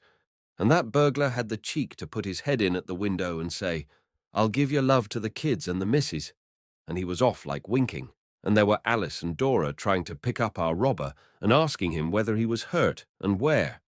He wasn't hurt at all, except a lump at the back of his head, and he got up and we dusted the kitchen floor off him. Eliza is a dirty girl. Then he said, "Let's put up the shutters. It never rains, but it pours. Now you've had 2 burglars, I dare say you'll have 20. So we put up the shutters, which Eliza has strict orders to do before she goes out, only she never does. And we went back to father's study, and the robber said, 'What a night we are having,' and put his boots back in the fender to go on steaming, and then we all talked at once. It was the most wonderful adventure we ever had, though it wasn't treasure-seeking, at least not ours. I suppose it was the burglar's treasure-seeking, but he didn't get much, and our robber said he didn't believe a word about those kids that were so like Alice and me. And then there was the click of the gate, and we said, 'Here's father,' and the robber said, 'And now for the police.' Then we all jumped up. We did like him so much, and it seemed so unfair that he should be sent to prison and the horrid, lumping big burglar not. And Alice said, 'Oh, no, run. Dicky will let you out at the back door. Oh, do go. Go now.' And we all said, 'Yes, go,' and pulled him towards the door and gave him his hat and stick and the things out of his pockets. But father's latchkey was in the door, and it was too late.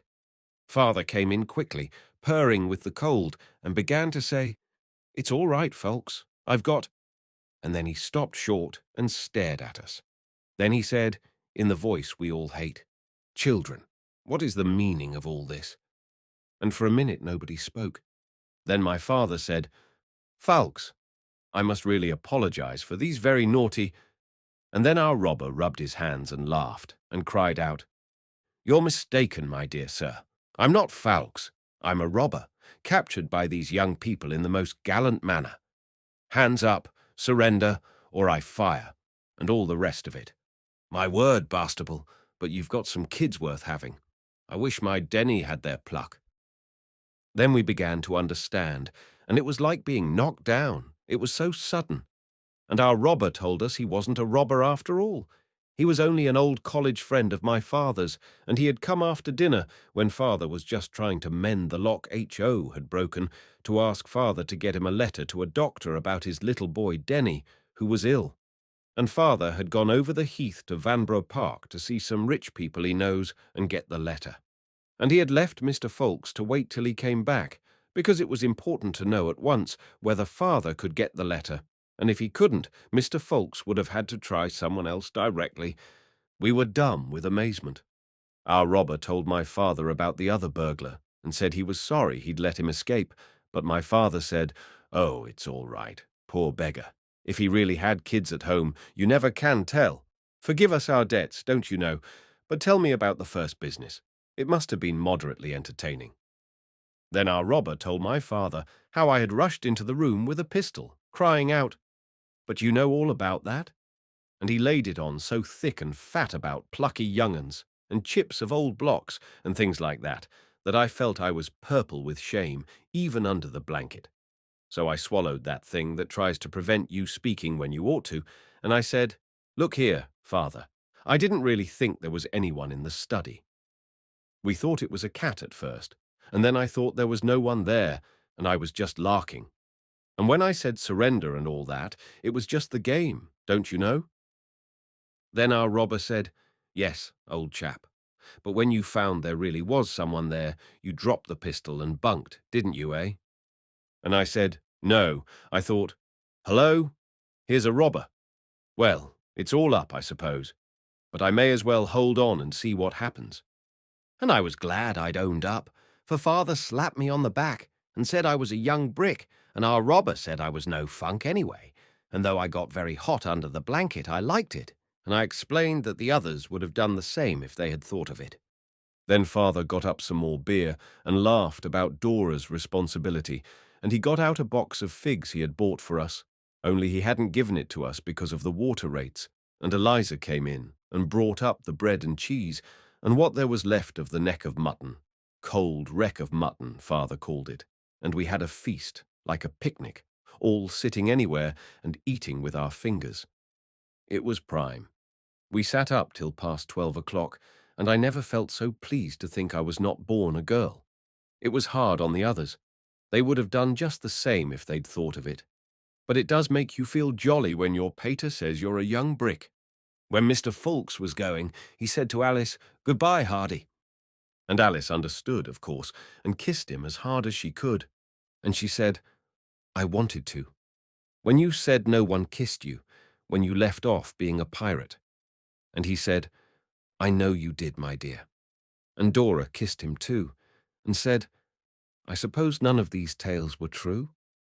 And our robber just said, "I tried to play the part properly, my dear."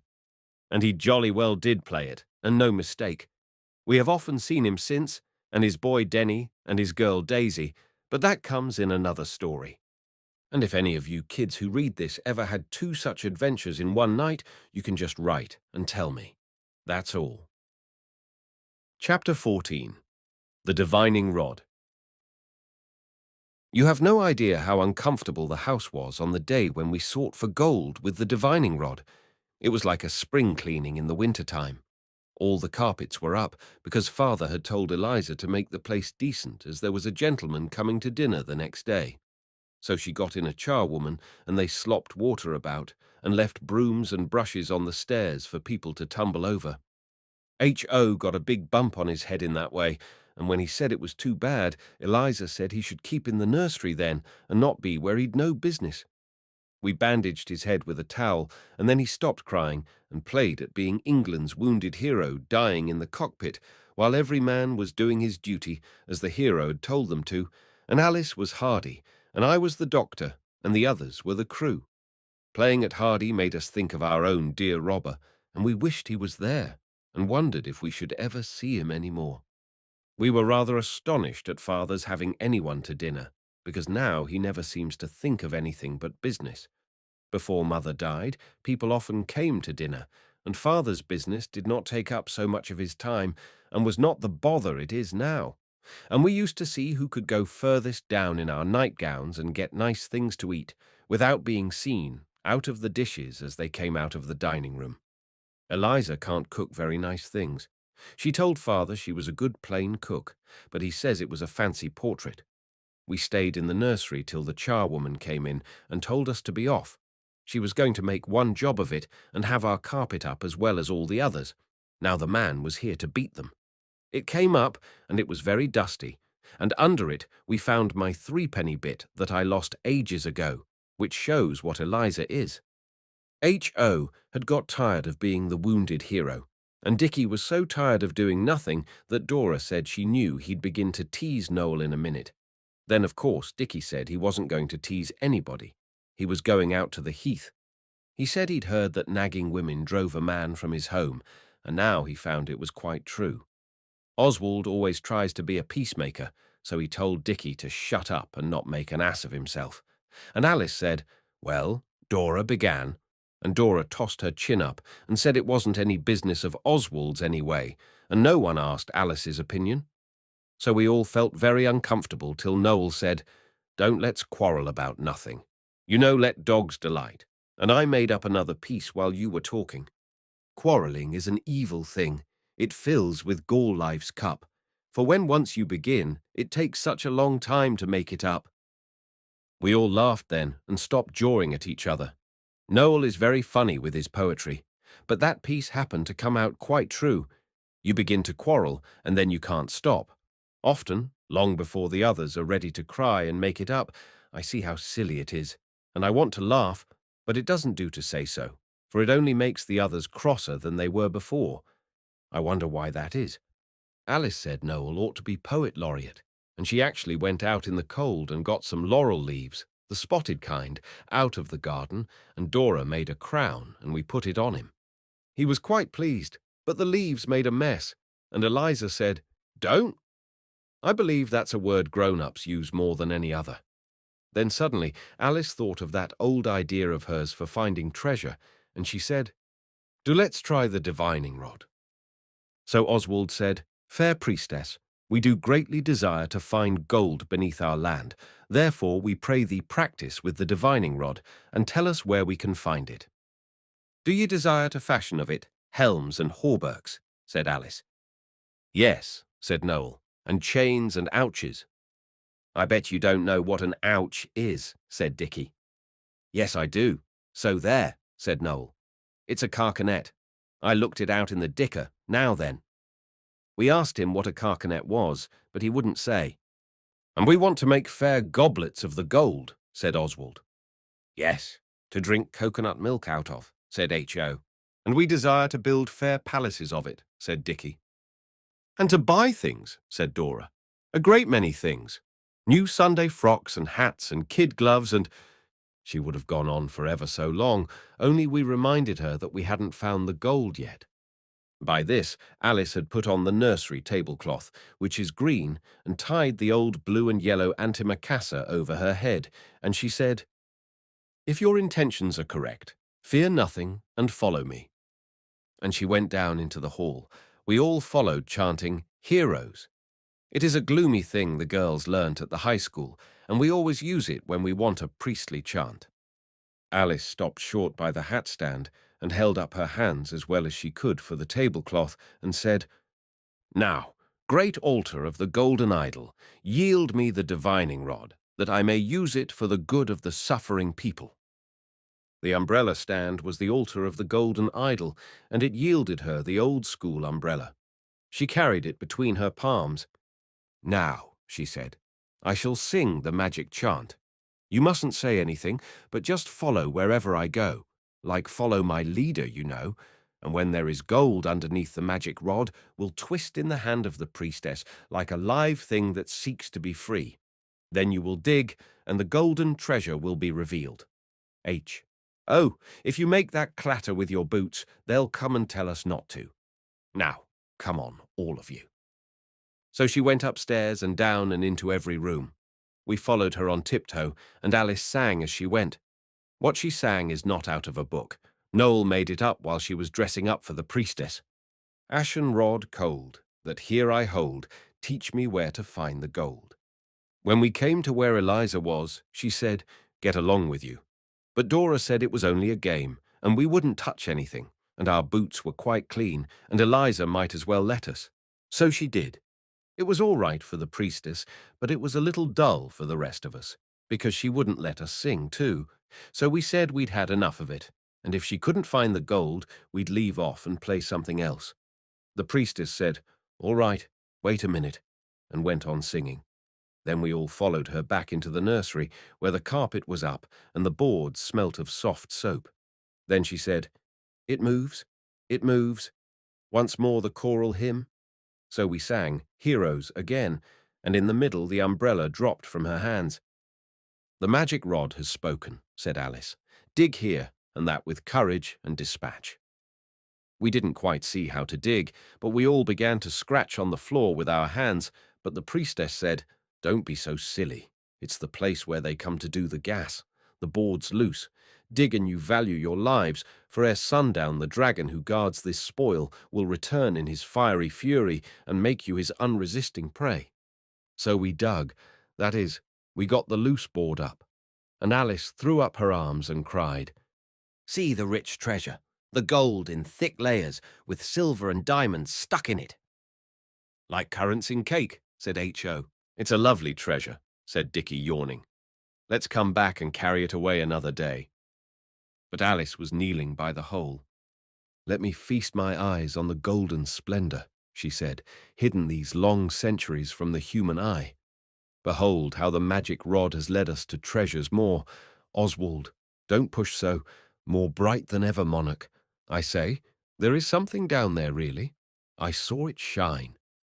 We thought she was kidding, but when she began to try to get into the hole, which was much too small, we saw she meant it, so I said, "Let's have a squint." And I looked, but I couldn't see anything, even when I lay down on my stomach.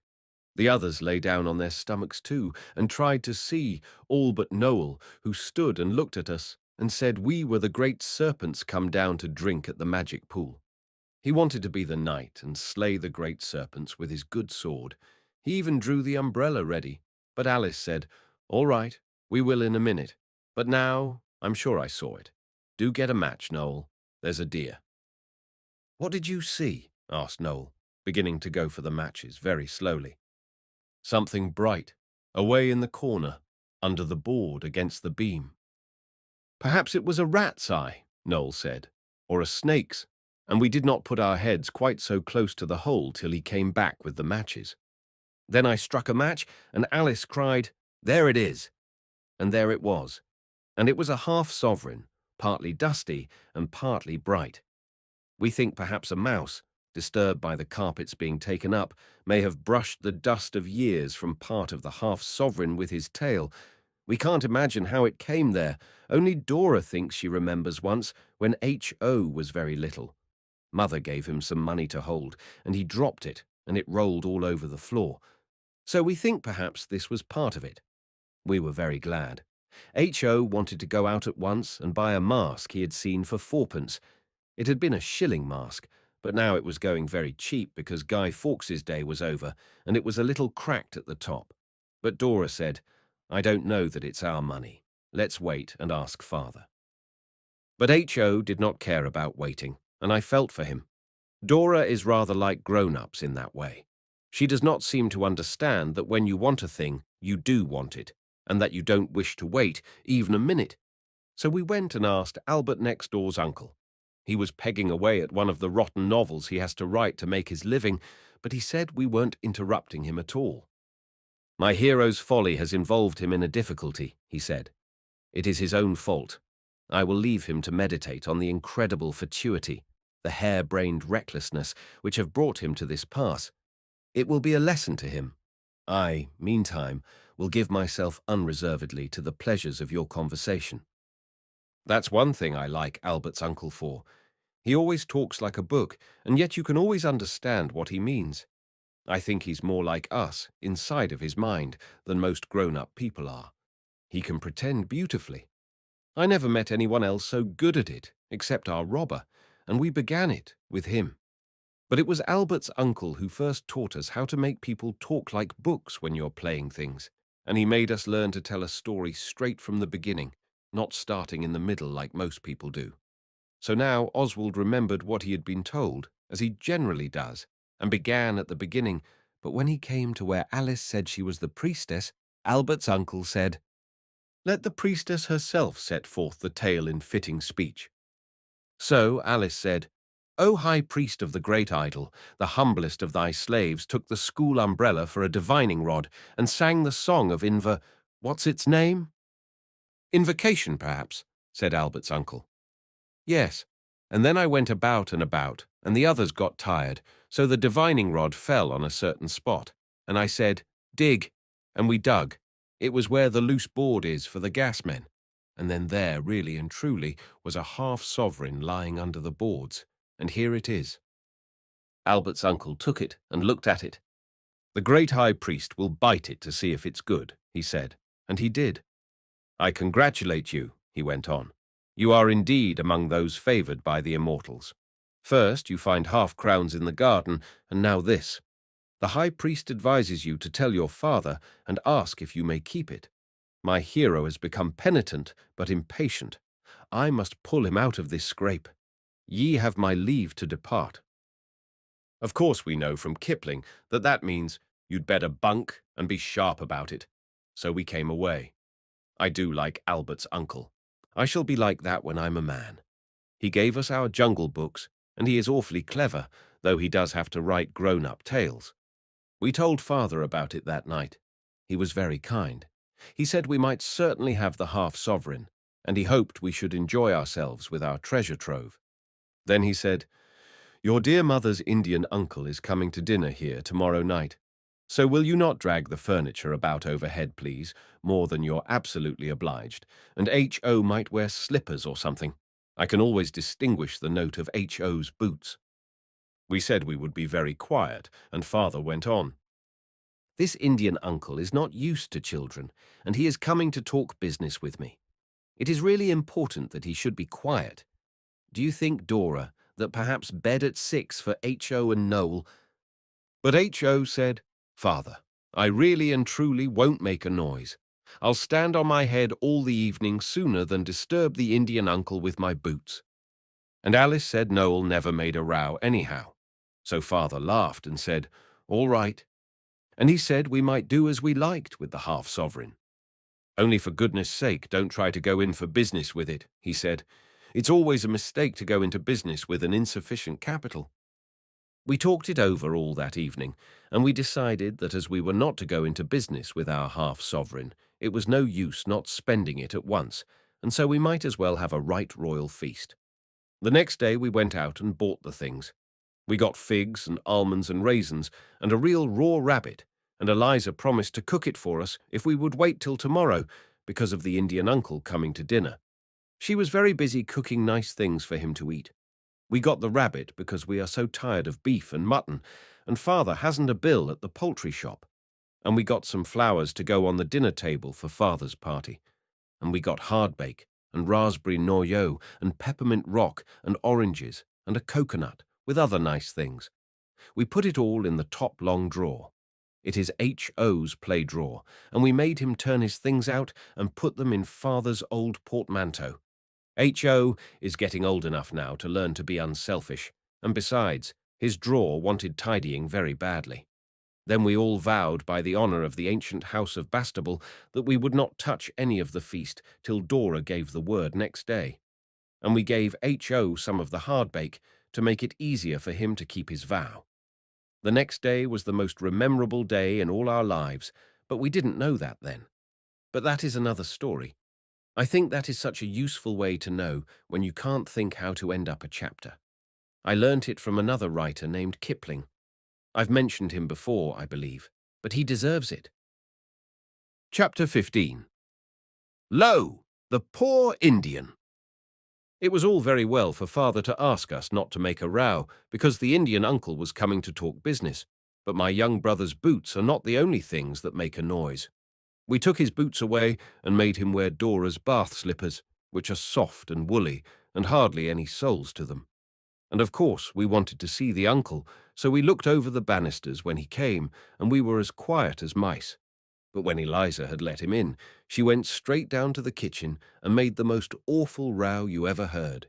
It sounded like the Day of Judgment, or all the saucepans and crockery in the house being kicked about the floor, but she told me afterwards it was only the tea tray and 1 or 2 cups and saucers that she had knocked over in her flurry. We heard the uncle say, God bless my soul, and then he went into Father's study, and the door was shut. We didn't see him properly at all that time. I don't believe the dinner was very nice. Something got burned, I'm sure, for we smelt it. It was an extra smell, besides the mutton. I know that got burned. Eliza wouldn't have any of us in the kitchen except Dora, till dinner was over. Then we got what was left of the dessert and had it on the stairs, just round the corner where they can't see you from the hall unless the first landing gas is lighted. Suddenly the study door opened and the uncle came out and went and felt in his greatcoat pocket. It was his cigar case he wanted. We saw that afterwards. We got a much better view of him then. He didn't look like an Indian, but just like a kind of brown, big Englishman. And of course he didn't see us, but we heard him mutter to himself, "Shocking bad dinner." Eh? What? When he went back to the study, he didn't shut the door properly. That door has always been a little tiresome since the day we took the lock off to get out the pencil sharpener H.O. had shoved into the keyhole. We didn't listen, really and truly, but the Indian uncle has a very big voice, and Father was not going to be beaten by a poor Indian in talking or anything else. So he spoke up too, like a man, and I heard him say it was a very good business, and only wanted a little capital, and he said it as if it was an imposition he had learned, and he hated having to say it. The uncle said, "Pooh, pooh to that," and then he said he was afraid that what that same business wanted was not capital but management. Then I heard my father say, "It is not a pleasant subject. I am sorry I introduced it. Suppose we change it, sir. Let me fill your glass." Then the poor Indian said something about vintage, and that a poor broken-down man like he was couldn't be too careful. And then Father said, "Well, whiskey then." And afterwards they talked about native races and imperial something or other, and it got very dull. So then Oswald remembered that you must not hear what people do not intend you to hear, even if you are not listening, and he said we ought not to stay here any longer. Perhaps they would not like us to hear. Alice said, "Oh, do you think it could possibly matter?" and went and shut the study door softly but quite tight. So it was no use staying there any longer, and we went to the nursery. Then Noel said, "Now I understand. Of course my father is making a banquet for the Indian because he is a poor, broken-down man. We might have known that from 'Lo, the poor Indian,' you know." We all agreed with him, and we were glad to have the thing explained, because we had not understood before what Father wanted to have people to dinner for, and not let us come in. "Poor people are very proud," said Alice, "and I expect Father thought the Indian would be ashamed if all of us children knew how poor he was." Then Dora said, "Poverty is no disgrace. We should honour honest poverty." And we all agreed that that was so. "I wish his dinner had not been so nasty," Dora said, while Oswald put lumps of coal on the fire with his fingers so as not to make a noise. He is a very thoughtful boy, and he did not wipe his fingers on his trouser leg, as perhaps Noel or H.O. would have done, but he just rubbed them on Dora's handkerchief while she was talking. "I am afraid the dinner was horrid," Dora went on. "The table looked very nice with the flowers we got. I set it myself, and Eliza made me borrow the silver spoons and forks from Albert next door's mother." "I hope the poor Indian is honest," said Dicky gloomily. "When you are a poor, broken-down man, silver spoons must be a great temptation." Oswald told him not to talk such tommy rot, because the Indian was a relation, so of course he couldn't do anything dishonourable. And Dora said it was all right anyway, because she had washed up the spoons and forks herself and counted them, and they were all there, and she had put them into their wash-leather bag and taken them back to Albert next door's mother. "And the Brussels sprouts were all wet and swimmy," she went on, "and the potatoes looked grey, and there were bits of black in the gravy, and the mutton was bluey red and soft in the middle. I saw it when it came out. The apple pie looked very nice, but it wasn't quite done in the apply part. The other thing that was burnt, you must have smelt it, was the soup." "It is a pity," said Oswald. "I don't suppose he gets a good dinner every day." "No more do we," said H.O., "but we shall tomorrow." I thought of all the things we had bought with our half-sovereign, the rabbit and the sweets and the almonds and raisins and figs and the coconut, and I thought of the nasty mutton and things, and while I was thinking about it all, Alice said, Let's ask the poor Indian to come to dinner with us tomorrow. I should have said it myself if she had given me time. We got the little ones to go to bed by promising to put a note on their dressing table saying what had happened, so that they might know the first thing in the morning or in the middle of the night if they happened to wake up, and then we elders arranged everything. I waited by the back door, and when the uncle was beginning to go, Dicky was to drop a marble down between the banisters for a signal, so that I could run round and meet the uncle as he came out. This seems like deceit, but if you are a thoughtful and considerate boy, you will understand that we could not go down and say to the uncle in the hall under Father's eye, "Father has given you a beastly nasty dinner, but if you will come to dinner with us tomorrow, we will show you our idea of good things to eat." You will see, if you think it over, that this would not have been at all polite to Father. So when the uncle left, Father saw him to the door and let him out, and then went back to the study, looking very sad, Dora says. As the poor Indian came down our steps, he saw me there at the gate. I did not mind his being poor, and I said, "Good evening, uncle," just as politely as though he had been about to ascend into one of the gilded chariots of the rich and affluent, instead of having to walk to the station a quarter of a mile in the mud, unless he had the money for a tram fare. "Good evening, uncle." I said it again, for he stood staring at me. I don't suppose he was used to politeness from boys. Some boys are anything but, especially to the aged poor. So I said, "Good evening, uncle," yet once again. Then he said, "Time you were in bed, young man. Eh? What?" Then I saw I must speak plainly with him, man to man. So I did. I said, "You've been dining with my father, and we couldn't help hearing you say the dinner was shocking. So we thought, as you're an Indian, perhaps you're very poor." I didn't like to tell him we had heard the dreadful truth from his own lips, so I went on, "Because of Lo, the poor Indian, you know, and you can't get a good dinner every day, and we are very sorry if you're poor. And won't you come and have dinner with us tomorrow? With us children, I mean. It's a very, very good dinner, rabbit and hardbake and coconut, and you needn't mind us knowing you're poor, because we know honourable poverty is no disgrace, and—" I could have gone on much longer, but he interrupted me to say, "Upon my word, and what's your name, eh?" "Oswald Bastable," I said, "and I do hope you people who are reading this story have not guessed before that I was Oswald all the time." "Oswald Bastable, eh? Bless my soul," said the poor Indian. "Yes, I'll dine with you, Mr. Oswald Bastable, with all the pleasure in life. Very kind and cordial invitation, I'm sure. Good night, sir. At 1 o'clock, I presume?" "Yes, at 1," I said. "Good night, sir." Then I went in and told the others, and we wrote a paper and put it on the boys' dressing table, and it said, "The poor Indian is coming at 1. He seemed very grateful to me for my kindness." We did not tell Father that the uncle was coming to dinner with us for the polite reason that I have explained before, but we had to tell Eliza, so we said a friend was coming to dinner, and we wanted everything very nice. I think she thought it was Albert next door, but she was in a good temper that day, and she agreed to cook the rabbit and to make a pudding with currants in it. And when 1 o'clock came, the Indian uncle came too. I let him in and helped him off with his greatcoat, which was all furry inside, and took him straight to the nursery. We were to have dinner there as usual, for we had decided from the first that he would enjoy himself more if he was not made a stranger of. We agreed to treat him as one of ourselves, because if we were too polite, he might think it was our pride because he was poor. He shook hands with us all and asked our ages and what schools we went to, and shook his head when we said we were having a holiday just now. I felt rather uncomfortable. I always do when they talk about schools, and I couldn't think of anything to say to show him we meant to treat him as one of ourselves. I did ask if he played cricket. He said he had not played lately, and then no one said anything till dinner came in.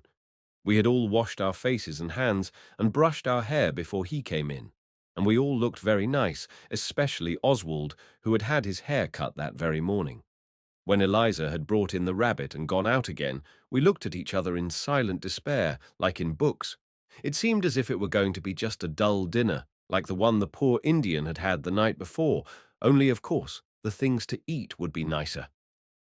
Dicky kicked Oswald under the table to make him say something, and he had his new boots on too. But Oswald did not kick back. Then the uncle asked, "Do you carve, sir, or shall I?" Suddenly Alice said, "Would you like grown-up dinner, uncle, or play dinner?" He did not hesitate a moment, but said, "Play dinner, by all means." "Eh? What?" And then we knew it was all right. So we at once showed the uncle how to be a dauntless hunter. The rabbit was the deer we had slain in the green forest with our trusty yew bows, and we toasted the joints of it when the uncle had carved it on bits of firewood sharpened to a point. The uncle's piece got a little burnt, but he said it was delicious, and he said game was always nicer when you had killed it yourself. When Eliza had taken away the rabbit bones and brought in the pudding, we waited till she had gone out and shut the door, and then we put the dish down on the floor and slew the pudding in the dish in the good old-fashioned way. It was a wild boar at bay, and very hard indeed to kill, even with forks. The uncle was very fierce indeed with the pudding, and jumped and howled when he speared it. But when it came to his turn to be helped, he said, "No, thank you, think of my liver." "Eh? What?" But he had some almonds and raisins when we had climbed to the top of the chest of drawers to pluck them from the boughs of the great trees, and he had a fig from the cargo that the rich merchants brought in their ship. The long drawer was the ship, and the rest of us had the sweets and the coconut. It was a very glorious and beautiful feast, and when it was over we said we hoped it was better than the dinner last night, and he said, "I never enjoyed a dinner more." He was too polite to say what he really thought about father's dinner, and we saw that though he might be poor, he was a true gentleman. He smoked a cigar while we finished up what there was left to eat, and told us about tiger shooting and about elephants. We asked him about wigwams and wampum and moccasins and beavers, but he did not seem to know, or else he was shy about talking of the wonders of his native land. We liked him very much indeed, and when he was going at last, Alice nudged me, and I said, "There's 1 and 3 farthing left out of our half-sovereign. Will you take it, please, because we do like you very much indeed, and we don't want it, really, and we would rather you had it." And I put the money into his hand. "I'll take the 3 penny bit," he said, turning the money over and looking at it, "but I couldn't rob you of the rest. By the way, where did you get the money for this most royal spread? ½ sovereign, you said. Eh, what?" We told him all about the different ways we had looked for treasure, and when we had been telling some time, he sat down to listen better, and at last we told him how Alice had played at divining rod, and how it really had found a ½ sovereign. Then he said he would like to see her do it again. But we explained that the rod would only show gold and silver, and that we were quite sure there was no more gold in the house, because we happened to have looked very carefully. "Well, silver then," said he. "Let's hide the plate basket, and little Alice shall make the divining rod find it." "Eh? What?" "There isn't any silver in the plate basket now," Dora said. "Eliza asked me to borrow the silver spoons and forks for your dinner last night from Albert next door's mother. Father never notices, but she thought it would be nicer for you. Our own silver went to have the dents taken out, and I don't think Father could afford to pay the man for doing it, for the silver hasn't come back." "Bless my soul," said the uncle again, looking at the hole in the big chair that we burnt when we had Guy Fawkes' Day indoors. "And how much pocket money do you get? Eh? What?" "We don't have any now," said Alice, "but indeed we don't want the other shilling. We'd much rather you had it, wouldn't we?" And the rest of us said, "Yes." The uncle wouldn't take it, but he asked a lot of questions, and at last he went away. And when he went, he said, "Well, youngsters, I've enjoyed myself very much. I shan't forget your kind hospitality. Perhaps the poor Indian may be in a position to ask you all to dinner some day." Oswald said if he ever could, we should like to come very much, but he was not to trouble to get such a nice dinner as ours, because we could do very well with cold mutton and rice pudding. We do not like these things, but Oswald knows how to behave. Then the poor Indian went away. We had not got any treasure by this party, but we had had a very good time, and I am sure the uncle enjoyed himself. We were so sorry he was gone that we could none of us eat much tea, but we did not mind, because we had pleased the poor Indian and enjoyed ourselves too. Besides, as Dora said, a contented mind is a continual feast, so it did not matter about not wanting tea, Only H.O. did not seem to think a continual feast was a contented mind, and Eliza gave him a powder in what was left of the red currant jelly father had for the nasty dinner. But the rest of us were quite well, and I think it must have been the coconut with H.O. We hoped nothing had disagreed with the uncle, but we never knew. Chapter 16. The End of the Treasure-Seeking. Now it is coming near the end of our treasure-seeking, and the end was so wonderful that now nothing is like it used to be. It is like as if our fortunes had been in an earthquake, and after those, everything comes out wrong way up. The day after the uncle speared the pudding with us opened in gloom and sadness. But you never know. It was destined to be a day when things happened. Yet no sign of this appeared in the early morning. Then all was misery and upsetness. None of us felt quite well. I don't know why. And father had one of his awful colds, so Dora persuaded him not to go to London, but to stay cosy and warm in the study, and she made him some gruel. She makes it better than Eliza does. Eliza's gruel is all little lumps, and when you suck them it is dry oatmeal inside. We kept as quiet as we could, and I made H.O. do some lessons like the G.B. had advised us to. But it was very dull. There are some days when you seem to have got to the end of all the things that could ever possibly happen to you, and you feel you will spend all the rest of your life doing dull things just the same way.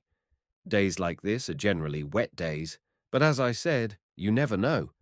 Then Dicky said if things went on like this, he should run away to sea, and Alice said she thought it would be rather nice to go into a convent. H.O. was a little disagreeable because of the powder Eliza had given him, so he tried to read 2 books at once, one with each eye, just because Noel wanted one of the books, which was very selfish of him, so it only made his headache worse. H.O. is getting old enough to learn by experience that it is wrong to be selfish, and when he complained about his head, Oswald told him whose fault it was, because I am older than he is, and it is my duty to show him where he is wrong. But he began to cry, and then Oswald had to cheer him up because of father wanting to be quiet. So Oswald said, "They'll eat H.O. if you don't look out," and Dora said Oswald was too bad. Of course, Oswald was not going to interfere again, so he went to look out of the window and see the trams go by, and by H.O. came and looked out too, and Oswald, who knows when to be generous and forgiving, gave him a piece of blue pencil and 2 nibs, as good as new, to keep. As they were looking out at the rain splashing on the stones in the street, they saw a 4-wheeled cab come lumbering up from the way the station is. Oswald called out, "Here comes the coach of the fairy godmother. It'll stop here, you see if it doesn't." So they all came to the window to look. Oswald had only said that about stopping, and he was stricken with wonder and amaze when the cab really did stop. It had boxes on the top and knobby parcels sticking out of the window, and it was something like going away to the seaside and something like the gentleman who takes things about in a carriage with the wooden shutters up to sell to the drapers' shops. The cabman got down, and someone inside handed out ever so many parcels of different shapes and sizes, and the cabman stood holding them in his arms and grinning over them. Dora said, "It is a pity someone doesn't tell him this isn't the house."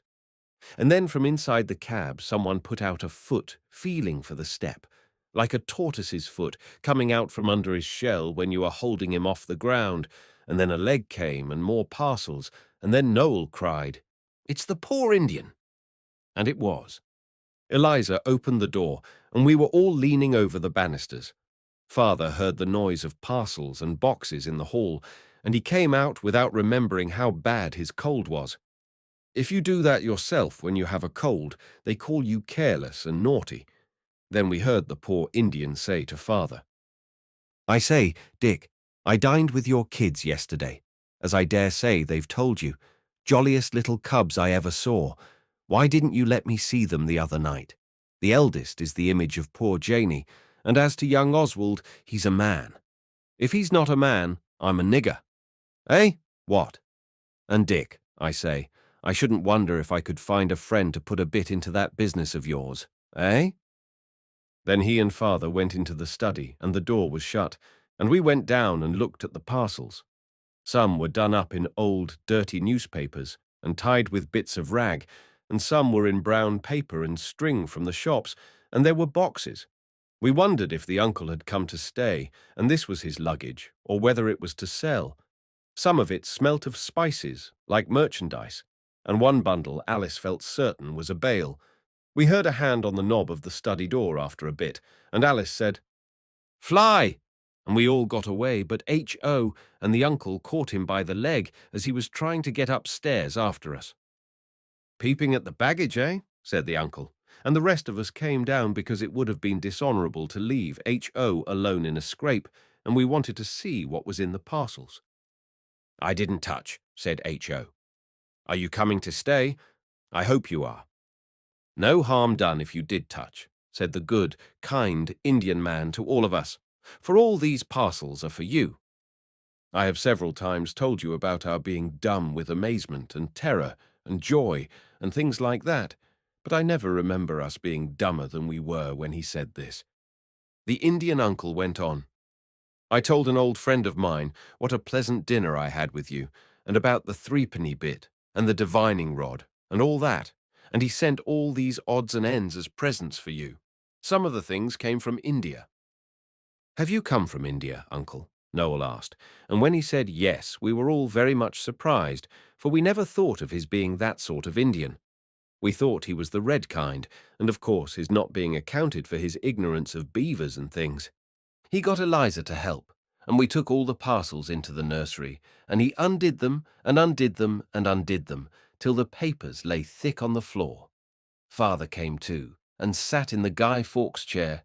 I cannot begin to tell you all the things that kind friend of uncle's had sent us. He must be a very agreeable person. There were toys for the kids and model engines for Dick and me, and a lot of books, and Japanese china tea sets for the girls, red and white and gold. There were sweets by the pound and by the box, and long yards and yards of soft silk from India to make frocks for the girls, and a real Indian sword for Oswald, and a book of Japanese pictures for Noel, and some ivory chessmen for Dicky. The castles of the chessmen are elephant and castles. There is a railway station called that. I never knew what it meant before. The brown paper and string parcels had boxes of games in them, and big cases of preserved fruits and things. And the shabby old newspaper parcels and the boxes had the Indian things in. I never saw so many beautiful things before. There were carved fans and silver bangles and strings of amber beads and necklaces of uncut gems, turquoises and garnets, the uncle said they were, and shawls and scarves of silk, and cabinets of brown and gold, and ivory boxes and silver trays, and brass things. The uncle kept saying, "This is for you, young man," or "Little Alice will like this fan," or "Miss Dora would look well in this green silk, I think." Eh? What? And father looked on as if it was a dream, till the uncle suddenly gave him an ivory paper knife and a box of cigars, and said, "My old friend sent you these, Dick. He's an old friend of yours too, he says." And he winked at my father, for H.O. and I saw him, and my father winked back, though he has always told us not to. That was a wonderful day. It was a treasure, and no mistake. I never saw such heaps and heaps of presents, like things out of a fairy tale, and even Eliza had a shawl. Perhaps she deserved it, for she did cook the rabbit and the pudding.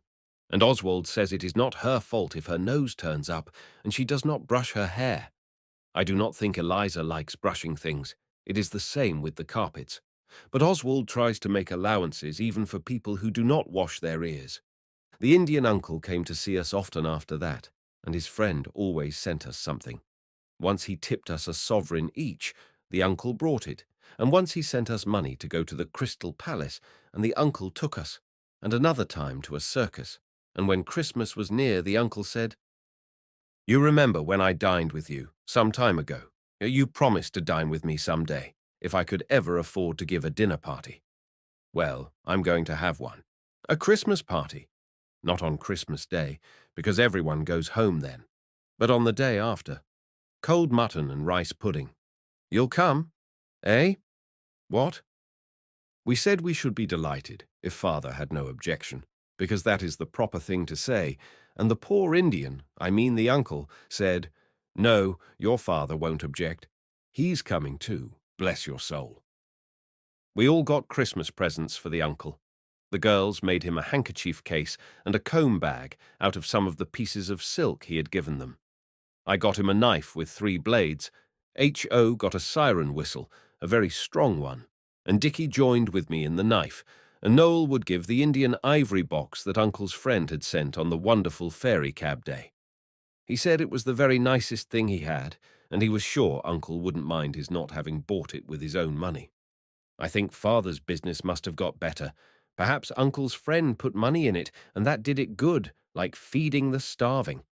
Anyway, we all had new suits, and the girls had the green silk from India made into frocks, and on Boxing Day we went in 2 cabs, Father and the girls in one, and us boys in the other. We wondered very much where the Indian uncle lived, because we had not been told, and we thought when the cab began to go up the hill towards the heath that perhaps the uncle lived in one of the poky little houses up at the top of Greenwich, but the cab went right over the heath, and in at some big gates, and through a shrubbery, all white with frost like a fairy forest, because it was Christmas time. And at last we stopped before one of those jolly, big, ugly, red houses with a lot of windows that are so comfortable inside, and on the steps was the Indian uncle, looking very big and grand, in a blue cloth coat and yellow sealskin waistcoat, with a bunch of seals hanging from it. "I wonder whether he has taken a place as butler here," said Dicky. A poor, broken-down man. Noel thought it was very likely, because he knew that in these big houses there were always thousands of stately butlers. The uncle came down the steps and opened the cab door himself, which I don't think butlers would expect to have to do, and he took us in. It was a lovely hall with bear and tiger skins on the floor, and a big clock with the faces of the sun and moon dodging out when it was day or night, and Father Time with a scythe coming out at the hours, and the name on it was Flint, Ashford. 1776, and there was a fox eating a stuffed duck in a glass case, and horns of stags and other animals over the doors. "We'll just come into my study first," said the uncle, "and wish each other a Merry Christmas." So then we knew he wasn't the butler, but it must be his own house, for only the master of the house has a study. His study was not much like Father's. It had hardly any books, but swords and guns and newspapers and a great many boots, and boxes half unpacked with more Indian things bulging out of them. We gave him our presents, and he was awfully pleased. Then he gave us his Christmas presents. You must be tired of hearing about presents, but I must remark that all the uncle's presents were watches. There was a watch for each of us, with our names engraved inside, all silver except H.O.'s, and that was a Waterbury. "To match his boots," the uncle said. I don't know what he meant. Then the uncle looked at Father, and Father said, "You tell them, sir." So the uncle coughed and stood up and made a speech. He said, "Ladies and gentlemen, we are met together to discuss an important subject which has for some weeks engrossed the attention of the honourable member opposite and myself." I said, "Here, here," and Alice whispered, "What happened to the guinea pig?" Of course you know the answer to that. The uncle went on, "I am going to live in this house, and as it's rather big for me, your father has agreed that he and you shall come and live with me. And so, if you're agreeable, we're all going to live here together, and please God, it'll be a happy home for us all." "Eh? What?"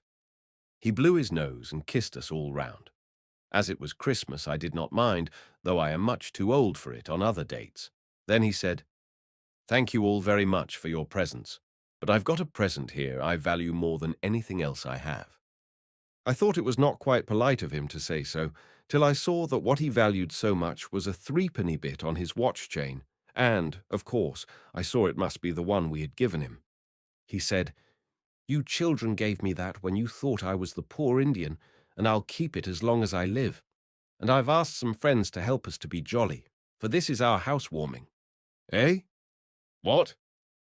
Then he shook Father by the hand, and they blew their noses. And then Father said, "Your uncle has been most kind, most." But Uncle interrupted by saying, "Now, Dick, no nonsense." Then H.O. said, "Then you're not poor at all," as if he were very disappointed. The uncle replied, "I have enough for my simple wants, Thank you, H.O., and your father's business will provide him with enough for yours. Hey, what? Then we all went down and looked at the fox thoroughly, and made the uncle take the glass off so that we could see it all round, and then the uncle took us all over the house, which is the most comfortable one I have ever been in. There is a beautiful portrait of Mother in Father's sitting room. The uncle must be very rich indeed. This ending is like what happens in Dickens's books, but I think it was much jollier to happen like a book, and it shows what a nice man the uncle is, the way he did it all. Think how flat it would have been if the uncle had said, when we first offered him the 1 and 3 farthing, "Oh, I don't want your dirty 1 and 3 I'm very rich indeed." Instead of which he saved up the news of his wealth till Christmas, and then told us all in one glorious burst. Besides, I can't help it if it is like Dickens, because it happens this way. Real life is often something like books. Presently, when we had seen the house, we were taken into the drawing-room, and there was Mrs. Leslie, who gave us the shillings and wished us good hunting, and Lord Tottenham, and Albert next door's uncle, and Albert next door, and his mother. I'm not very fond of her.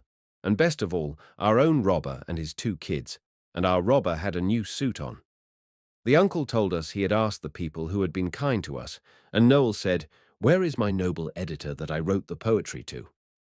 The uncle said he had not had the courage to ask a strange editor to dinner, but Lord Tottenham was an old friend of uncle's, and he had introduced uncle to Mrs. Leslie, and that was how he had the pride and pleasure of welcoming her to our housewarming, and he made her a bow like you see on a Christmas card.